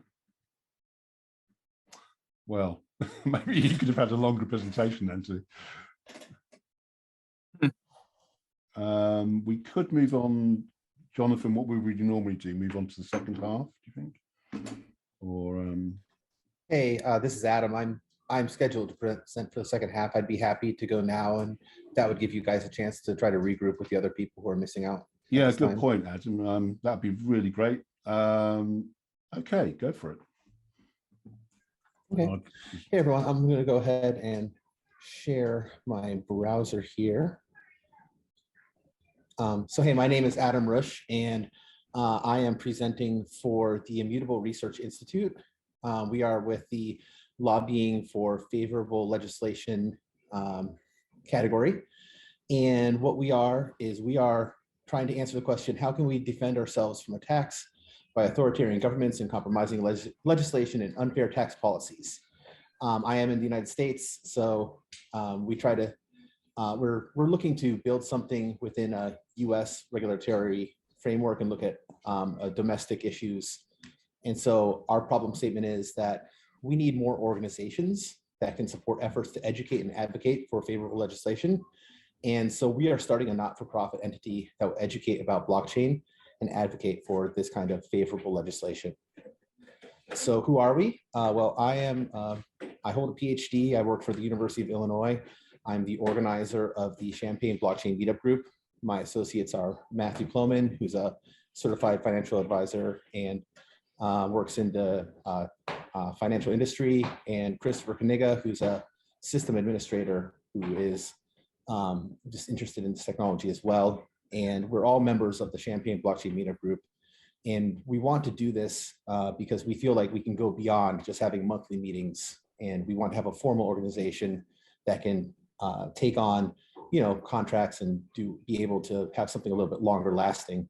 So as a meetup group, we've had our monthly meetings. We've also organized an event with a state representative who came to campus. We invited him to campus and then partnered with academic units to talk about the Blockchain Technology Act. He is a ranking member of the legislature, and he is the one who authored this act that was passed. And this act is really important for the state of Illinois because it recognizes smart contracts as being legally binding and also recognizes public ledgers as being admissible as a record. So you don't have to have some other kind of receipt. You don't have to have, and if you go into court and you produce, and if you say, this was recorded on the blockchain and we agreed to it when we signed the contract, nobody can back out, which is a big step in bringing kind of like reverse engineering, the existing law to bring it up to speed with the new code as law. So we want to have more events like that. And we also want to have more materials that can help people understand why it's important to utilize blockchain technologies to facilitate this kind of, this kind of business practice, right? These are technologies that a lot of people just get caught up in. Well, are people getting scammed by cryptocurrencies? Are people getting into, are people speculating too high? And a lot of the legislators don't think about the fact that they can utilize these for, for existing systems. And the reason why we're kind of focused on the state level is because in the United States, the states do a lot of work regarding property, which we regard cryptocurrencies property, and also contracts, while the federal government is, more like security regulation. So giving us, if we get catalyst funds, that would give us a longer runway for success and allow us to produce more documentation that we want to work with our attorneys to do. Specifically, we want to use our money for our legal retainer to start the organization. We estimate it's going to be about $15,000 to $20,000 to start a not-for-profit organization, and that's about how much we're asking for. And it's really difficult in the United States to start a not-for-profit because the IRS has to look at your justification and make sure that you are following the rules to be educational and that you're not having unrelated business going on. But we believe that we can clear that hurdle. And then once we have cleared that hurdle, it opens us up for a lot of benefits down the road of receiving grants and also receiving donations from US persons that will be tax deductible on their taxes. So this is all about building that infrastructure for the long run. So what are our milestones?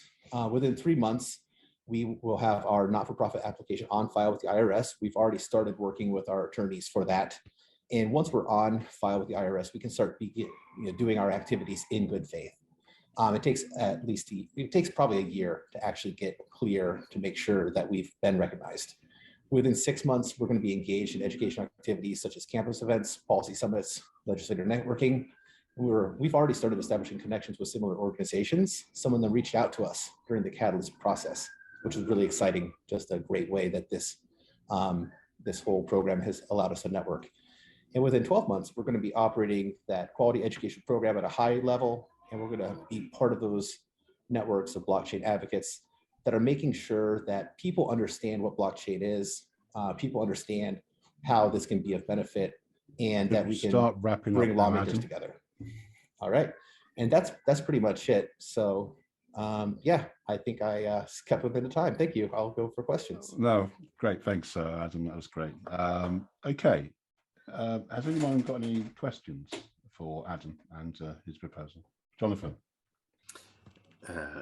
Hi, Adam. Thanks for that. It was really good. Yeah, thank you. Your team, I guess your Catalyst funds will go towards funding legal responses. Is that correct? Yeah, so I can come to our fund here. We're actually basically asking for, I should probably hide that part. We're asking for $15,000, and that's basically just going to be paid to our lawyers. We've retained Gordon Law in Chicago to start the organization for us. And that's about what they estimate it'll take to start a not-for-profit organization and do all the paperwork. Right. So this is purely just company startup, really, and just get things structured and organized and get those formal relationships started. Mm-hmm. And so your team's expertise will just be used in terms of creating the educational materials and getting engaged with any questions that come your way in terms of legislature. Yeah, exactly. And I wanted to make sure to highlight the team to let you know like who you're dealing with and why we want to start the organization. We're not the ones doing the paperwork on the that we're asking for the money for, but obviously we need to have this kind of organization be engaged in the activities we want to do. Great. And so have you got plans to fund your team as well? How much are you guys getting involved in terms of it going forward? Are you looking for further funding elsewhere? Sure. Yeah, we have no plans at this time of how much money we would be compensated. We're doing this on a volunteer basis right now. We do have the option down the road of if we are receiving a lot of money as an organization that we could pay our directors. So basically the team we are going to be the 3 directors of the not-for-profit. And as board members, directors, we could receive compensation. And if we were putting enough work into the organization, I think we would cross that bridge when we come to it. But we don't have any plans right now to start paying ourselves. We're going to wait and see if we actually transition to having that as like a career thing rather than right now a passion project. Okay, cool. Any other questions from anyone else? Sure. Edwin. Do you have already a concept or an idea how the application will look like, or you say that you want to educate, and how the application will look like? Like, will it be a website, a mobile app, or yeah? Yeah, so honestly, our plan right now is to start with events at the University of Illinois. We want to start with the state government of the state of Illinois and say like, hey, why don't you guys come, and we're going to have some a speaker series. So we'll bring in some speakers to talk about this, and we're going to both put that out. We'll establish a website, of course, and all the social media channels. So when we have speakers come to talk about policy issues and other blockchain issues, we will make that information available to everyone through all available channels. But we want to try to bring people on site to talk about things, whether that be at the University of Illinois in Urbana-Champaign, which is the flagship campus, or have an event in Chicago or Springfield, which is the state capital. So we've talked about things like that. So it's more of, we're going to start off with sort of like policy summits and speaker series, and then from there expand out and have more materials drop as we get those built out and build out sort of our profile of people who affiliate with us. Thank you, Edwin. I'm not too familiar with the American landscape, but is there any specific pieces of legislation that you would like to address in the American context, Adam? Yeah, I think one of the things we want to address is making sure that we continue to have custodianship well recognized in the on the state level. The state of Illinois has also just passed a special depository law where companies can serve as custodians of digital assets. But there's still things that could be considered for what if regular banks want to do that? Do they have to set up a separate division? Do they have to set up a separate organization to be a special depository? So we'd love to have some people come together and discuss that issue. As a not-for-profit, we would not be taking specific legislation and pushing for that specific legislation, saying this is the legislation that must be passed, that we would not be endorsing specific candidates. What we would be doing is taking a much more holistic look and saying like, hey, let's look at what other states are doing. Let's look at what Wyoming has done. Let's look at what Switzerland has done. And let's understand what kind of options there are out there that could benefit our state. And then not only our state, but the states around us and other states within the United States. And we'll go from there. Thank you, Adam. That's very informative. Scott, you've got your hand up. It's a quick question. It's actually, do you see any risk involved in this as far as setting it up, as far as what your project is? And also, are you looking to reach out to, maybe work with any other associations or organizations that are out there like GBA, or I know there's a couple of other blockchain related associations, to assist you, or maybe get your name out there, stuff of that nature? Thank you. Yeah, absolutely. So the risks are that we could start an organization that nobody cares about, and all the money that we spend on getting this endeavor started and getting ourselves established could become basically like wasted money, because we're basically just self-funding right now. And we're going to seek donations. And obviously, if we get donations from people, we want to make sure it's spent wisely. I don't think we would get in any legal trouble, because we're not doing anything that is going to be that would do that. And we would always, we're being very careful about making sure we seek legal counsel when we need to. As for other associations, we're just going to be basically reaching out to everyone. We want to try to connect with everyone we possibly can. Sort of say like, hey, what are the networks, and how can we? Sorry, my kids have a little fun out there. How can we get in your network? How can we be of help to you? And how could you be of help to us? Thank you. Gotcha. Thank you. And don't worry about that. You're university based. Are you going to collaborate on any research projects with the university at all?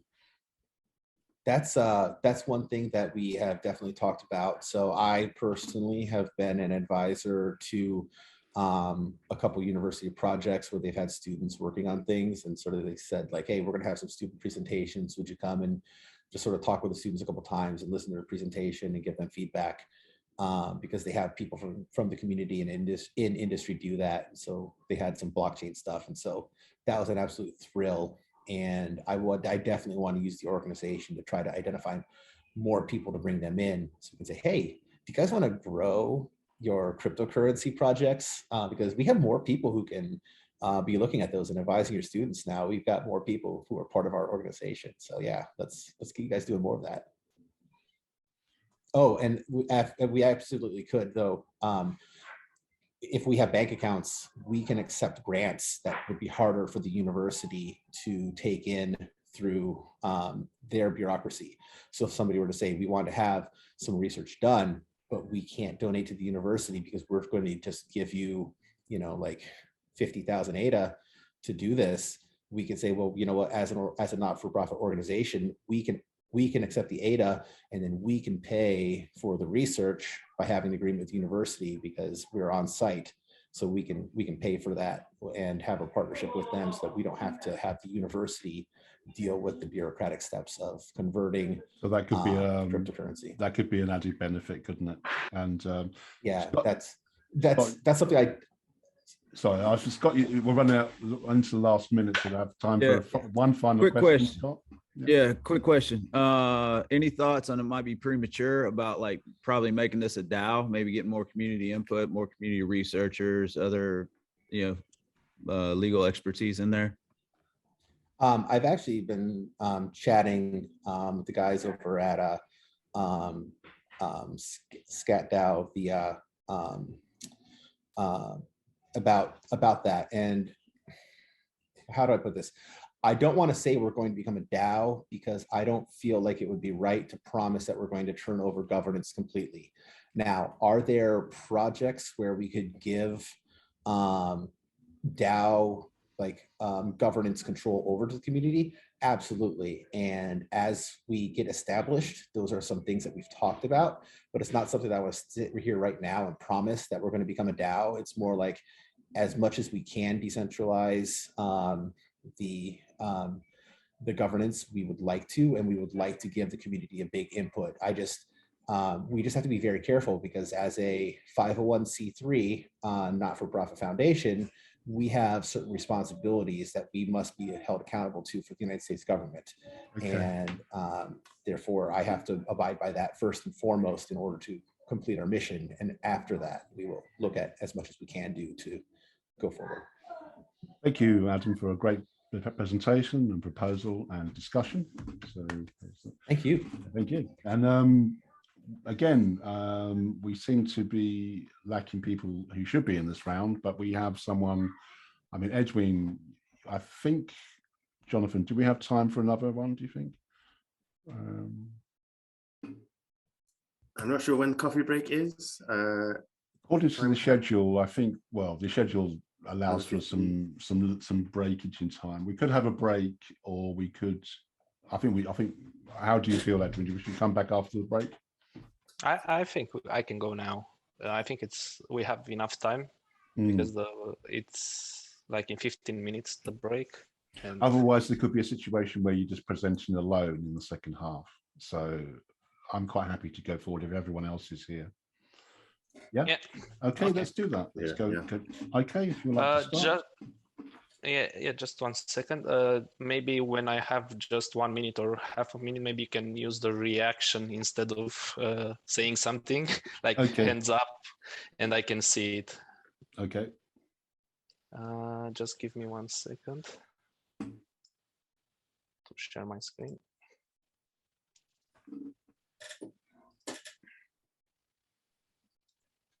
Okay, can you see my screen right now?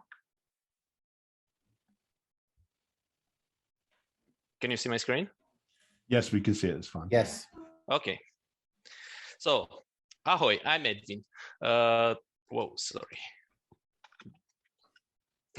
The creator of World of Pirates, a new battle royale chess NFT card game where players really own their digital assets. Before we start, you can use the link or the QR code to watch our video on YouTube. So the story follows, like long time ago, humans started to ignore the nature and destroy the balance of our planet. Didn't take long until the nature backlashed and killed most of the population, destroyed most of the cities, and covered almost all the land with water, leaving behind just the small islands. Cardano Island is one of the most advanced settlement that was left, but far from being the safest place in the new world, where pirates are the new rulers of the open waters. Now let's meet our heroes. From the rebellious and wicked city called Voria, we have Yoroi and Walker to bring terror on the Cardano Island. But fear not, because on the Navy side, we have Ada, Sars, Marlo, and Jane to protect the common folk of their belongings. Our game will be available on mobile and desktop. So here is the mobile preview. Players will be able to keep an eye on the different tokens, check their settings, notification, and missions on top side. On the left side, they can check their rewards, our store, and game modes. Also, they can buy our UP token that I will mention in a few slides. Now, going further, we have two game modes, Classic Chess and Battle Royale mode, which we'll deep dive in a second. On the right side, you can see the Battle Royale tournament, where you can play against other 15 friends and try to defeat them. Now, looking at the classical chess mode, you can observe that the chess figures are replaced by NFTs that are used directly in the game. Don't worry if you don't have any NFTs yet. You can still use the standard cards to play the game, so no pay to win. And this is our Battle Royale game mode, which is a turn-based game where the winner wins Pirate Gold and experience points. In the tournament mode, the first 3 places will be rewarded. Here is our crew. We have many years of experience in blockchain, web development, and game development. We are working with freelancers to create the best art. Nevertheless, if you like what we do, don't hesitate and join us. We have 3 tokens, UP, UBRACE, and PG. UP token is our utility token, where players can swap them from other currencies to buy our NFTs and in-game assets. UBRACE is our governance token that it cannot be purchased from store. Gamers can win UBRACE token by playing the game, and artists can earn by completing a card proposal. I will come to this a bit later. UBRACE together with UP token will represent the voting power one player has. This will be a weighted distribution. When UP token is weighted, 1/3, and UBRACE token 2/3. In this way, players will have more power to change the direction of the game by just playing the game. Lastly, we have PG, or Pirate Gold, or in-game currency. With these, players can exchange for pirate chests where they can win NFTs and other rewards. As a player, you can play the game for free and win experience points and Pirate Gold to open pirate chest and win UBRACE and token and other rewards, including NFTs. Also, players can buy NFTs and gems directly from our marketplace. Gems are similar to pirate chest and gives the player opportunity to open in-game rewards. Unboxed rewards will be saved in the player's wallet. Lastly, the NFTs existing in the wallets will be reused in our game.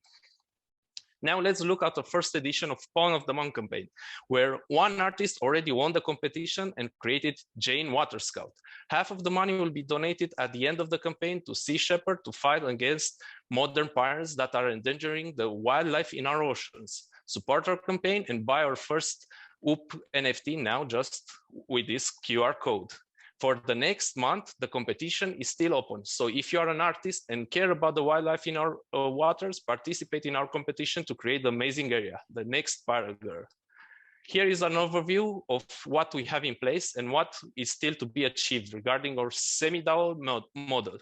For now, artists can make a proposal on idea scale, or members can vote. Then if the proposal gets accepted, we'll create an NFT from it and the artists will get a prize.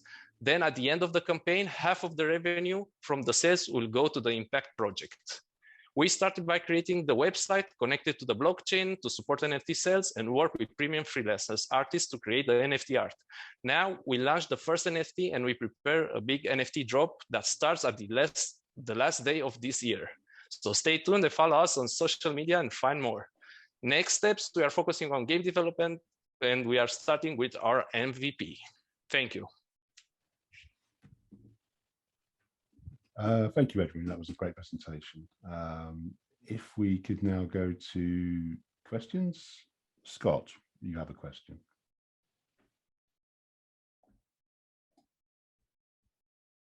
No, I don't have a question. I was applauding. Oh, sorry. Thank you. Thank you. Carl, do you have a question? Hello, Stephen. Hello, Carl. Hello, Edwin. Hello, Carl. Just a second, let's turn something down here. Yeah, Edwin, what age groups are you targeting with this type of game? And before you answer, the reason why I'm asking is because my son grew up with gaming, and I looked over his shoulder and I helped him with gaming. So I'm aware of gaming, you know, quite deeply, but I've never played myself. So I'm looking at what the transition is and what the uses are for, let's say, more traditional or older business people, because the gamifying of all kinds of things is happening. Yours is a pure game, but so anyway, yeah. So what are you targeting a specific age group? So I will start. I'm also a gamer for almost all my life. I play games, starting with that. But from our research, and we did the research mostly in Germany, so Europe, our target group, it's actually like 28 years old. So for this game.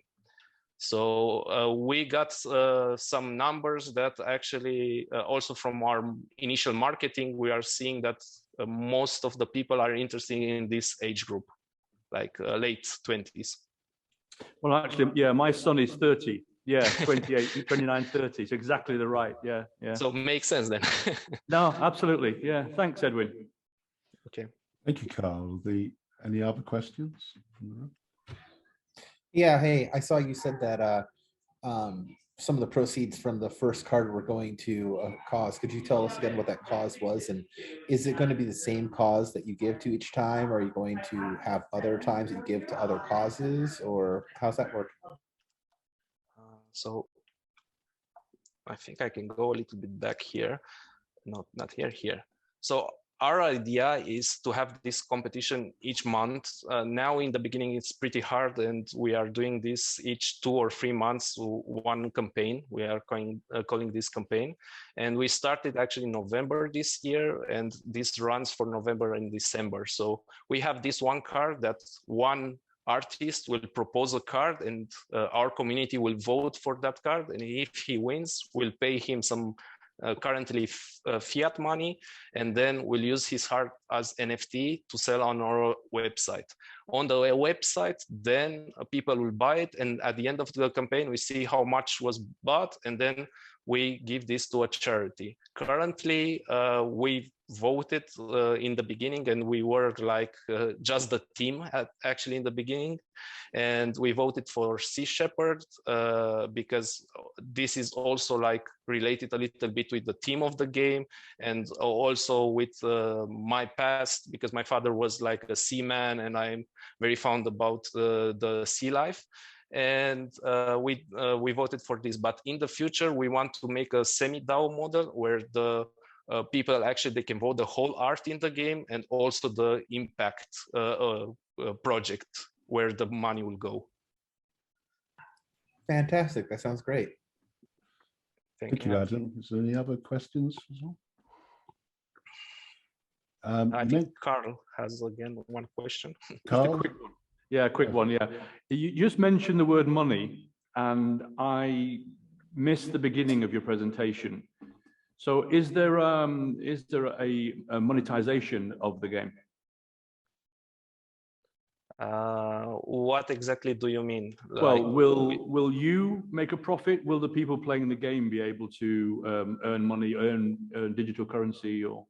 So our game will be free to play, and you can play actually with the standard cards. I mean, here are a little bit too low to see them, but we'll have also like cards like these ones. So the standard card is this great one here, and these other colorful are usually you have to pay for them. The difference between these cards, like in terms of performance, it's none. It's just aesthetics. So you'll pay only if you like the card as a aesthetic, then you pay for the card, and this is how we hope to make our money. And later also from the token that will have the WOOP token. And did you say these cards are NFTs? Yes. Okay, that's clear. Thank you, Edwin. Thank you, Carl. You talked briefly about the governance token, Edwin, and you said that it can't be bought up front. You have to earn the governance token in game. Exactly. Could you just say a bit more about that, how you would do that? So it's just basically you will play the game, and in the end of the game, you may here be rewarded with this token. We'll have an algorithm, will not give every time this token, will depends on how much you play, the level, and the algorithm is not yet set, so I cannot say that much about it. But the idea is that you'll play the game, and sometimes this will be dropped. And the second one, it's like the artists. They will also, we can give them like, if they want a proposal for their art, we can give them also like a part of the WOOP tokens, because for us it makes sense, because the artists maybe know the most about art and makes sense to vote then later on also other artists. So the governance token grants some benefits to the artists potentially. So the governance token, in our case, it's not a complete governance token over the whole game. It's just for the art and the game direction, gameplay, let's say like that. Okay, thanks for that. Any other questions? So, Anthony. So first of all, it's a great project, great presentation. I really like it. I was just wondering, it seems like to me that video games can sometimes be really expensive to develop. Do you have plans outside of, Catalyst funding? Is it all going to be self-funded, or are you going to raise money, privately, or for some of it? Or so for now, we are hoping for Catalyst just for the MVP. With the MVP, then we can go further to a VC and try to get more funds. That's our thinking right now. Plus, we have the NFTs right now. And this is also second income. We already are selling some NFTs, and besides that, next year we'll have the token sale, and we'll hope also maybe from the token sale to get some money to fund the game. Okay, thank you. Thank you for the question, Anthony. Are there any other questions at all?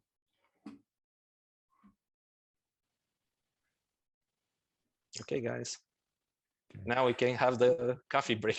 We could have a coffee break.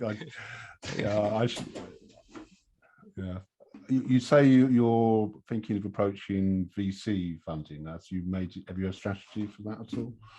Or... No, not at all. Because for now, as I told you, we are focusing on the MVP.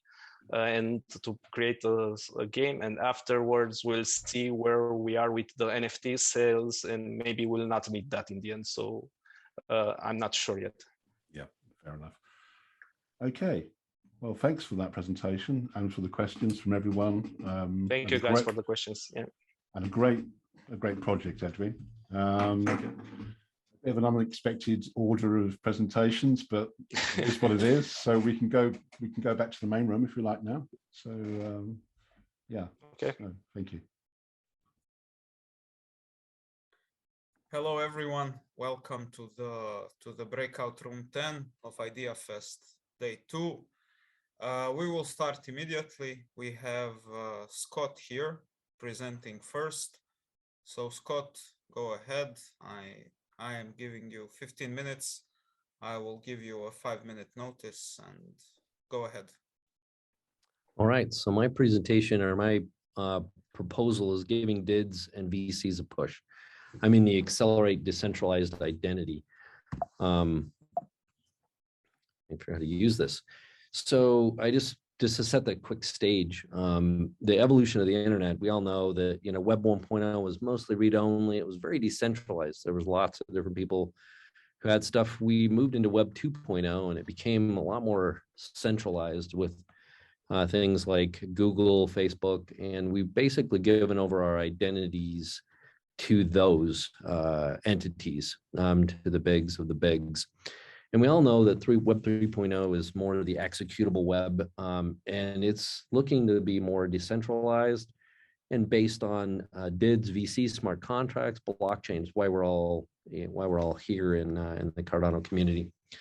So I want to just kind of give people a quick imagine if, right, a future where anyone can buy a piece of Manhattan, or anyone can get a loan for their business, and everyone is free from middlemen that we have today. And that is what Web 3.0 promises. But we have a chicken and egg problem. We need DIDs and VCs in order to really accomplish this Web 3.0 capability. And but governments and institutions are not really thinking about this stuff. And so therefore, a lot of us, we can't really get DIDs and VCs. We can't do digital identity on the internet or in that Web 3.0 yet. And so the history of DIDs and VCs, the ideas came back way before this, but way before 2015 actually, started with early on in the internet. But the internet the identity was forgotten in the internet. And in about 2015, some ideas came along where the DID spec and the verifiable credential spec started really taking shape. 2017, some working groups were formed. 2019, some standards work started happening. And in 2021, we got some DID specs and proposed recommendations. But where's the adoption? When are governments and institutions going to be able to do this? And this is what our proposal aims to do, is that Web 3.0 is poised and ready to go. The cars are on the track. They're waiting for the starting line, but we just have to get this thing started. And when you really get down to it and you start talking to people who are doing new and exciting things in Cardano, they always are using a workaround, and they resort to some non-scalable manual identity verification in order to get this party started, whether it be for loans or for the stuff that we're doing in Africa, the stuff that we're doing in South America, even in the United States and Europe, Australia and like. And so we don't have to wait, is what we're trying to say. Let's make this happen today. And what we're meaning by happening today is, let's not wait for institutions and governments to come to the party. We figure out a way, I think, that where we can make this happen now. And so we realized that we could create a trusted solution that would bridge a gap between governments and institutions that issue the credentials and identification today and make 3.0 happen today. And that is, we can bring education things to this, transcripts, certificates, personal identity. We can be doing things in finance and medical and real estate and business, but excuse me, but these aren't available today. So our idea is this: the solution we have. We studied applications and other ecosystems that bring data from off-chain web services and turn it into trusted data on-chain. We studied reputation-based systems that can be used prior to performance, using prior performance, staking, and other mechanisms to help presentations. To do the work, reputation, excuse me. And then we studied gig economy systems that require people to perform tasks for compensation. And using those concepts, we can bring this to the forefront. Let me just explain what this is. So the process is, a request would come in for a credential or an identity. And depending on what security level are needed, a bid would go out, a smart contract bid would happen. And then the bids would then be evaluated based on reputation and based on staking. So they have some ADA at stake if they were to go against, the norm. Once that is chosen, and bids will be chosen, and they would each independently verify this. They would enter that information into a verification contract. If they were to all agree, they would all participate equally in the gains that would come from that. If one of them happened to be not in quorum with the others, they would be punished either because they're not capable or because they're maybe a bad actor. And then that VC could be created, and VC or DID, for that matter, could be created and handed to the holder, which they could then do with it as they needed to, whether it be a background check, whether it be something about a property, whether it be their university transcripts. Hey, Scott, All right. just sorry to interrupt. 6 minutes and 50 seconds you already spent. So okay, I'm done. So just a heads up. Yep, perfect. So this one, the campaign timeline, what we're really proposing in this proposal, the good basis for every single system is essentially a trust framework, which outlines what you're going to do. And then a governance framework is how you're going to do it. And so we're proposing that we build a trust framework and a governance framework that we could bring cryptographers and technical writers to the table to build these documents so that we, in subsequent proposals, we could begin the development and testing of this capability. I think one of the things we had some comments on is that, you know, we didn't give enough information about who we are. We have 25 years of software development experience. We're in banking, telecom, finance. We have worked for places like Wells Fargo Bank, Choice Hotels. We've been part of the Plutus Pioneers, Tala Prism Pioneers. We're members of the Trust Over IP Foundation, Decentralized ID Foundation, and we know languages like Java, Swift, Kotlin, Haskell, and Scala. And we're ready to hear what you guys think. Thank you very much, Scott. Definitely an interesting presentation. Okay, do we have any questions? You guys can, okay, Matthias has his hand up. Go ahead, Matthias. All right. Yeah, thank you very much. Good morning. Where does Atala Prism come into all of this? Atala Prism is the framework that the Cardano group, the Cardano organization ecosystem has put together to create decentralized identifiers, DIDs, and verifiable credentials, and a way for them to be able to be put on the Cardano blockchain as well as be verified. So it's the framework that's been chosen and developed by the Cardano group. So that's the solution that you'll be using then? Correct. Yep. Okay. Yep. Yeah. Great. Okay, go ahead, Lance. Thank you, Matthias. Hey, Scott, thank you so much for the presentation. You mentioned that you guys reviewed several projects. I'm just interested in like identity projects that you might have reviewed and that I can also take a look at for my stuff. Yeah, so a lot of the others are on chains like Hyperledger and those sorts of things, and they're not really available for us to use in the same way that you would be able to use those. But I think the ones that we looked at, there's ecosystems that bring untrusted data onto chains. You know, the biggest one, and one that will be coming to Cardano as well, is Chainlink. His name is Chainlink, so that's one that I would take a look at. There are a few implementations in a company called Evernym.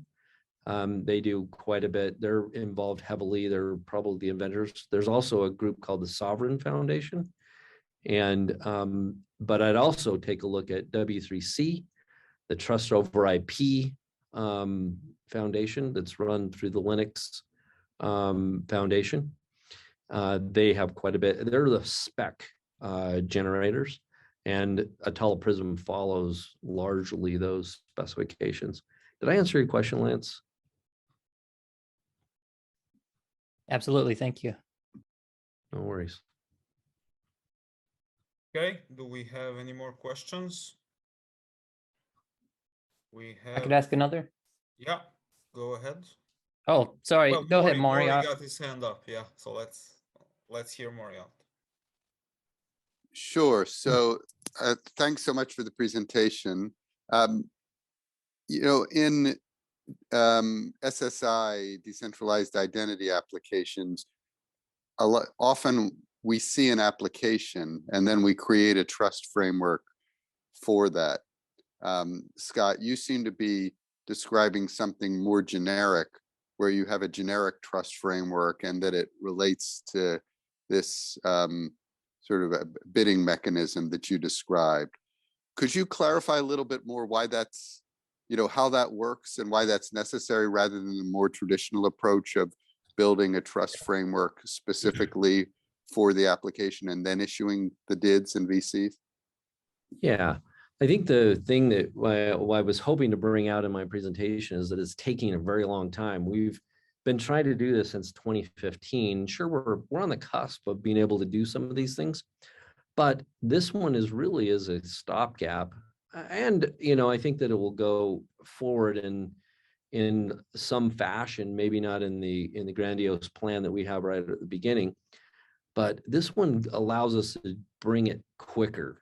And so I'm doing other projects, and I'm always, the first thing I run into is that, oh yeah, I don't have a way to bring a credential for an appraiser of a home into the ecosystem. And so what I can do is I can wait for my state to come on board and, get that credential set for me. But I mean, I need it now, and I don't have 5 years to wait, or another 5 years to wait for this to happen. So this is meant to be, how do we jumpstart this? How do we get this going?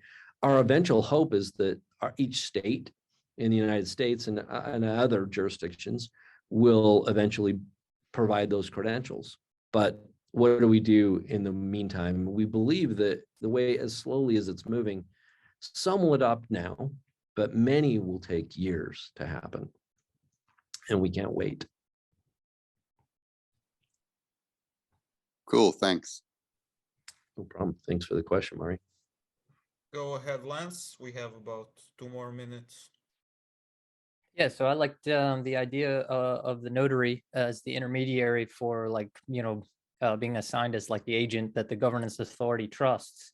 I was just wondering, that notary, are you considering that like the traditional notary, like, we have in the US, or is it some kind of new,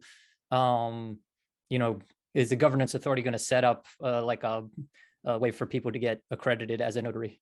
Yeah, so it's basically analogous to what we're doing, as you would expect here in the United States and other jurisdictions. It's very similar in other jurisdictions. It's just that, they aren't available in digital world yet. But yes, very analogous.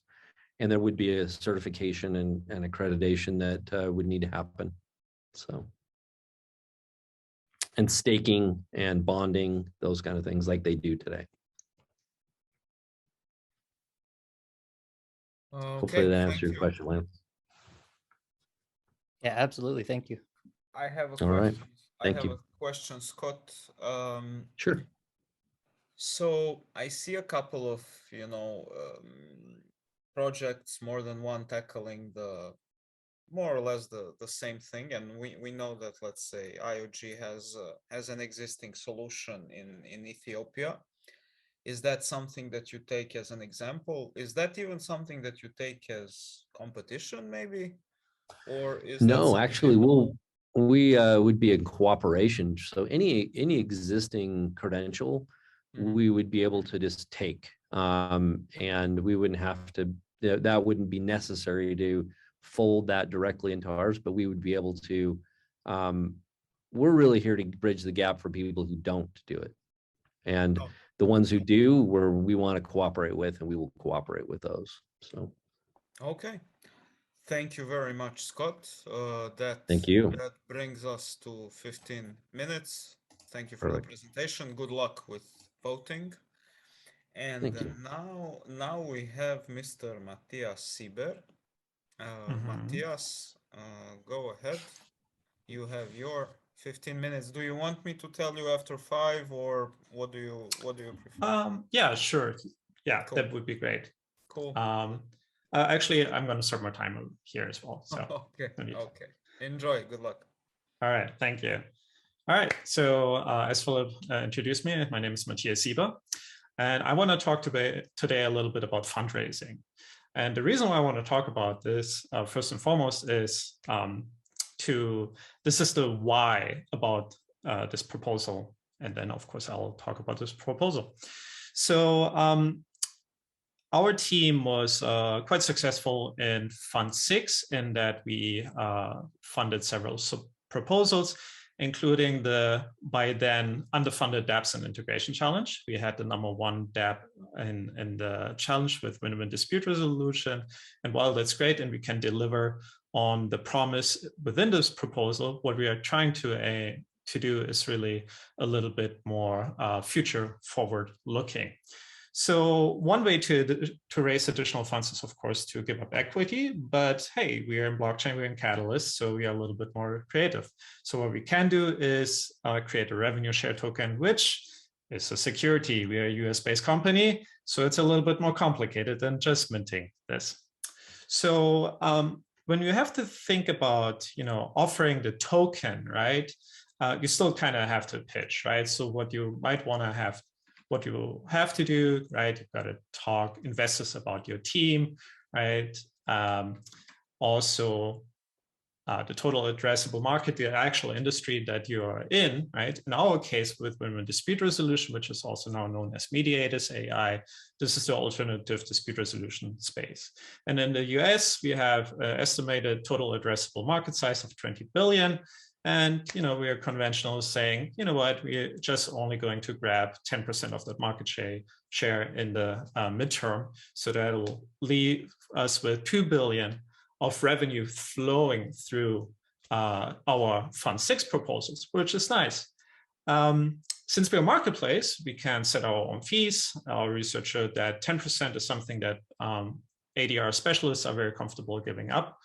And so we collect 200 million in yearly revenue, but in order to really grow to this number, right, we need to raise those funds. So we say, okay, how can we incentivize investors giving the revenue share tokens? So 10% of our revenue, as an example, we will pass down to token holders, which will leave us at 20 million US dollars worth of ADA in payouts to token holders.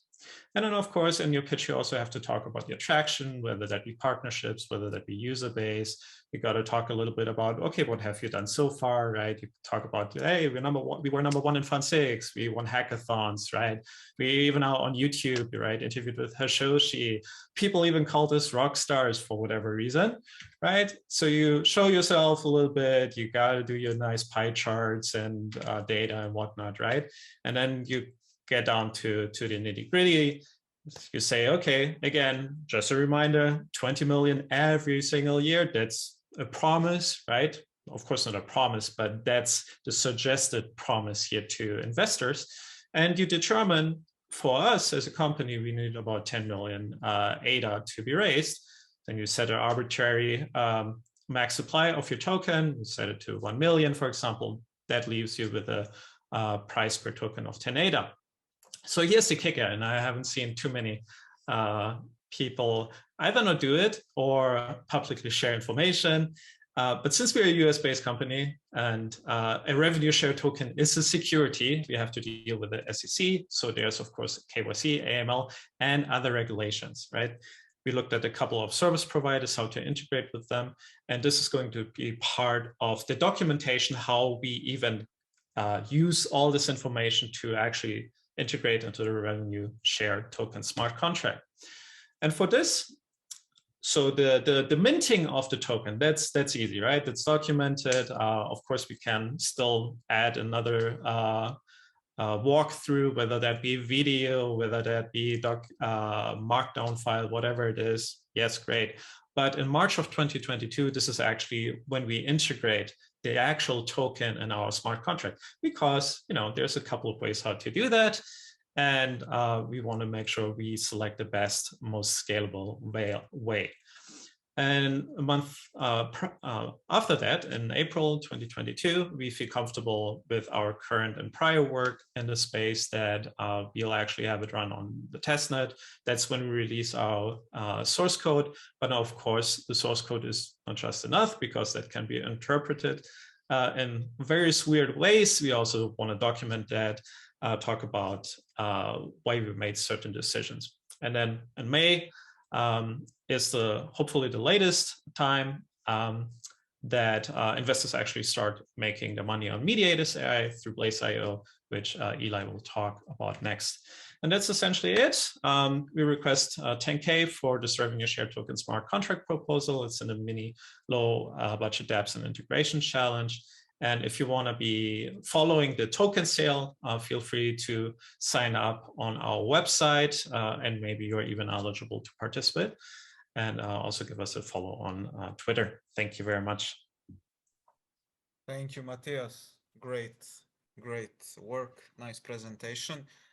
I'm gonna abuse my position and ask the first question here. Hope no one minds. You know, this, of course, you know, utility security tokens are always a big deal in the world, and, you know, lawsuits and whatever. So can you tell us, maybe from your perspective, you went straight into, okay, it's a security, undoubtedly it's a security, no doubt about it. So what is required for issuance of a security within SEC regulations in the US? Can you tell us that? Well, I want to preface that with, I'm not a securities lawyer. We have had many conversations with various lawyers, including securities lawyers that actually worked for the SEC.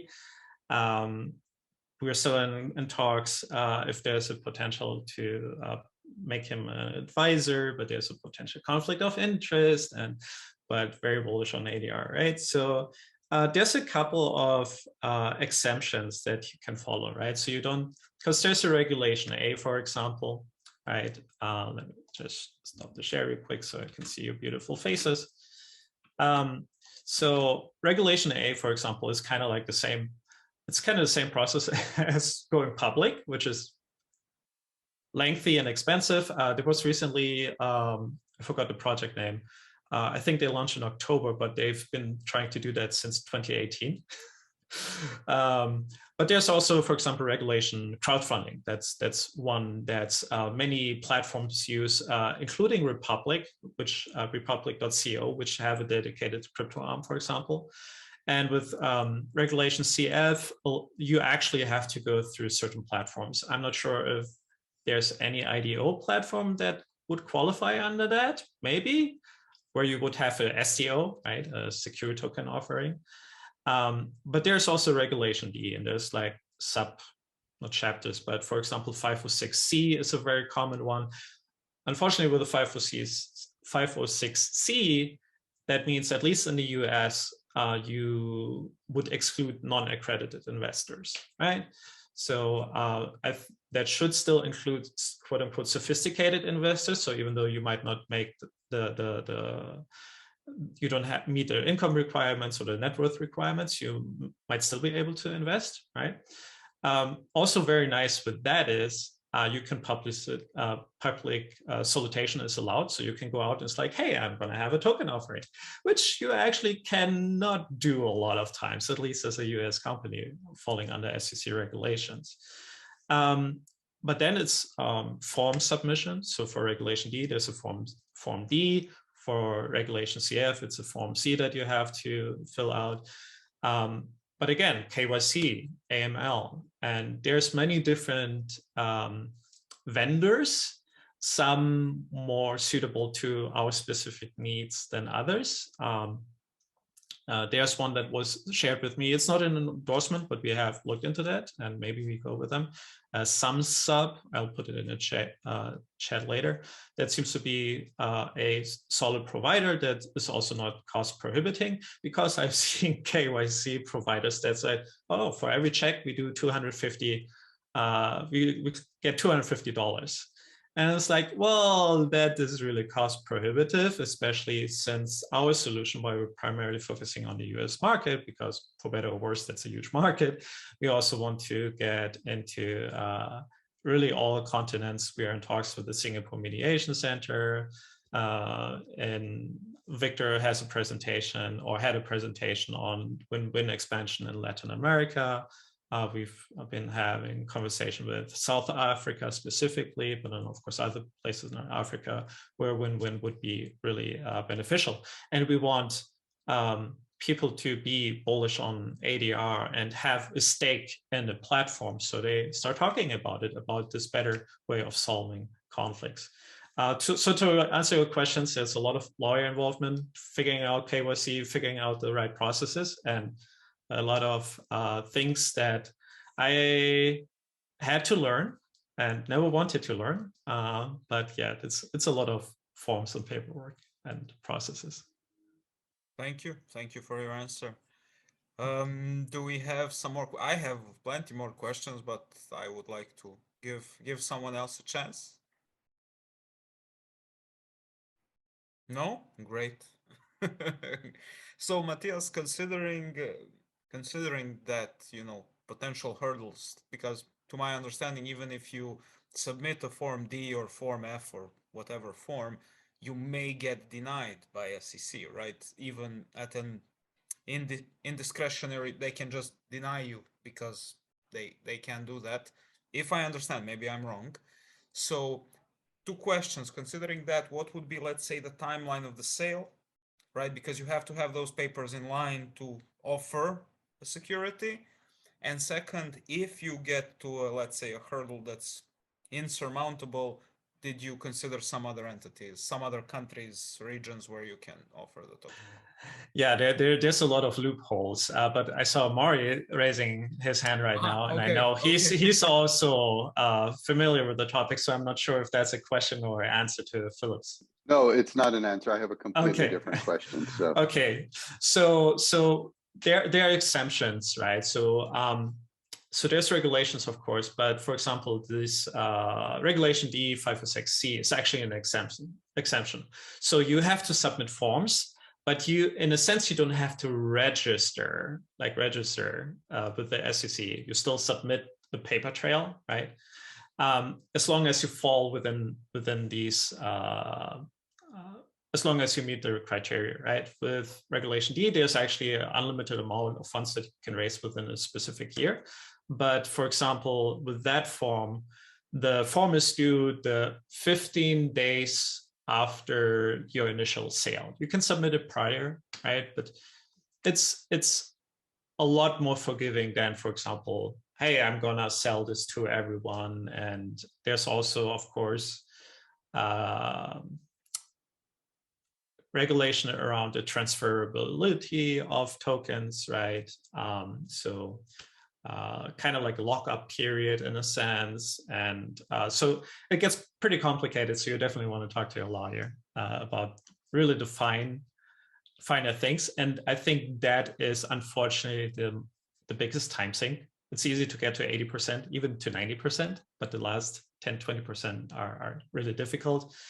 And we've been working on this for a couple of months, but end of year in the US is kind of a crazy time to get anything done. Okay, thank you. Maury, go ahead, please. Sorry if I stole your time. Oh, no, not at all. This is a bit off to the side, Matthias, but I was looking at your proposal and you were saying the transaction fees are a big driver of the mechanics of your revenue share contract. Mm-hmm. And just looking where Cardano sits, the scientific approach to development that Cardano has taken, I think puts us in a good position.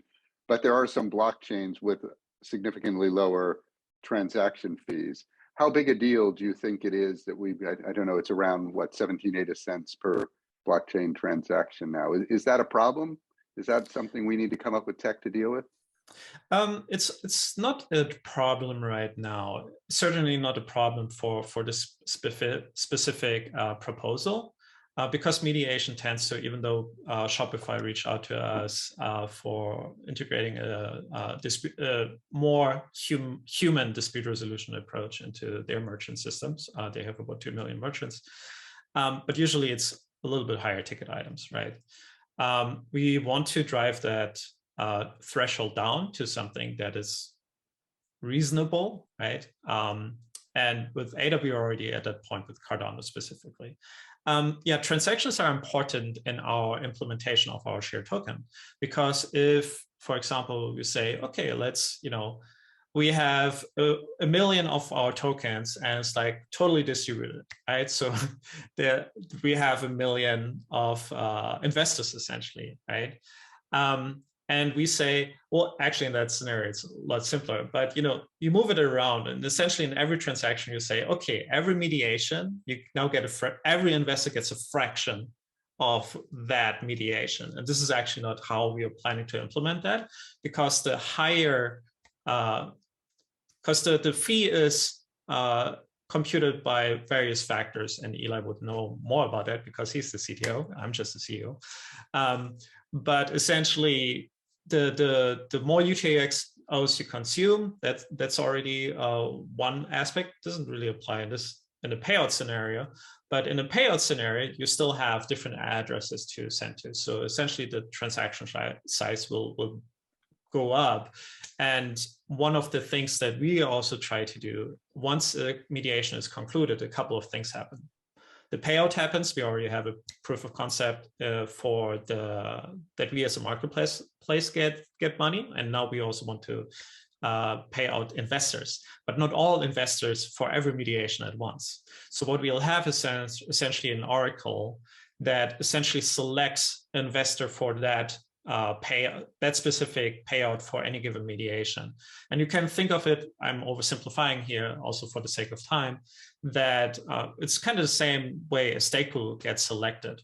The more ADA you have through delegators, the more likely you'll be picked as a producer of a block. Sorry, you mint the block, right? And kind of that evens out over time, right? So you have, let's say, 10% of all ADA delegated. That would be phenomenal. No, that would be way too much. That's not phenomenal. That's bad. Let's say you have 1% delegated, right? So over time, that would be what, 450 million ADA or something like that, crazy like that, right? Over time, so you have 1%. So staking rewards over time will be roughly about 1%, and the same kind of mechanics will be at play for the payout of the revenue to share token holders. Thank you, Matthias. Thank you, Maury, for the question. Thank you. Okay, we have Eli coming up next, and if I understand correctly, Eli and Matthias work together, and Blace is very much interconnected with Mediator AI and Win-Win and all of that. So very nice that you guys are together. Eli, please go ahead.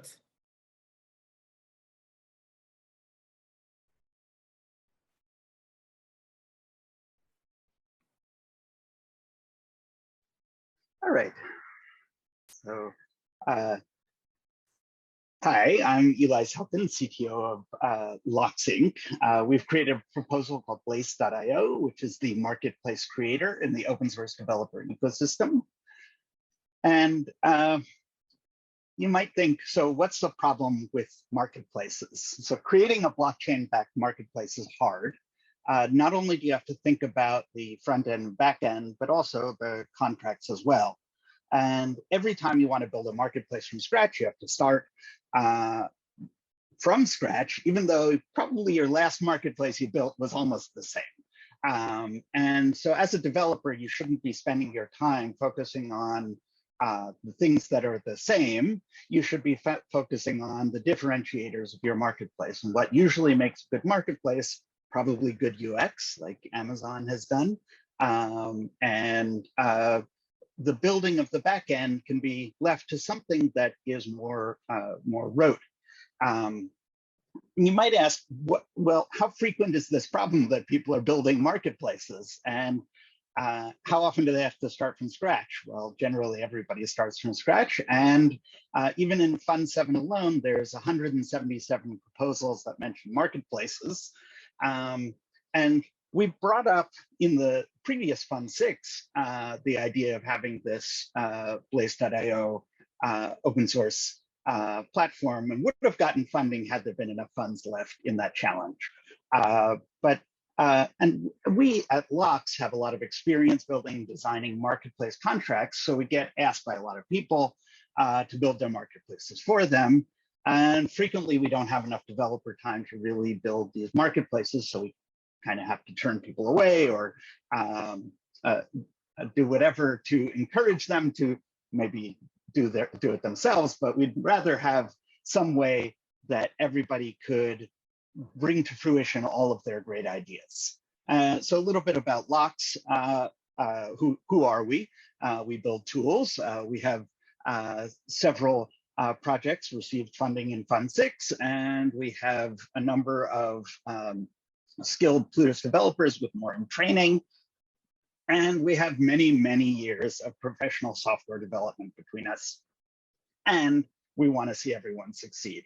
As part of the proposal for our mediators.ai is really the benefit to society and marketplaces that really can benefit the greater good.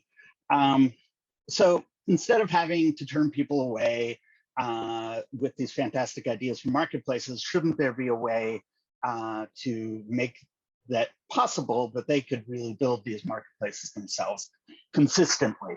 And so we envision the solution to this to be a CLI tool that generates reliable contracts built to your specifications.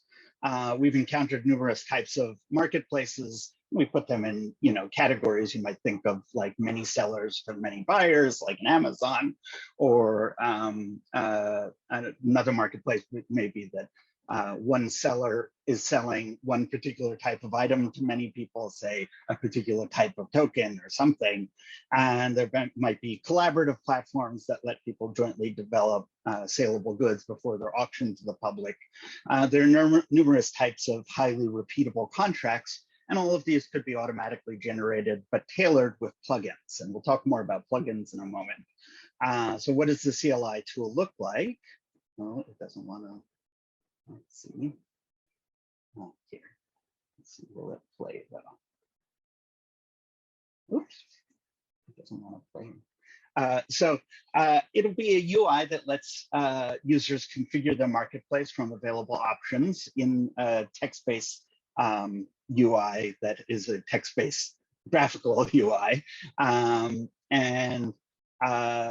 They'll be able to describe the marketplace, select native tokens for transactions, but also configure which plugins suit the needs for their business. The value of using an open source model for this software is that we can build, or we can start off building the core functionality and build this scalability option for including plugins. And that we and the community can keep developing plugins that support more systems and interactions. And there are numerous platforms that the community can build. So some of the core functionality, authorization certificates, currency conversion, fee collection and service, like we talked about before, like all the fees, identity management, payment, etc. And you could read more about these on the Idea Scale proposal page. And what can these plugins do that the community can build? Well, they can replace generic portions of contracts, add endpoints, do things that might change between contracts that have different fee structures, make refunds possible, enforce DIDs differently, endless possibilities. And the plugins themselves will have to operate on a fixed scheme of interoperability between sort of the core functions and the plugin ecosystem. And so when will we open source the code? That's generally the question about, some more private company doing something that will be open source. Well, we will open source the code once the first marketplace launches using the CLI, because we want to make sure that it actually works. And so the roadmap would be January, making sure our requirements in research and architecture are up to our standards some more. Prototype the smart contracts in February. MVP launches in March 2022. Hopefully April 2022 open source the code. So I'll stop there and take your questions. Thank you very much, Eli. Okay, do we have questions? I see that Matthias shared the link of the video that Eli just wanted to play. Yeah. Okay. If we don't have questions, I'll ask the first one. I love the the idea of open source, of course, and I love the idea that you're waiting for the first one to really work until you open source it, and not let the rest of us trying to freeload and shoot ourselves. So that's nice. But about this, CLI interface, I mean, I understand that, let's say, having a graphical interface maybe not the highest priority right in the beginning, but what would you say, let's say, to someone who doesn't even, let's say, who doesn't have a full node installed? Is it a requirement to have a full node? Is it a requirement to have Linux? Let's say someone who is not that techy and just wants to build a marketplace, how open is it really to them? And maybe they just need some basic help from some kind of a dev just to set it up. So actually using the CLI and building the contracts and stuff like that doesn't require a node or anything like that. That just requires you to probably have the CLI and probably a Haskell install, but maybe not even that, because it's it's going to be precompiled. But the options for building your system can be any type of system. Actually deploying marketplaces is a different beast, because you still need your Plutus application backend or whatever system. You need the node that's connecting that. You need the wallet server that's connecting the integrations for wallets, and you gotta bring that together with your contract. So your contract's got to be loaded into the PAB, and so you've got to be somewhat familiar with how to run services. And so there is a curve for people learning, but in order to develop the contracts, and maybe if you want to have a local PAB instance or something running just to test contracts, you can do that with the most recent like Plutus apps installation and stuff like that. But it does require significant time. I am hosting a periodically updated chain index database, so people can just download that rather than having to do the chain index from scratch. But that's neither here nor there. That's just helpful. Okay, thank you. No, I just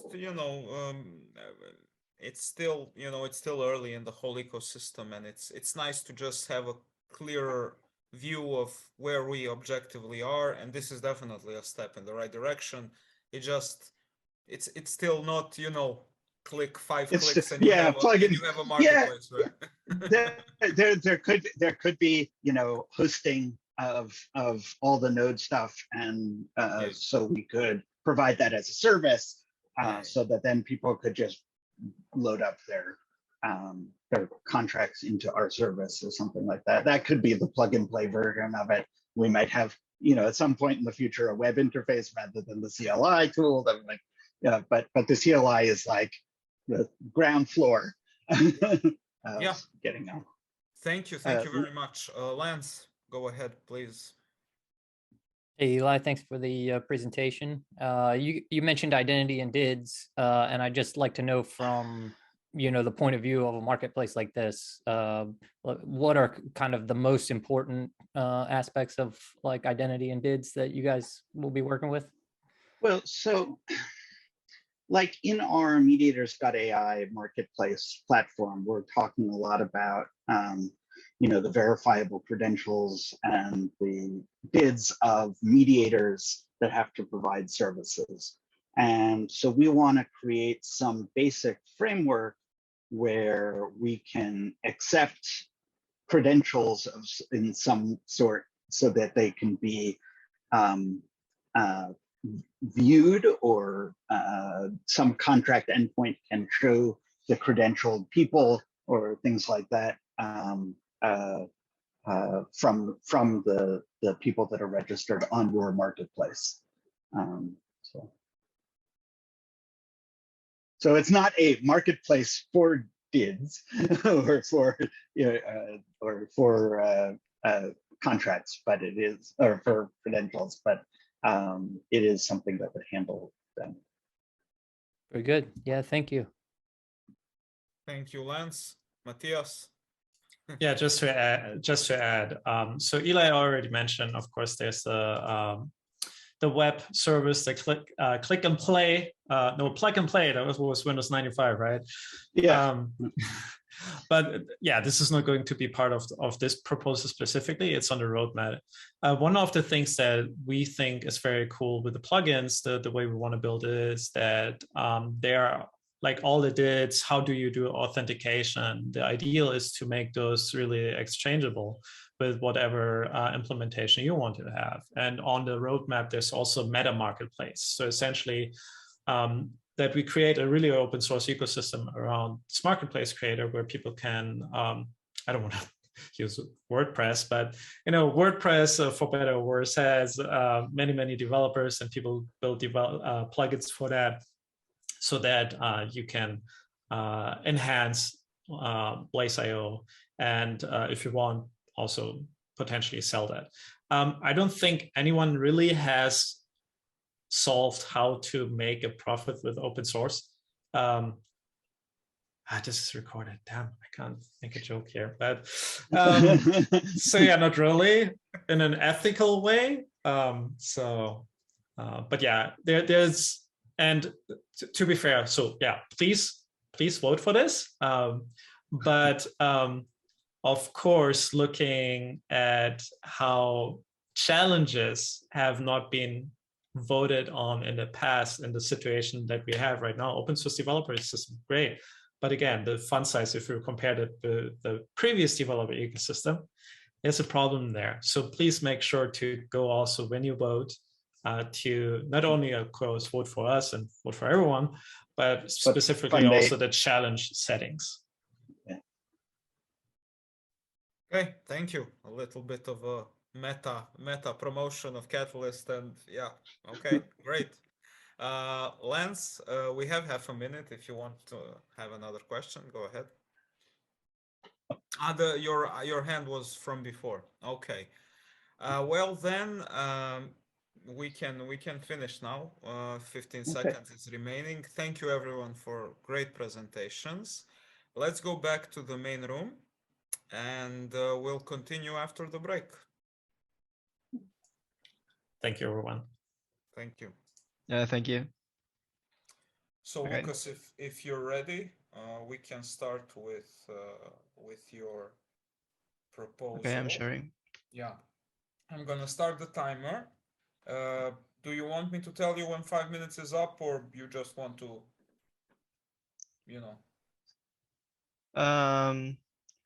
Yeah, sure. Sorry, I just loaded up Discord to chat with Rolo to see if he's joining. Okay, yeah. Well, thank you for that. Okay, I'll write in the chat when 5 minutes is up, and feel free to start. Okay, can you see the screen? It's loading.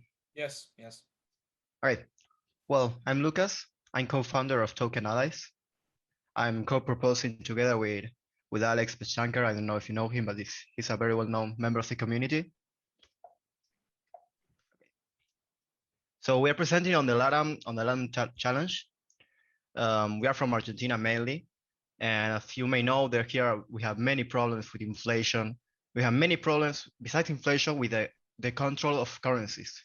Here in Argentina, for example, it's very hard to actually get access to the US dollar. And that's why crypto is growing so quickly here. In Latam, we have some of the biggest country in crypto per citizen. And yeah, what's our goal? We want to take democratization to the crowdfunding space while we do it in a more trusted, secure, and easy way. That's what we have right now. Okay, and how are we doing this?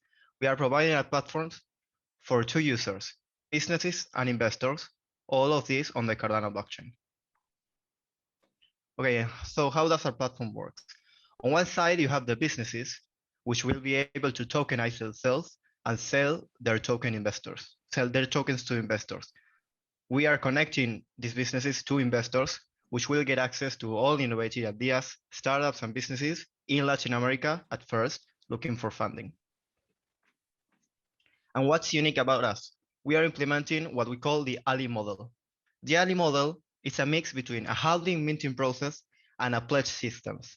So once a business joins our platform, they get to set the initial price they're selling the tokens for, but they have to set their minting halving cycle.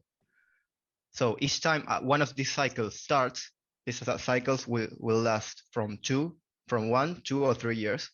Each time a cycle starts, they will be able to sell 50% of the remaining supply. So it will kind of work like the halving system of Bitcoin. And why are we doing this? Because this will allow a continuous funding system through time. It won't be just like the traditional way of crowdfunding, a one-time funding. This will allow a continuous source of income through time. And what are we doing? We are combining this with a pledge system. 10% of the money funded will go to a pledge pool owned by the business, but it will be locked in a vesting period depending on the halving cycle they choose. This will give extra security for investors because businesses will be more incentivized to stay on the platform. And this will also, on the halving, will benefit businesses because they could get a continuous source of income. So what's our short-term 22 roadmap? We got really great feedback on the 7 results. So we are really excited of what we can do in the future. We are really looking into developing a platform without the funds. We already started with a prototype, which we share on the Catalyst proposal. And yeah, we aim at delivering our first MVP and doing our coin offering on Q1 2022. And then in Q2, we intend on increasing the features and actually scaling our platform once we prove our model, right? Because as you know, iteration is key and the product is never finished. We intend of actually scaling and going outside crypto and talking with new businesses and bringing all businesses from Latam to this way of crowdfunding. Then on Q3, we intend on implementing a voting system. Why? Because besides being a company, we are on aim with Cardano's decentralized vision, and we intend our platform to work this way. So we are asking for $25,000. Most of those will go to hiring 2 main developers for 3 months to develop our MVP. Then the extra will go to mainly server costs, legal service, and marketing. So what are our KPIs? We intend on our first MVP by March 2022 and showing our prototype by January 2022. And we also intend on having our development team ready by next month as well. Based on outcomes, we are looking into having at least 2 businesses on board by Q2 2022. And by Q3, having at least 2 of them funded and already working. We are also on the investor side. We are looking at having at least 50 investors by Q2. So how do I address the challenge objectives on the Latam challenge? All deposits will be made on ADA, and we will promote ADA holders to invest in new Latam businesses. Maybe they could be outside crypto. As a consequence, many businesses will become ADA holders, and we will incentivize them holding ADA. So yeah, that's all. I would love to hear your questions. Thank you very much, Lucas, for your presentation. I will take the first question again. Basically, very similar to what I asked Matthias in the previous round. What about regulation? You know, because it's obviously, you know, investors that are investing in these projects are, you know, expecting a return on income. It's a crowdfunding way. You know, everything is good, but how do we? I mean, do you as a platform consider, you know, regulations, or do you just leave that for each project individually? Well, each project would work individually. Of course, the first thing we did when we started the project was to contact many lawyers. We already have one big one here on crypto in Argentina, and we are already working with another one in Europe. Probably the main thing that you asked before and was a really good question was about what about the US. It's a big market, and yeah, but what we aim to do is actually deliver as a service. Each project could be different. For example, you could have a business that wants to sell part of their business as token. That will be a security, for example. But maybe we are already talking with some people. Maybe you have a business that wants to tokenize a product, or maybe they want to tokenize another thing. So it wouldn't work the same for both of them. That answers your question. But would you have like some kind of a framework where you can guarantee what is a security and what is not, right? Because that's, I mean, of course, in the case of SEC, that's always left to the interpretation of them, and every country has different things. But like, do we somehow have a way to say, okay, this is definitely not a security, right? Maybe it's too big of a question for your project. I'm just asking if you consider it, you know. Yeah, I think that's a question for the whole crypto industry, right? Because if someone here could answer that question properly, I think he will be everywhere, you know. Yeah, the thing is, in many countries here in Argentina, where we are at least starting working on, there are many ways to go about registering a security. You can do it, but yeah, you have countries like the US, for example.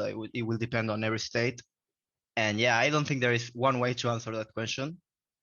But yeah, if you want clarity, there are workarounds about most of those regulations and things. We intend, and that's one of our main vision, is to be transparent as possible. Actually, there was one possibility of actually registering the business in Wyoming. That's something we will decide on the future. But yeah, I don't think that you can answer that question for all countries or all regulation. Okay, thank you, Lucas. Yoram, you had a hand up. Yeah, hi Lucas. First of all, great idea. I know Argentina very well. I'm married to an Argentinian, so I know the challenges there. Right.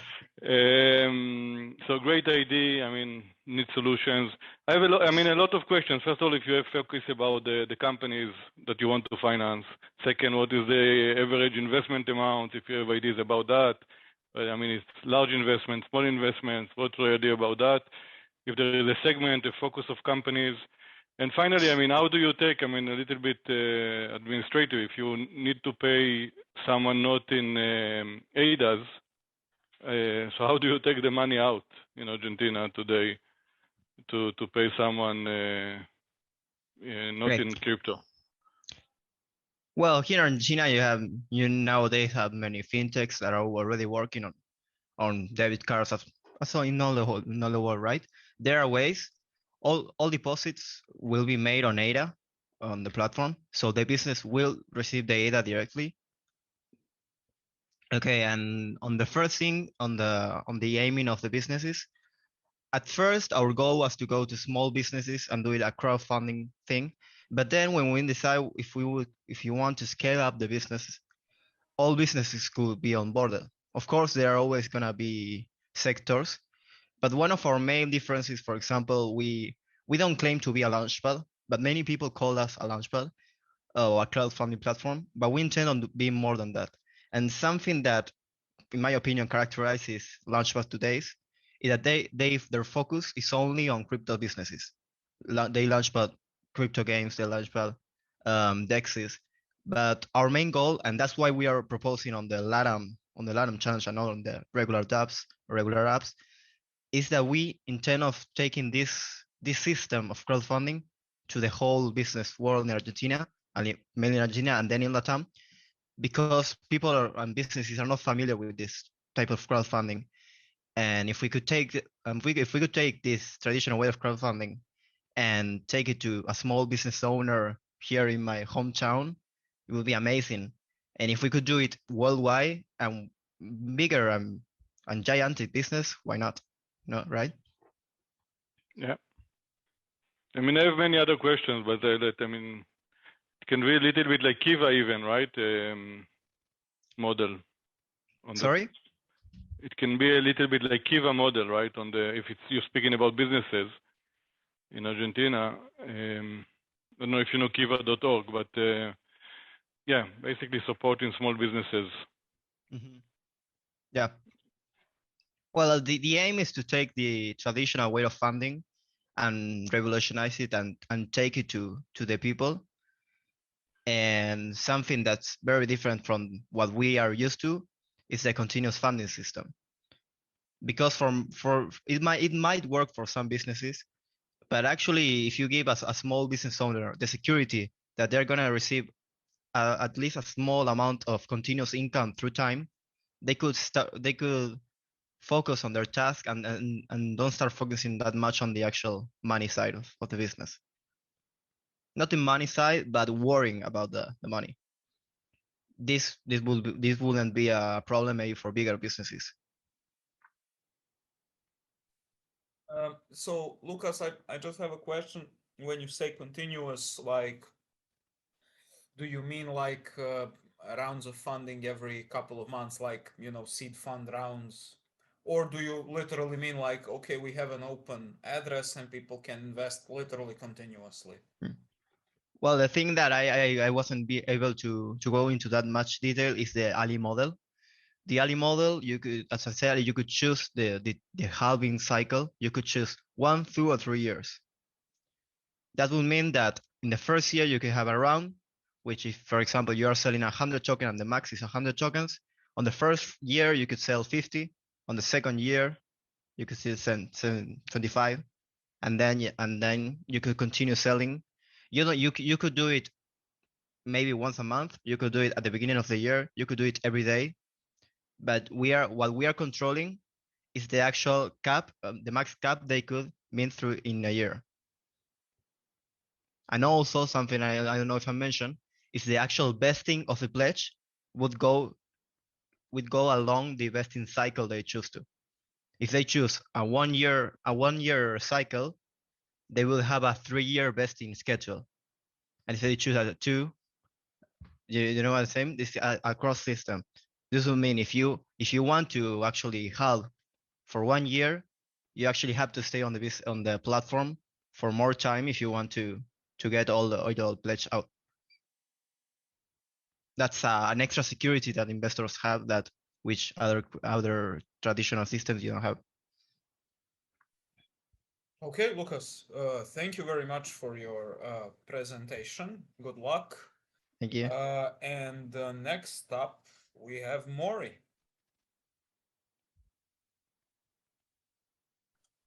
Thanks, Philip. Let me share my screen. Oops.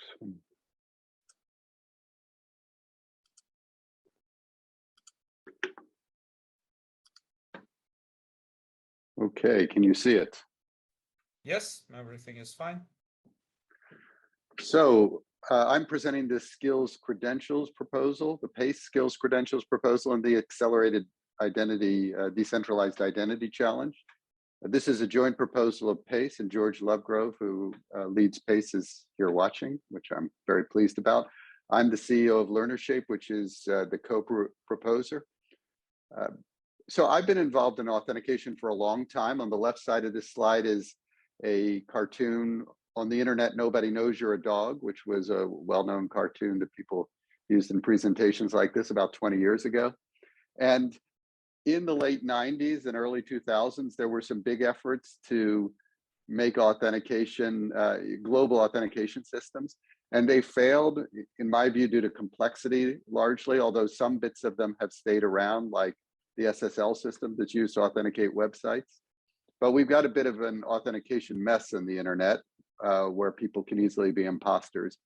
And I just see a huge opportunity with self-sovereign identification, blockchain-based authentication, and Cardano's a leader on this now with the Atala Prism SDK and the surrounding applications that are developing.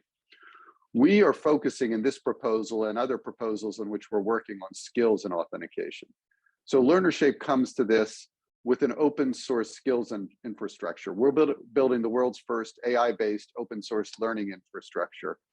And I won't go into the details of what that means, but basically it's a set of cloud-based microservices to deliver learning applications. You can find some of our open source code on GitHub. In Project Catalyst, in Fund 6, there were two proposals funded that are relevant to this. One is our Universal Skills Authentication Protocol, which is a protocol to do, you can think of it as a universal CV. You can set out all your skills, and then you can have a third party authenticate any one or multiple of those skills. It's built on top of Atala Prism. We're building it now. And this proposal that I'm here to talk about today will be the first pilot of that protocol. PACE was funded for the credentials proposal, which was to develop initial use cases for credentials in the Catalyst and Cardano community. And in Fund 7, PACE has two credentials related proposals, this one and another community credentials part 2 proposal, which is also in the accelerated decentralized identity challenge. So this proposal, what we're proposing to do is it's project-based learning. So we have the skills to do this in PACE and LearnerShape, but we're not planning to do it ourselves. We will be there to coach, but we're planning to recruit contributors from the community. Then those communities will get together and vote on a skill to be assessed. It will be one skill that we'll choose. Some early contenders are Haskell programming, Plutus programming, Atala Prism, but we haven't taken a decision yet. That will be part of the project. Then we will adapt the LearnerShape skills authentication proposal and application to authenticate that selected skill. In order to govern authentication of that skill, we have to come up with a governance framework, which will say what you need to do to get accredited for this. We want to keep it simple. As I said, both I and George have a strong perspective that simplicity is what's going to win here. And my experience has been that complexity makes authentication fail. Once we've built the app and protocol, modified the app for this, built a governance framework, we're going to put it live so the community can use it. We'll enable verification likely on the projectcatalyst.org website, but possibly elsewhere. So invite people to get involved. As I said, it's a project-based learning exercise. You can get involved, you can learn about our protocols and skills and get paid. We're planning to devote most of the budget for this, which is just under $25,000, to the contributors who come forward to participate in the proposal. We'd love people to reach out to talk to us about the proposal, both getting involved or with any other comments. We're on Ideas Scale, obviously, and we've included our Discord handles here. And please also vote for us. We're honored to have come out as the top scoring proposal out of the 56 proposals in Accelerate Decentralized Identity with a 4.76 average score. But we won't assume that we'll get voted for. We hope we're going to keep promoting it. And ask you to come in and vote for us. So that's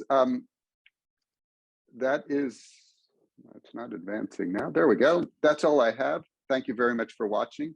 Do you have any questions? Thank you very much, Maury. I like the idea very much, and Newman has his hand up, so let's hear the question. Yeah, I think that I'm a bit confused as exactly what a contributor is. So there's a couple of tasks that we have here. One is well, let me back up in my presentation. Oops, you know what? I've skipped somehow. I've missed parts of my presentation completely, so I'm going to spin through them. I don't know how this happened, but let's go back to this slide, and then I'm going to go through the rest of my presentation. Contributors will do the steps of this, so we'll help pull together the people who will vote on the skill to be assessed. We will have built a protocol to do this. It's going to be likely Python. It will sit on the Kotlin to sit on top of a Prism, but then will likely be in Python and with a Rails front end. So we're going to need people to build that. We have the tech to do that, but we're willing to coach programmers through that. We need people to document the governance framework and build it. So people to do this whole proposal. LearnerShape and PACE will help people through it, but we're interested in making this an exercise on which the contributors do the whole proposal. And something screwed up with my presentation, so I'm going to just go through the rest of it here. I don't know.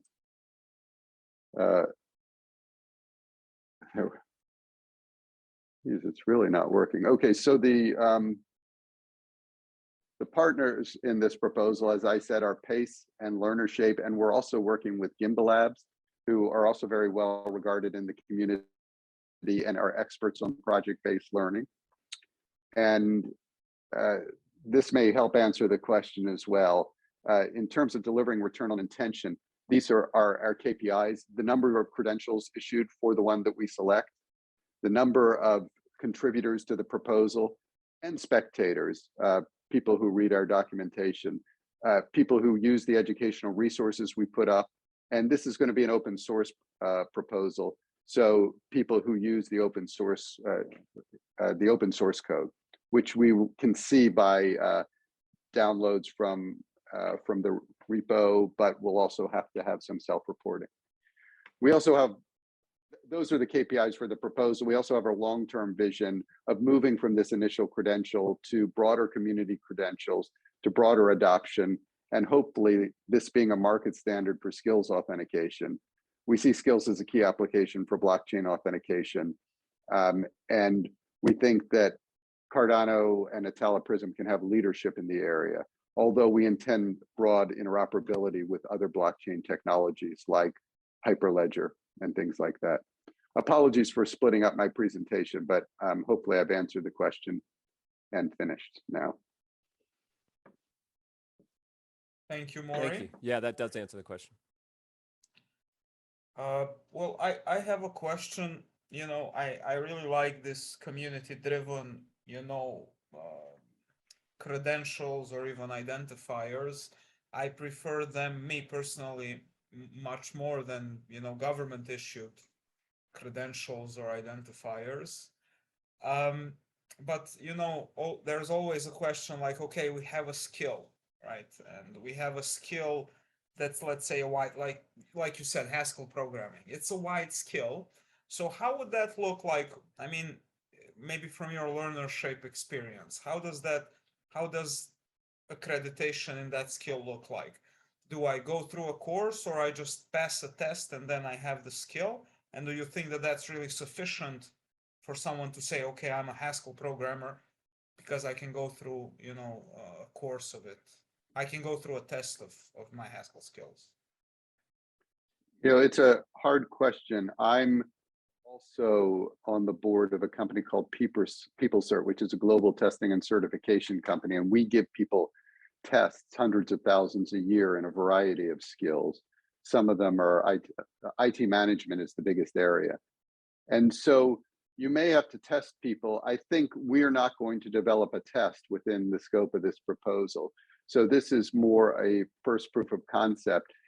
The governance framework step is going to have to answer the question you just asked, Philip. It's going to have to say, what do you need to do to get this certificate that we're going to issue? And at this stage, I mean, if it were Plutus, it could be that you took the Plutus Pioneer program. That doesn't prove anything, but it could, you've at least taken a class. We could have a class plus some attestation by a colleague.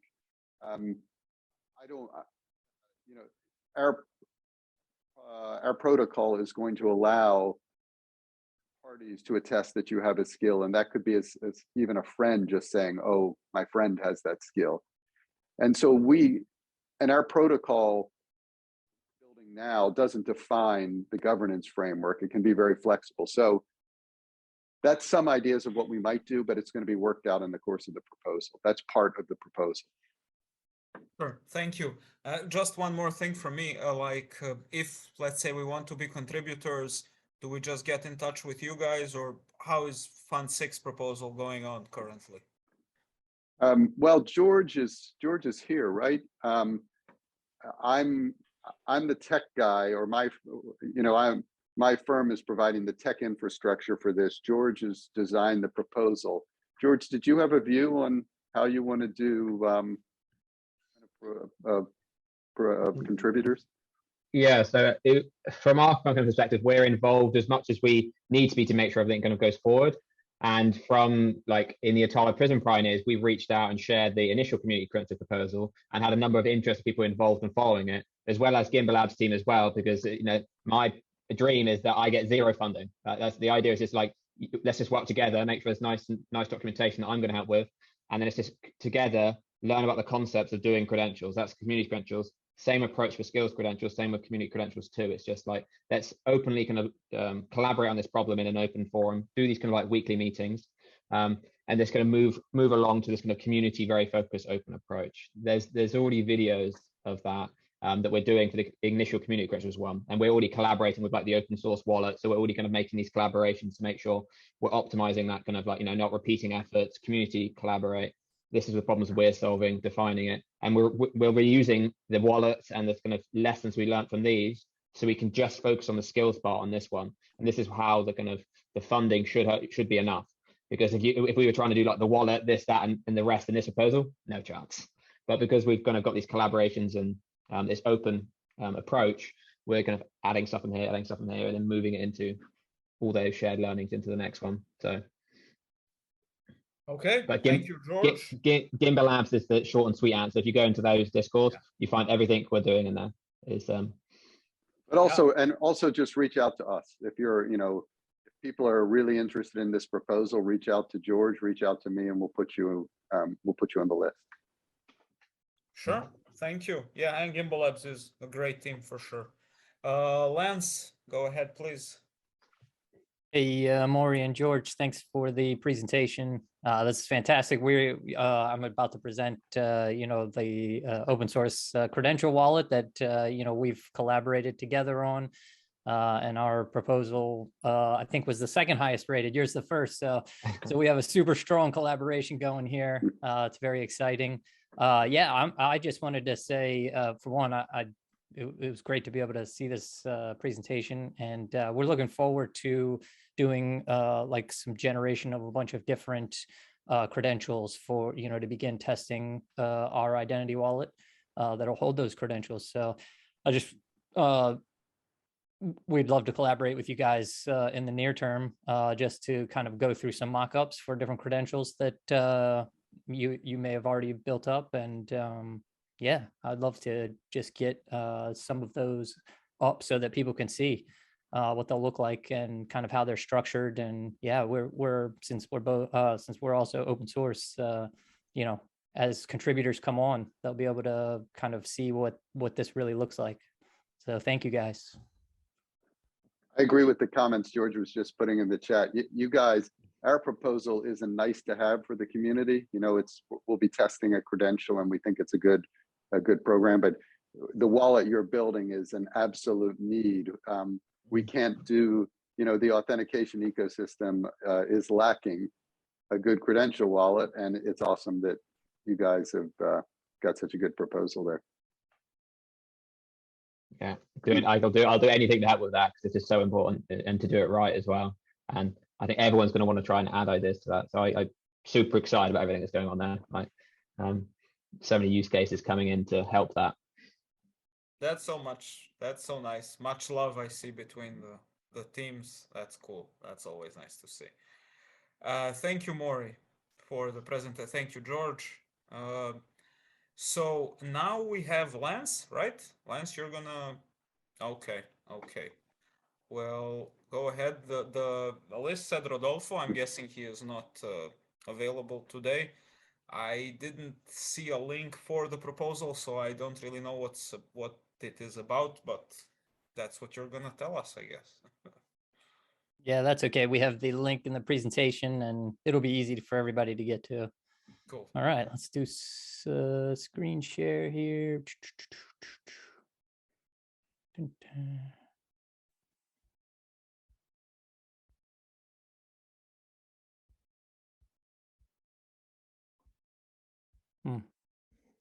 Sorry, I'm being presented with options that I wasn't expecting. Here we go. Okay, hopefully we have the right one here.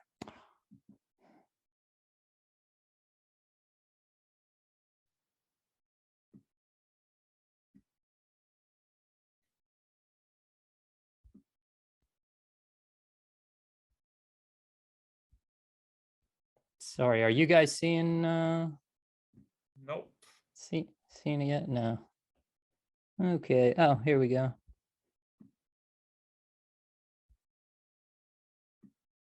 Oh man, this is what I get for. If you press share screen, what happens? Yeah, this is sorry. It was a new laptop. I've got to give permissions to Zoom here. Okay, we can wait a couple of minutes. It's okay. Yeah. You may have to restart Zoom. You may have to Oh, permission and then. Are you using the app or are you using the browser? I'm using the app. Here we go. Let's see here. Yeah, I might have to quit and reopen. Oh, this is a disaster. All right. We'll wait up for you. Come on. Be right back. Break. Yeah. Things may break.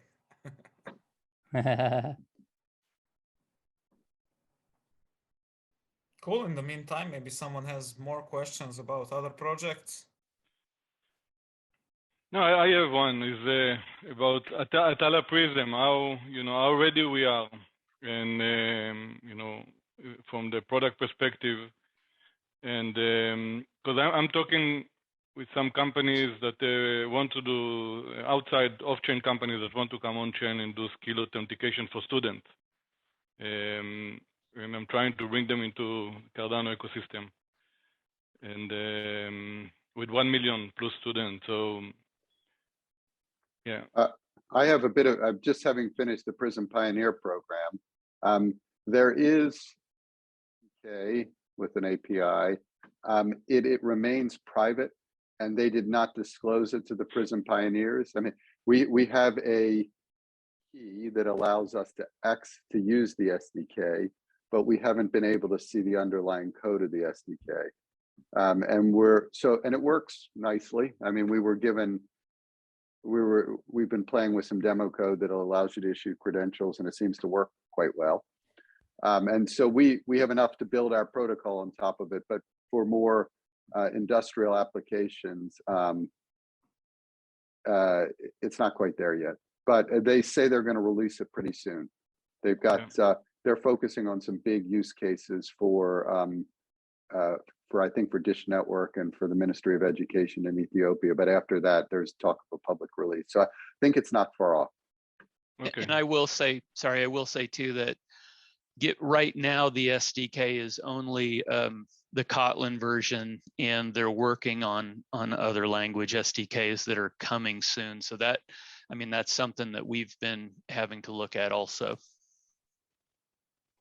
Okay, nice to know. I started at Prism. I still didn't finish it. I'm still on week 2, but yeah, it's nice to hear perspectives about it. But we have Lance back. He's sharing the screen. He's happy. He's not stressed. He's relaxed. So it's gonna be great. So relaxed. You can hear me okay? Yeah, sure. Go ahead. Okay. And all right, let's do it. All right, so welcome. Hello, Catalyst friends. I'm Lance Bird, and this is Roots Wallet. You can find us at rootswallet.com. Our team is 4 software developers who are all IOG Atala Prism Pioneer graduates. Rodolfo Miranda is a Stanford engineer who has delivered open source software to the Catalyst community in previous funds. And next is Butch Clark, who I think you just heard. He's the technical lead for blockchain at Dish and is the technical liaison for the IOG and Dish partnership, which was announced at the 2021 Cardano Summit. And finally, we have Esteban Garcia and myself, Lance Bird. We're Atala Prism Pioneer graduates and software developers. So we have an important opportunity to provide the first open source identity wallet for Cardano. You've heard IOG and the Cardano community highlight the importance of digital identity because it gives us control over our own data, over our own identity. Identity is foundational to property rights and essential in emergent situations like pandemics and so much more. So this identity wallet will be built for individuals whose digital identity is on the Cardano blockchain. You'll be able to store and manage your verifiable credentials, like what we just heard from the PACE team. And we will design the wallet to be cross-platform, starting with Android and expanding to the browser and iOS. Our wallet identities will be secure and decentralized using the Cardano blockchain and IOG's Atala Prism software. It's important to understand that the IOG Atala Prism ecosystem is already underway on Cardano.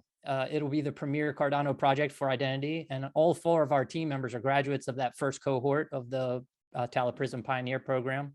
Our mentors were Tony Rose, and who's the IOG Atala Prism product owner, and Daryl O'Donnell, who is the author of the Identity Wallet chapter of the seminal SSI book called Self-Sovereign Identity. So they've been incredibly supportive of our team and our wallet proposal. And if you've been in the SSI community, you've heard of both of them, I'm sure. So through that mentorship and after many meetings with other wallet development teams, became clear what makes our wallet so pivotal. Fund 7 proposals need an identity wallet for their users. There are no wallets for those proposals to use currently. These partner proposals will act as our use cases, and they will define our roadmap. We're building their identity wallet. We connected with several of the proposers in the Pioneer program, and together we identified the need for an open source identity wallet. Literally, we were discussing all the different things we could propose on, and this proved to be one of the most important core features that we need. So we're going to start small, we're going to remain simple, and it's going to be designed to be cross-platform and pluggable in order to serve this immediate need. And to be clear, the Atala Prism team is developing a full-featured identity wallet ecosystem that will be released in the future. In fact, we learned how to administer decentralized IDs called DIDs and verifiable credentials using the Atala Prism SDK. But Fund 7 proposals need a simple and secure identity wallet right now to begin establishing digital identities on Cardano in places like Indonesia, Zambia, Latin America, and beyond. We surveyed these partners to determine the minimal viable product that their users absolutely must have in Fund 7. This is why we're called Roots Wallet for identity. We are the grassroots effort built specifically for Catalyst partners. Based on the needs of our partners, here are our Fund 7 priorities. We will provide open source code that can easily be built and deployed on a mobile phone. Users will be able to create a password protected wallet and storage. We will provide support for QR codes to make identity operations easy. Users will be able to receive a credential from an issuer and see all of their credentials. Users will be able to present a credential to verifiers. Our total budget for Fund 7 is $39,000, and we provide a breakdown of that work. And our developers want to ramp this work even faster, so we are seeking funding from other sources, and we plan to submit for future Catalyst funds. Finally, we wanted to provide the most important links to get you up to speed. First is our proposal for Catalyst Fund 7. It's called Open Source Credential Wallet. There are other proposals with similar names, so please be mindful. And you can find a direct link to our proposal at rootswallet.com. The second link is the announcement of the partnership between IOG and Dish that our teammate Butch Clark is leading. And the rest of the links provide information about self-sovereign identity, Italo Prism on Cardano, and identity wallets. Some of them will let you geek out a little bit. So thank you for supporting the open source Credential wallet. We are the grassroots identity wallet and can be found at rootswallet.com. Thank you very much, Lance. Very good presentation. Very nice team. Some heavy hitters in there. Yeah, George, go ahead. That logo is a new addition, and it's looks good. Good work on that. Whoever you got to do that. I was interested to know what your because we've not talked about this recently. Any ideas on the issuer side of this? Because you could have it like self-attested credentials where you can. So there's merit to having issuing credentials within a wallet itself. Have you thought about that side of the equation? There's obviously the holder, the wallet will always have, so you can hold credentials, but is any thoughts on the issuing side, or have you got any opinions on that so far? Yeah, we've certainly put some thought into the issuers and verifier side, but definitely because of where we're at right now, right? The edge wallet for the individual and making that user experience super simple. I don't know if you've seen some of the other SSI wallets out there, but they can get pretty complex and difficult over time. So right now we're super focused on the credentials that teams like yours will be producing and the individuals being able to see those credentials and use those credentials. So obviously the mechanisms for issuers are built in to the SDK and things like that, but we don't have anything specific for Fund 7 that we're focused on for the issuer side. And I think if I can jump in also, I think it makes sense to keep it just holder specific for now. And then at some point, I mean, we envision, I may want to issue a credential to my daughter or something for something, I don't know what it is. So we can do that individual to individual, but when you look at the issuers, most of those are going to have some sort of back end system, and it's going to have to plug into something larger than just an identity wallet. I'm saying just an identity wallet. So I think the issuer and then even the verifier functionality, at this point, I don't think we know exactly what that's going to need to look like to be able to make sort of a generic blanket tool to support it. Mm-hmm. Yeah, I was having the same thoughts with the issuer side. It's not easy to know exactly how to approach it without more thought. It's going to take, I think, weeks and months of thought, really. Yeah, I think you're right, and I think we'll be if we structure the foundation right, we can use, I mean, we can build like an SDK that can help that plug into the Italo Prism ecosystem. But yeah, I think you're right. At this point, not exactly sure what that looks like. Okay, thank you. Butch, Lance, maybe one of you can say, let's say for the wider audience, why do we need an identity wallet, right? What's the difference between an identity wallet and a normal transaction wallet? And can Yoroi be upgraded to become an identity wallet? Or can Roots wallet become both identity and transaction wallet? Maybe just something basic around that, please. Yeah, I'll just jump in and then Lance fill in any gaps. We've talked a lot about this, and we've talked with Tony and Daryl about this specifically on the functionality. I think as you look at identity wallets and crypto wallets, they are different things. They're trying to solve different problems. One is basically keeping track of assets. The other has all what we're talking about here is really bundling all of the SSI functionality in to a wallet tool. And from all the discussions we've been having and looking at how to solve merging those two, the consensus really is that it's going to make more sense probably to start with the identity wallet functionality and add the crypto functionality to that, because the identity wallet has a ton of functionality, very specialized for the SSI mechanisms. You know, when you're dealing with we were talking about issuing credentials, holding credentials, you know, the picking out bits of that and saying, yeah, I want to share this with verifiers. That's a lot.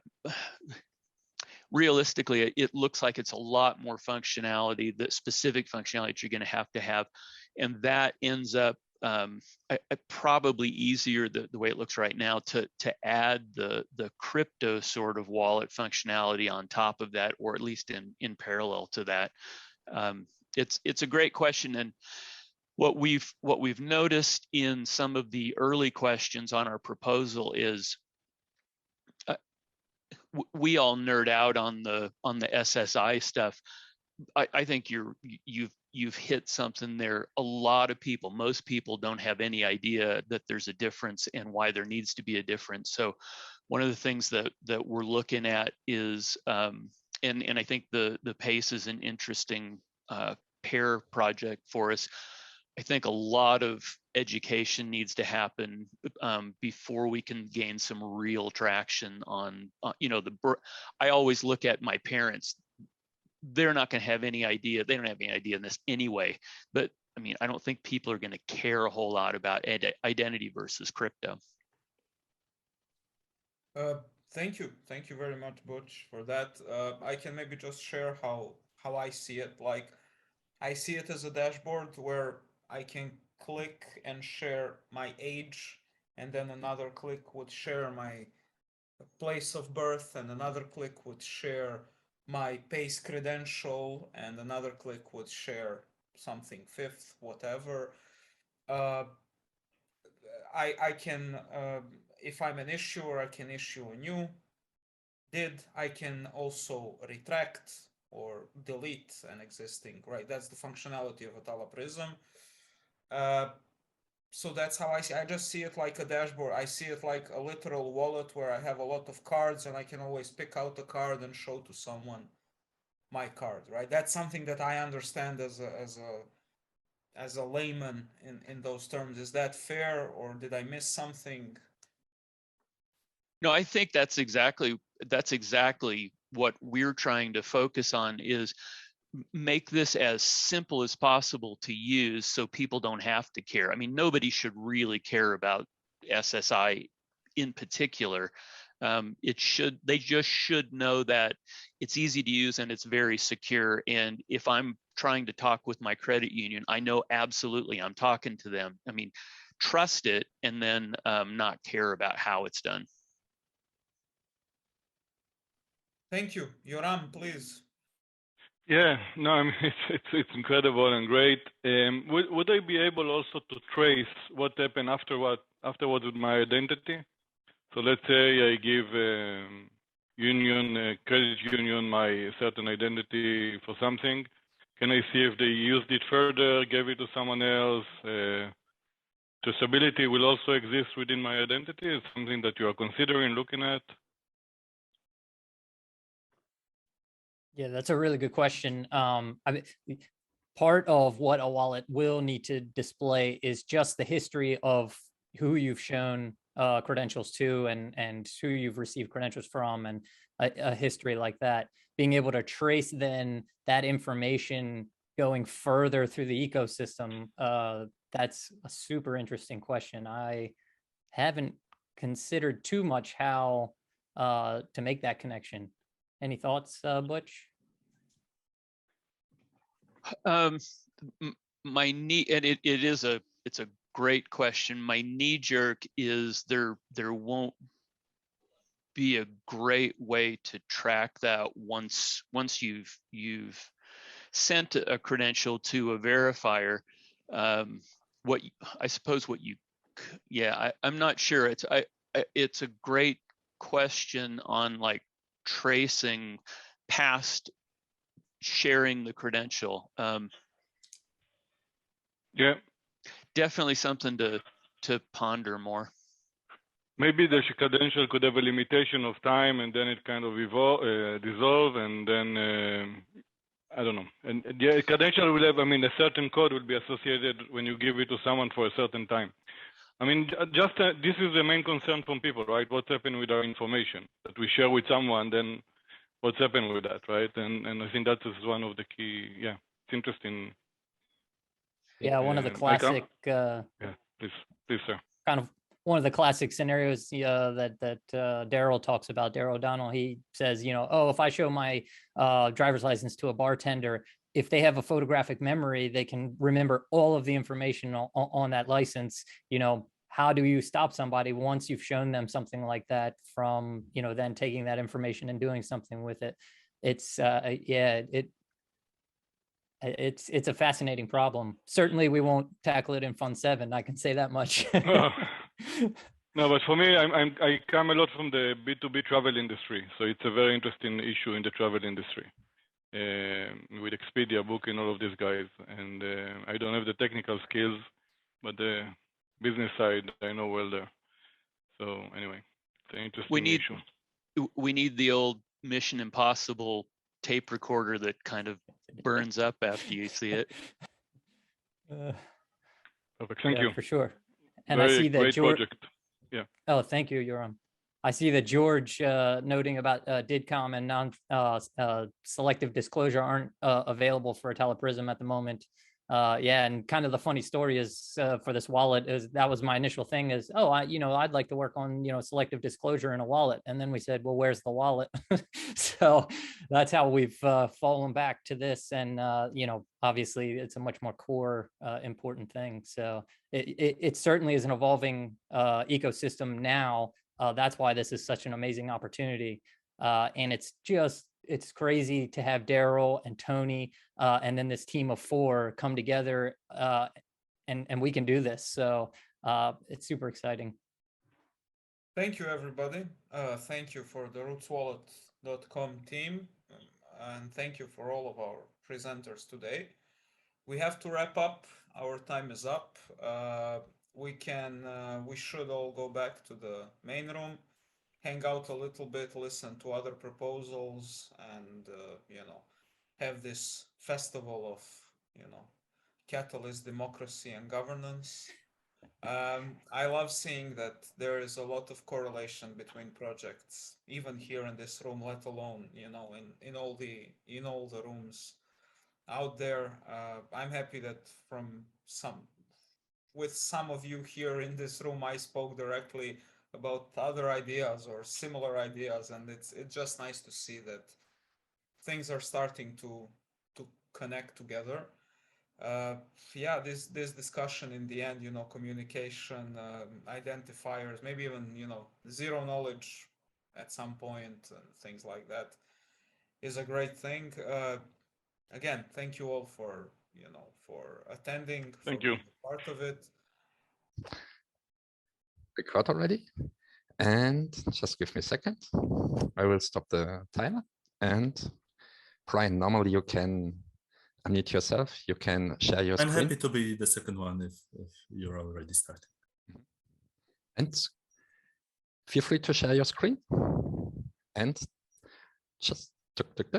Once it's loaded, we stop the time. All right. Here we go. There we go. Okay, shoot. Go for it, Brian. All right. Hi, everyone. Thanks for having me here. My name is Brian Lee. I'm representing Frostlord Games and Guy's Stakepool. I'm pleased to present our Project Catalyst proposal, connecting tabletop games in Cardano. This proposal is to get funding for the production of our first tabletop game called Captivate Cardano Edition. The team is comprised of 2 members, my wife Lisa and myself. I focus on the game art and design. I have 7 years of entertainment industry experience and 15 years of experience with computers and programming. Lisa focuses on game testing, promotion, and giving lots of critical feedback to help our games improve. Captivate Cardano Edition is a fast-paced tabletop card game of strategy, skill, and memory for 2 to 4 players. Flip over cards and capture them to score points, but watch out, your opponents have plans of their own. got a couple cards here just to show you some of the key features of the cards. So we've got the point value of each card, the power dots on each side of a card, and the element. So here's some of the game features. First is strategy. So planning to play when your cards is important. Playing as many cards as possible could score you more points and will allow you to draw more cards faster. However, this will leave your high value cards open to capture by opponents. Second is skill. In Captivate, the highest value card doesn't always win. The power dots on each side of a card allow for alternate ways to flip cards.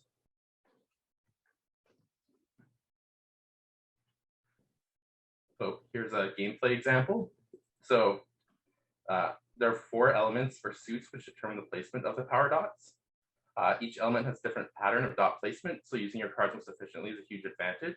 So in this case, the rat here has a value of 1 and can't flip the frog based on value, but it can based on power dots when it's placed here. Third is memory. So you'll need to remember which cards were flipped over to make sure you're capturing cards with the highest point value.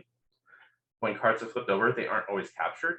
If you don't have enough cards left in your hand to capture with, you'll need to leave any remaining flipped cards for future turns. This gives your opponents a chance to capture any remaining flipped cards.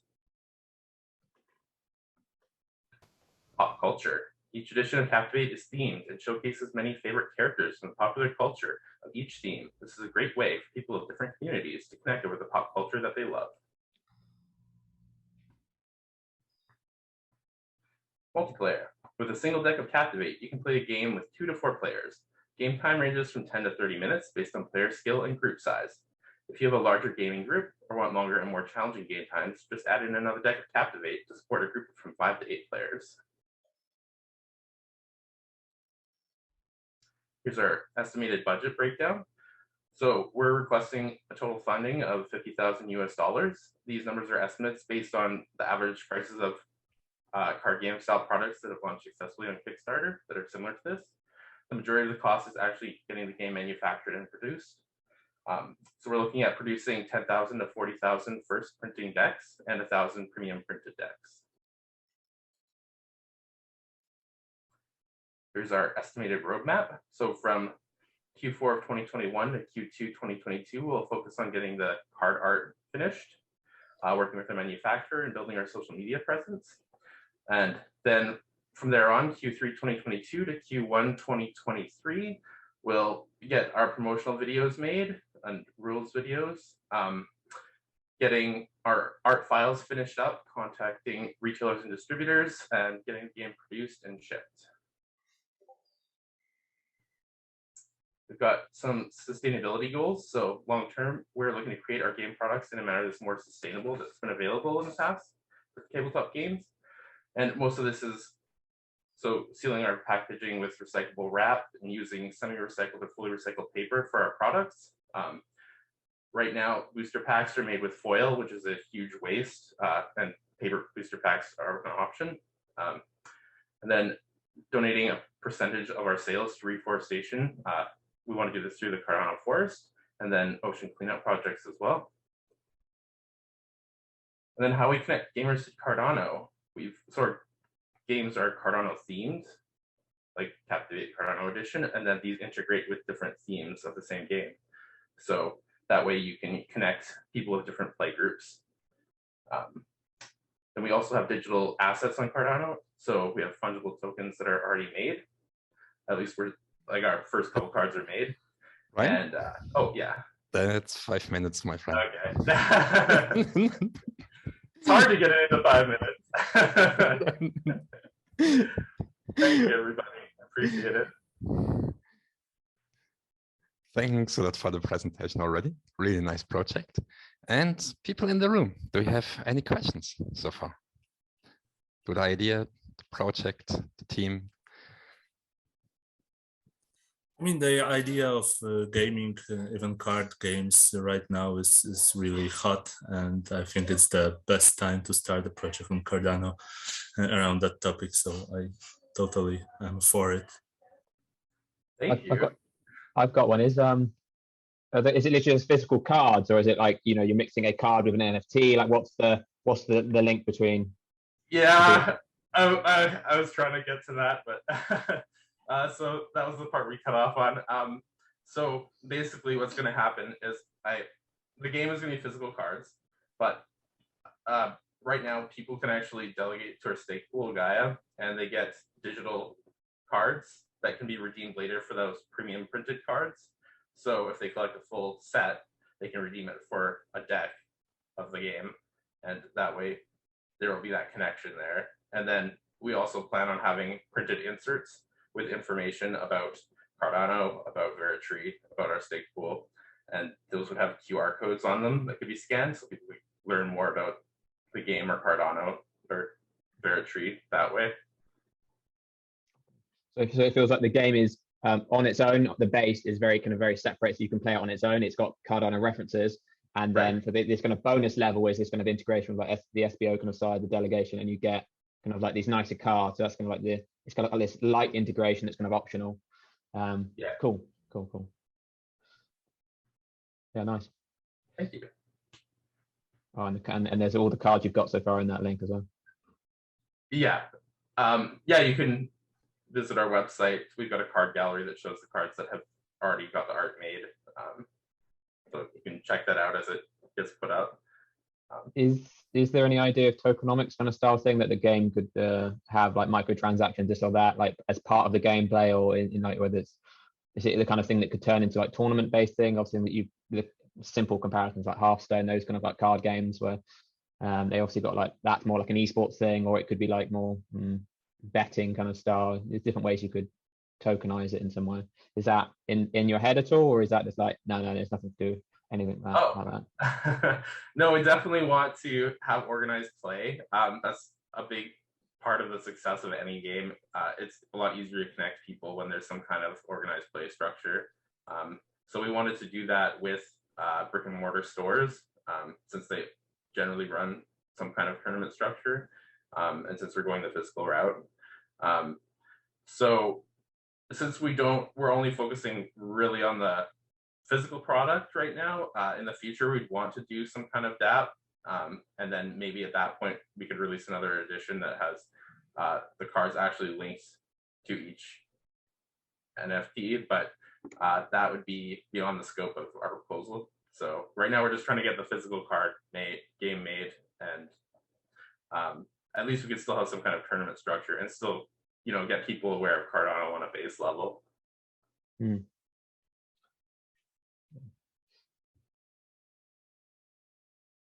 Does that answer your question? Yeah, it's good. It's things you can lean into. So you've got a nice starting point and things you can lean into. I think, yeah, like it's good to make sure you have that kind of digital side of it as well, because that means that someone from the Philippines can jump in and start playing it kind of easily, without maybe having like a postal service there to kind of have something that comes to them, or like also, yeah, I guess there's there's some simplicity to it as well, the using it digital and playing with multiple people rather than there's fun to the local version, which I'm going home for Christmas and playing board games with my friends. There's fun to that, but there's also like the ease of digital, like me and my friends might play Risk or something like these kind of things, where it's like you have the convenience of it's those dynamics that are interesting, I think, but doing both is good. Right. And you know what, there is an option to Tabletop Simulator on Steam. A lot of people use that for digital versions of their game. So even if we just wanted to get the game out to more people, that's another way. Apparently it doesn't really affect sales like in a negative way, so it gets people more aware of your game even if they're able to play it for free. So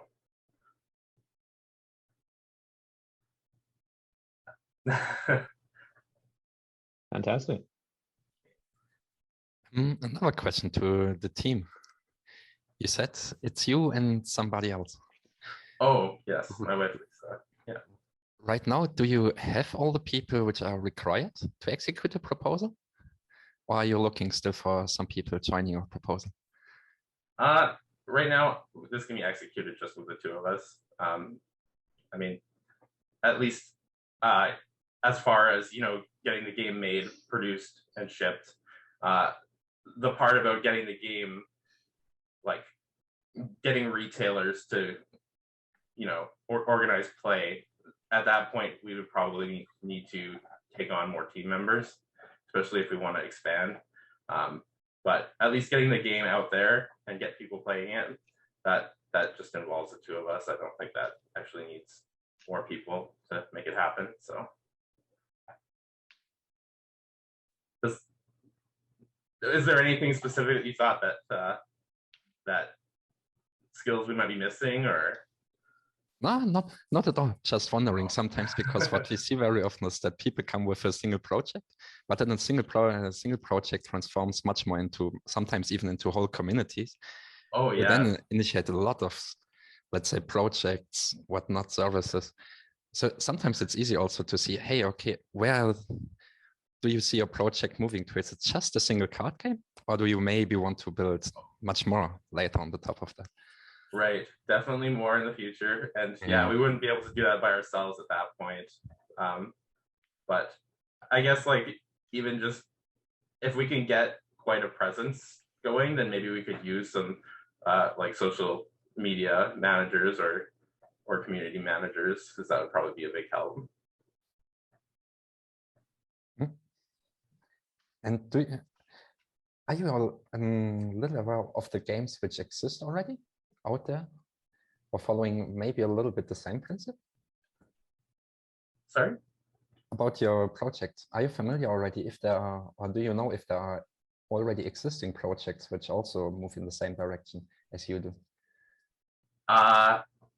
Like in Catalyst or just in general? In general, about the card game. Okay.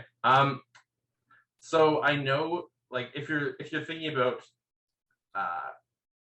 kind of connecting cards digitally, so the Pokemon TCG does something similar, where they have a QR code in each booster pack, and you can scan that and get a digital booster pack and then play with those cards on their online platform. But those cards aren't like a representation of what's in a physical pack. They're just like a randomized booster pack, because probably for cost purposes and just ease of doing it. So, and that's not connected to the blockchain either. But I mean, that's definitely a space we could expand into. So, and as far as like card games doing what exactly we're doing, I haven't seen anything like that. But the structure of the game is based on like a standard poker deck of cards, right? So there are lots of games that have like variations based on that. I guess you could even use these cards as regular poker cards if you wanted to. The only difference is there's the power dots, and then one side, like the bottom number isn't flipped upside down, because you need to play the cards in a certain order, right, with this game. But functionally, you could still use them the same.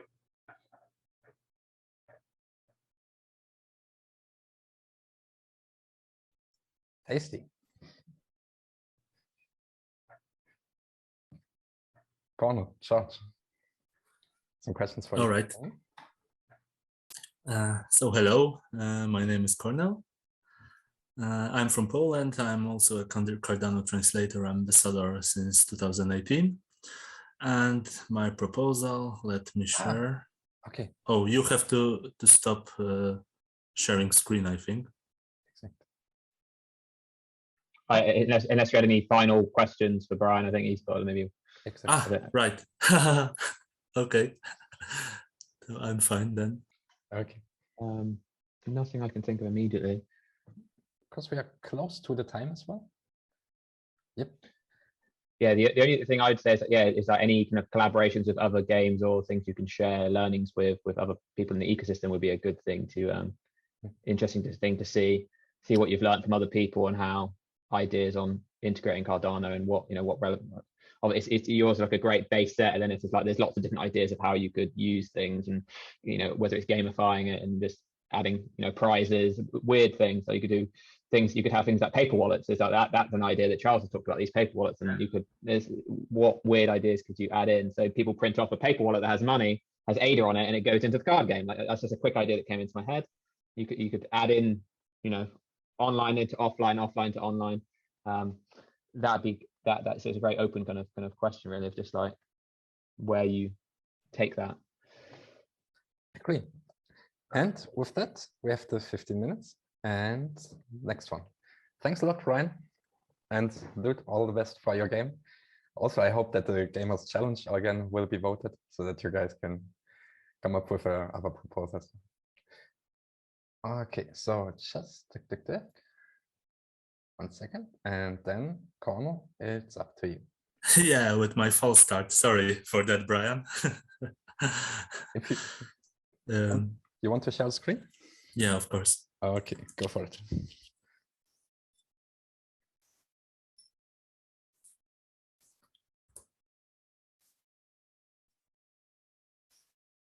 All right, so my proposals, Cardano Center Poland, and the second one, Cardano Local Life Events. It's kind of connected with each other. So who are we? Who am I? So my name is Cornel, as I already said. I'm a kind of blockchain translator since my inception in the world of blockchain. As I'm not a developer, or I have no much idea about coding, as my day job is being an anesthesiologist, so totally different branch. In order to contribute to the community as a whole, I became a translator. Then I kind of transformed to also writer and editor in one of the top Polish crypto media outlets, Incrypture.pl. This proposal is brought also by my friend Nikodem Zegsta. He's a YouTuber, podcaster with from brand Kryptowaluty Wieczorową Porą, which is like crypto by night translation. And Jakub Filipowicz, he runs a stake pool and is also with me from the beginning of Polish Cardano. And of course, the biggest part of our team is the community, which we already gathered around Cardano Poland, which is over 1,000 people on our existing social media pages, like Telegram, which is the most popular media right now for us, Discord, which we started like 2 months ago, and we already have like over 200 people who are actively enjoying this place, and also a small Twitter account to just forward Cardano related material. What's the idea here? We would like to become the ultimate place for people to learn about Cardano and to participate in Cardano. So we're not only planning to focus on the beginners, but also on more experienced users in our community. As you probably know, some of the Polish guys are really active in development. Okay, let's maybe not market anyone here, but yeah, they are also supporting us, maybe not directly, but indirectly also. We would like also to improve our current marketing efforts, which are, to be honest, only natural growth, and bringing local market initiatives to help bring Cardano to the masses. So this hub, which we plan to build, is mainly the web page, which will, the center of this whole network we're creating, with both articles, original articles, translated articles, also my input as Cardano ambassador, and all the old articles that are somewhere on the forum Cardano, but they are really not visible for an everyday user who's just trying to find out what it is all about. So this Telegram group, Twitter, Discord, and mailing list, where people who don't have enough time to follow the events on a day-to-day basis can just get a sum up from time to time. Not to going into details, because you can see it in my proposal. The main compensation I'm looking into is to try to activate current Cardano community members who are just readers right now, or just speakers on Telegrams or Discord, to become also creator themselves. So let's be honest, incentivizing people with even a small amount of ADA, our beloved ADA, is probably enough to have some new articles, to have some original pieces, some reviews, because as we know, the Cardano world is getting bigger and bigger, and there is really need for throughout researches on the new projects, because we can easily step on a mine and get blown by the colorful websites right now. We would also like to host a dedicated podcast and YouTube with Nikodem, and every 2 weeks. He's already inviting some Cardano related people to his lives, and we would like to put this to a new level. And of course, what's really important is marketing, because Cardano is still kind of unnoticed in Poland. That's at least my opinion. Can you hear me? Everybody, your presentation, thanks a lot. The 5 minutes are over. Okay. Okay, also the live events are another part of this stuff, just wanted to add it. So it's like connected, and it's a complementary proposal on the live event part of Catalyst Fund 7. Thanks for the chance. Thanks a lot for presenting. Brian, George, do you have questions to come? You want me to jump in? Yeah. For the web and socials thing, is the idea that you'd be using kind of existing infrastructure like meetup.com and these kind of things to kind of bring that together? Like some of these, you know, there's like blogging software and that. Is the idea you're just going to integrate some of these tools to kind of make that ecosystem? Yeah, exactly. That's the idea. In our mind, it's at first it would be probably based on WordPress or something like that, and that would be, you know, really something like online hub. But you know, we were running this Telegram for over a year now. Then we recently started Discord, because Telegram is way worse, and especially when the community grows, and we kind of the growth is great, but was kind of unexpected in such way. So we are really looking into other options to optimize everything.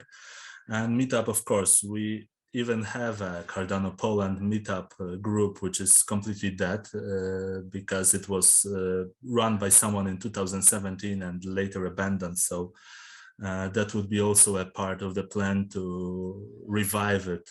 Also, Facebook group needs revival. So there are a lot of opportunities, of missed opportunities right now. And of course, I'm an enthusiast. I'm doing it for the community, but also for myself, as I'm a backholder, of course, like we are all probably. So having other people help with that is something great, and Catalyst gives the chance to really do it by community, voted by community, so decided that it's good for the community, and later done by the community. And that's something great about Cardano and the Catalyst, that such possibilities are right here on a, you know, in front of us. It just, you need to think a bit and grab the chance. And I have a question, Connor, because you said that you're an Cardano ambassador as well. And the Cardano ambassadors, normally for moderation, content creation, translation, then they earn some small rewards from the Cardano Foundation. Yeah. Do you see some conflicts of interest, for example, by being one side for your activities as ambassador rewarded from the Cardano Foundation, but from the other side also applying for funds via Catalyst? Yeah, I agree. That might be a thing, but you can see it just right here. I was thinking about it. So my articles that I will keep producing are counted as free guest articles by Cardano Ambassador. I didn't want to put my name again here. Also, thanks to my involvement in Incrypture, which is a Polish version of Incrypto.com. Maybe you heard it somewhere. We're like the fourth for being crypto locally, and the second website in Poland with top hits monthly. I know I already talked to the guys, and they're willing to totally share either via RSS or just directly having their articles circling about Cardano on our possible Cardano Hub. So I totally won't take any I don't plan to be the one who's granted for translating articles, because even though we know that Cardano Foundation is not perfect, because there's a lot of room of improvement which is already going on and is already talked, but I'm nowhere to leave the ambassadorship, because I think it's like a badge I can, you know, have on a chest and say like, now, hey, I'm an ambassador, and you know, it's good to be like with a title. Thanks, Brian. Yeah, have your hands up. So for your organizing of local live events, have you done any of these yet? Or do you have any ideas on how you're going to go about this? Personally, a crypto event, I haven't organized any crypto event, but I know people who did, and I'm already in contact. To be honest, I was even approached as you know, I'm not hiding that I'm involved in Cardano, and that you can see my Twitter, it's all Cardano really. And I was approached even by a marketing boss from one of crypto exchanges lately to if I would like to co-host a live event in February. And I was like, that's something interesting. And then, like, you know, 2 weeks later, Cardano Fund 7 started, and I just thought that it's the opportunity, right? Because of course she didn't offer me co-hosting totally free, right? I would have some banners there. I could have be a speaker myself and invite somebody else, but it's better to have a cooperation during live events, and that's also my aim here, not only to produce the events myself, but to find as many cooperations with, you know, being on Polish market for 4 years, it was small, now it's bigger, but I know the people who started also 3-4 years ago, now they are like big YouTubers, and they are still maybe not that close, but still some kind of buddies. So cooperations here are the key, because the bigger community, even people who's not aware that Cardano is something great, will come then, or there will be users of this particular exchange, which may not be Cardano fans or even Cardano aware, let's say, and thanks to co-hosting some events, it just can get wider audience, better traffic, and result in more new Cardano community members. Let's hope active ones. That's that's the idea, at least. Thank you. Some last questions? I guess one quick one, I guess. Do you have any ideas towards, there's quite a few people I know, for instance, I know Lido Nation, there's a few others who do articles and stuff. Is there any ideas of how sometimes the content could be similar, or there could be benefit to be like, they've done a good article and we translate it, and then we've done a good article, and then we're going to also have the English translation. Please, somehow... Basically using content from different sources and kind of collaborating with other kind of providers, let's say AdaPulse or Lido Nation, and being like, we'll help you with the Polish translations, and then vice versa, you could get translations from other people from like maybe into English, and well, you could do the English maybe. Especially on the original ones, right? That's also a good idea. I really haven't thought about it yet, but it's something to consider, really, because there are really good Cardano-centric sources already. So yeah, there's a few goodies in the market that are, would make a very good ecosystem, like a media ecosystem, if they're all kind of like pointing to each other and also helping with the translations. Like whoever's in that group becomes very useful. So it's good to attach yourself to it because it just becomes like the go-to places. Then those are kind of like four or five. So just the idea I had. Yeah, good point. Noted. Noted in my notebook. All right. And with that, we are right on the time. Thanks a lot, Connor. Yeah, thank you very much too. Also, I'm happy that I just have great proposals presenting here. So same to you. Best of the luck. You're muted, Brian. I just had a quick thought for Corno. Yesterday, I saw a presentation that involved organizing Cardano community events, and it was kind of like a grander scale, and maybe that's something you can connect with. I don't remember the proposal's name though, but it could be in the same category as yours. Yeah, I already contacted one guy who got something similar in Ukraine. Even though I wasn't on Ukraine, I've never been to there, but it's a neighbor country. So I already contacted him via comments section that we could get a brand or something like that. That would be, I think, even more awesome than doing it under like Cardano Polish fans. Cardano Central and Eastern Europe is already sounding better. Yeah, CEE Cardano. or anything better marketing. I'm not that good in marketing. And Shochi runs fight already. Tell me when I stop the time and you go for it. Nah, next to it. Yeah, there we go. And you're muted, George. That is it moving left and right? Is that right? Yep. Moving around. Cool. Go nuts. Go nuts. Go for it.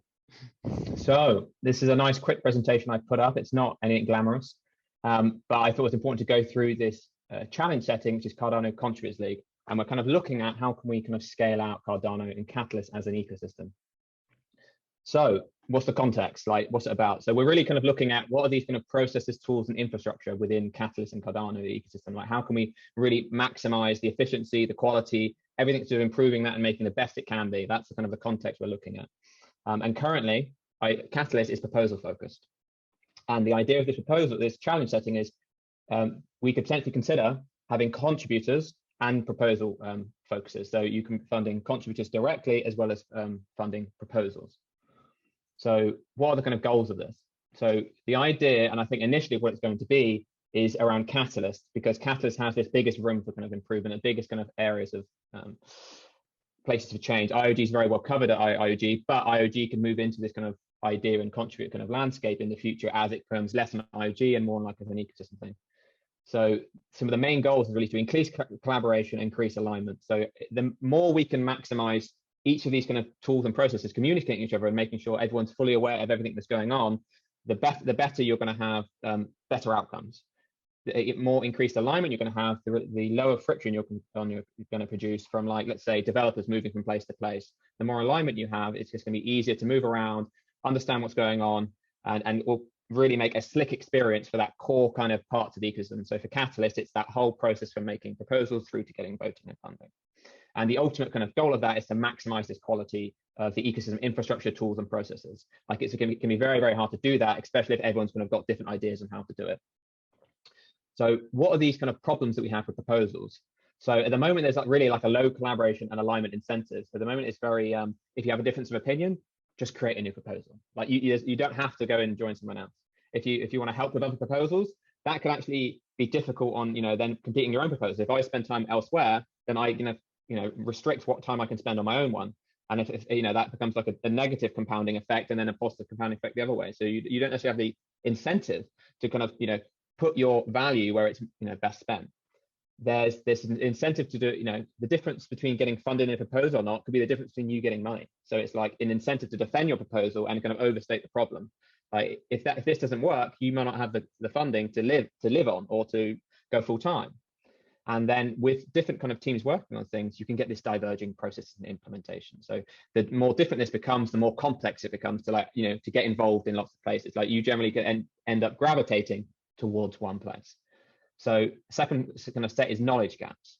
So from the proposer's point, if you're focusing on like a single kind of problem set, then you can have limited kind of knowledge on the wider thing that's going on. The more you spend on one kind of area, the more kind of blindsided you become.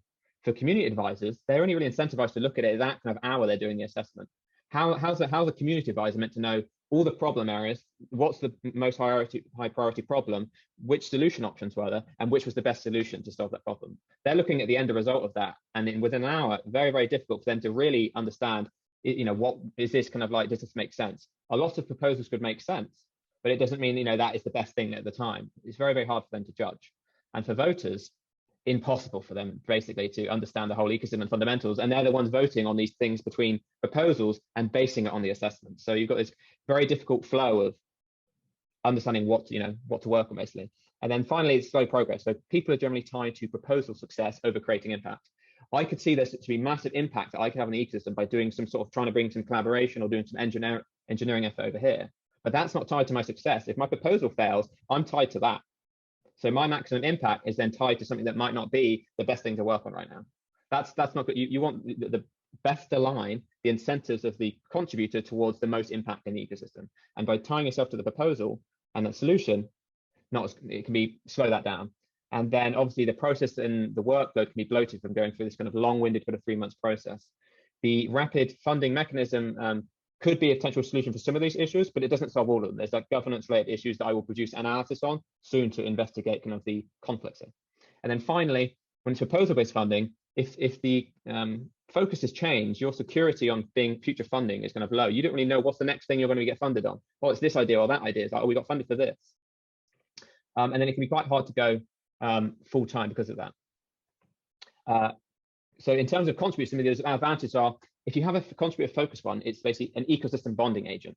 Like your whole focus is basically to help bring the ecosystem together. That's like you have certain tasks and roles to help bring it together. You have the even with even you speak as a rabbit, but have I done it? The 5 minutes are over. It's sorry, mate. Hot damn. Totally too little. Yes. Hot damn. Exactly. I can't speak faster than that. No, you can't.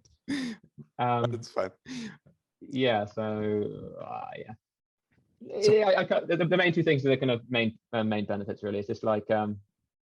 But let's go for questions at very fast already. Go for questions. We're gonna stay fair. Everybody has the 5-minute presentation and then Q&A. Yeah. So, Cornel, Brian, have you some questions right now? I can just say that I totally agree with you. I know the problem of lack of time, and I'm totally for such kind of proposal. My question is how much influence are you willing to see? I mean, what numbers are you expecting? And let's say after half a year of this program. In terms of the number of contributors, the number of what specific metrics? Yeah, number of contributors. Yeah, so number of people who decided to go all in Cardano, let's say. Yeah, so the challenge that we've got has got 800,000. The range that could fund based on we added a cap would be anywhere between 16 and let's say 20, 24 kind of thing, depending on how much people request for each one. The idea is they should kind of look at what they're, if they're a developer, they generally might request more because that's, the market rate, whereas if maybe a coordinator might be a bit less. So it's like you have that combination of mixture kind of rate. Everyone should really justify what their kind of, their salary would be. So initially it could be around that kind of thing. I think it could expand to have even 30, 40 contributors hired at one time would be a fair, between obviously funds, so let's say 20 a fund. So you've always got this rolling 20 kind of thing. Could be kind of a good amount. Which I imagine, say 16 that is now. So for around 1 million, or just shy over 1 million, you kind of achieve that doing like that 4 million a year. And this kind of moves into these kind of roles that I would have went into detail on. It's like, at the moment, I've not specified them, but over the next few week or so, I'm really going to go into hard on this, because there's so many benefits to this approach that really bonds things together. So you could have things like roles such as developer, community advisor, not community, so like analyst, coordinator. Like a coordinator's role can literally be like, oh, these two proposals are very similar. Like there'd be a lot of value in them coming together. Like there's not, totally. Maybe two dexes, it's independent from Catalyst. That's a separate thing. But if it's two Catalyst things, anything, the coordinator, they're incentivized and they're paid to bring those two people together. A developer would be like, I'm now paid as a contributor. I can see how this proposal, this idea would really focus and help Catalyst, and I can allocate some time there. I can provide some guidance, and I'm incentivized to do it because my source of income is producing return on intention to the ecosystem. So even just having these kind of 20 or 40 kind of contributors, you could have massive impact. Just for like, let's say the proposal process, you can be like preemptively kind of doing the analysis saying, hey, you're missing these details. Hey, do you want to have a quick, we don't really know who you are. Do you want to have a quick YouTube video? So then these coordinators then give the community advisors all the information they need. They give them that extra context and make sure it's there. So then it's much easier to actually do a better assessment, and also to do warning signs. It's like this, and you could like try to assess. The developer could go in and start talking about the skills they need, and so it's like there's a risk here because I talked to the team, and they're lacking in these skills areas. So they can be very honest and upfront and just be like very factual, and that for improving and reducing the spam, the kind of problems, and easing out that process, and that's kind of manual. But then you go to this kind of automated stuff. Is those people who spend the most time doing these contributions are very well aware of the problems there are. So they can make these kind of like tools. They can be like, okay, these are the tools that are needed to solve these key problems. Like the closer you are to the ecosystem, and then as well as that, like if they're all kind of paid to be contributors, there's an incentive to collaborate as much as possible. So you're not going to get like one small part of the contributors kind of lead going, oh, I'm going to make a tool and just not communicate to everyone else. That would be bad for everyone, because then you could have completely different ideas in the implementation, data model, all these kind of attributes. Your incentive is to be as collaborative and cohesive with what's going on, to bring the ecosystem together, to pull it together. Thanks. Go on, Felix. I love the idea, but I have a question, because let's say, for example, you have a bunch of contributors who are full-time into Cardano now, and they are paid by, let's say, the challenge. So who is overwatching them? Because somehow you want to figure out, oh, okay, what is the performance of them? How can you increase and evolve the program even over time? So what would be the, let's say, overwatch body or regulator, or call it whatnot, for this group? So it definitely would need to have a similar kind of auditing kind of approach to proposals in some way, where it's kind of like this progress report, and they should really be publishing that and having some, like with any kind of progress report, you provide some sort of links or evidence towards that. And that will kind of be giving you that kind of evidence of like, in normal work conditions, in what I'm used to, like, or what developers are used to, it's going to be like you're doing this kind of like every week, doing like a agile sprint. You're doing these sprints where it's like, this is what I'm going to, this is what I've done. This is what my blockers have been. You kind of going to quickly detail that out. Boom, boom, boom, boom. Whether you record a video or you do like a write up, and then boom, like you have that cadence of keeping that, telling people what they're doing. And that's going to be the evidence side of it. In terms of future, like as it on goes, the idea is you'll provide all of this evidence towards any kind of future funding round. So like, this is like, if you've done it before, you will be added to the history of people who've done it, and you will have that kind of backlog of things they've done. In terms of assessing them, I think that's still a kind of open to thought and more analysis. Like there's a few ways that could be done. Like it is kind of naturally happening during the future kind of processes, where there's going to be information there and the community advisors can go in. So it can just be the community advisors. You could actually have a separate kind of audit team that comes in and does a more thorough review, because the community advisors could go through this history, but it's the same problem with the proposals, where they only do high level stuff. So it'd be hard for them to interpret it. So both proposals and this can suffer from that problem of needing to do that kind of granular kind of look. I think the thing with it being tied to personal is it's more risky to the individual. So there is more reasons for someone not to fuck up, per se, in this approach, because it's like if you're not delivering, you're not going to get, you're much like it's going to go in the history books. That's it. Like, you're there and you didn't perform. Like, it doesn't mean you could contribute on the side and still get in again. That's fine. but it's more risk. Whereas the idea, like no one's following me up on Paste stuff, no one. And I know my name's attached to it, but like it's much less kind of, it's more, you know, it's more kind of attached to this kind of proposal brand and that kind of brand. So it's like be much easier to maneuver around. So like the risks feel much less. Whereas it's attached to me and like my outcomes, and I'm reporting against that. This is my living. This is, you know, I've been funded for this. This is like, but then I have that obviously all the benefit side of being the flexible. I can work, make sure I maximize impact. But it's so important that, you know, I get this again. So it's so easy for me to be wrong in the proposals as well. Like, you know, it's like, oh, this is cool, but it's not the right time to do it. It's like. Thanks a lot. And Brian, go for it. So with this proposal, basically, you've got a floating team of people that can help with projects. Then this isn't about like connecting two projects together necessarily. No, yes, I mean, so they could connect projects together. They should generally be working on the kind of core infrastructure of, like, let's say Catalyst is a big one that needs help. So they can actually go in and result, like developers could go in and work on improving those tools because it's the most high impact thing.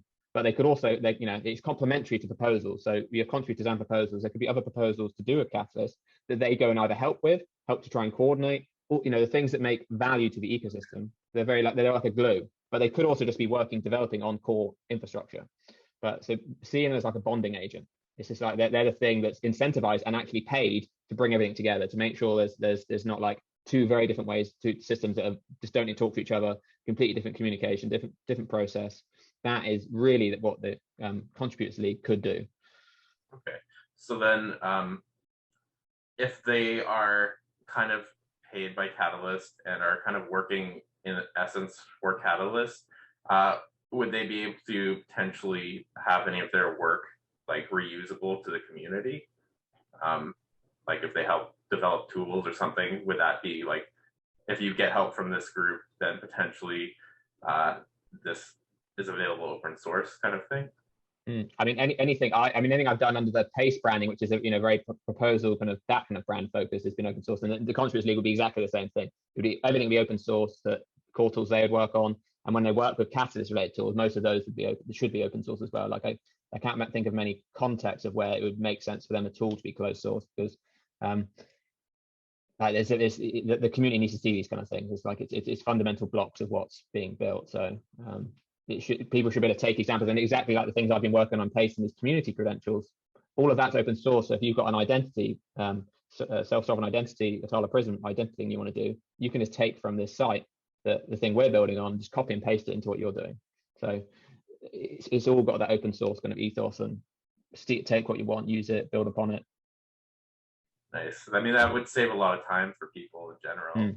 If I could create a good cycle for Catalyst. Definitely agree. And I don't know if you mentioned it, but yeah, it's not a proposal, it's a challenge proposal, right? Correct. So what does this mean for the voter who watched the video? What is the difference now between voting your proposal as a challenge proposal, but not as a proposal?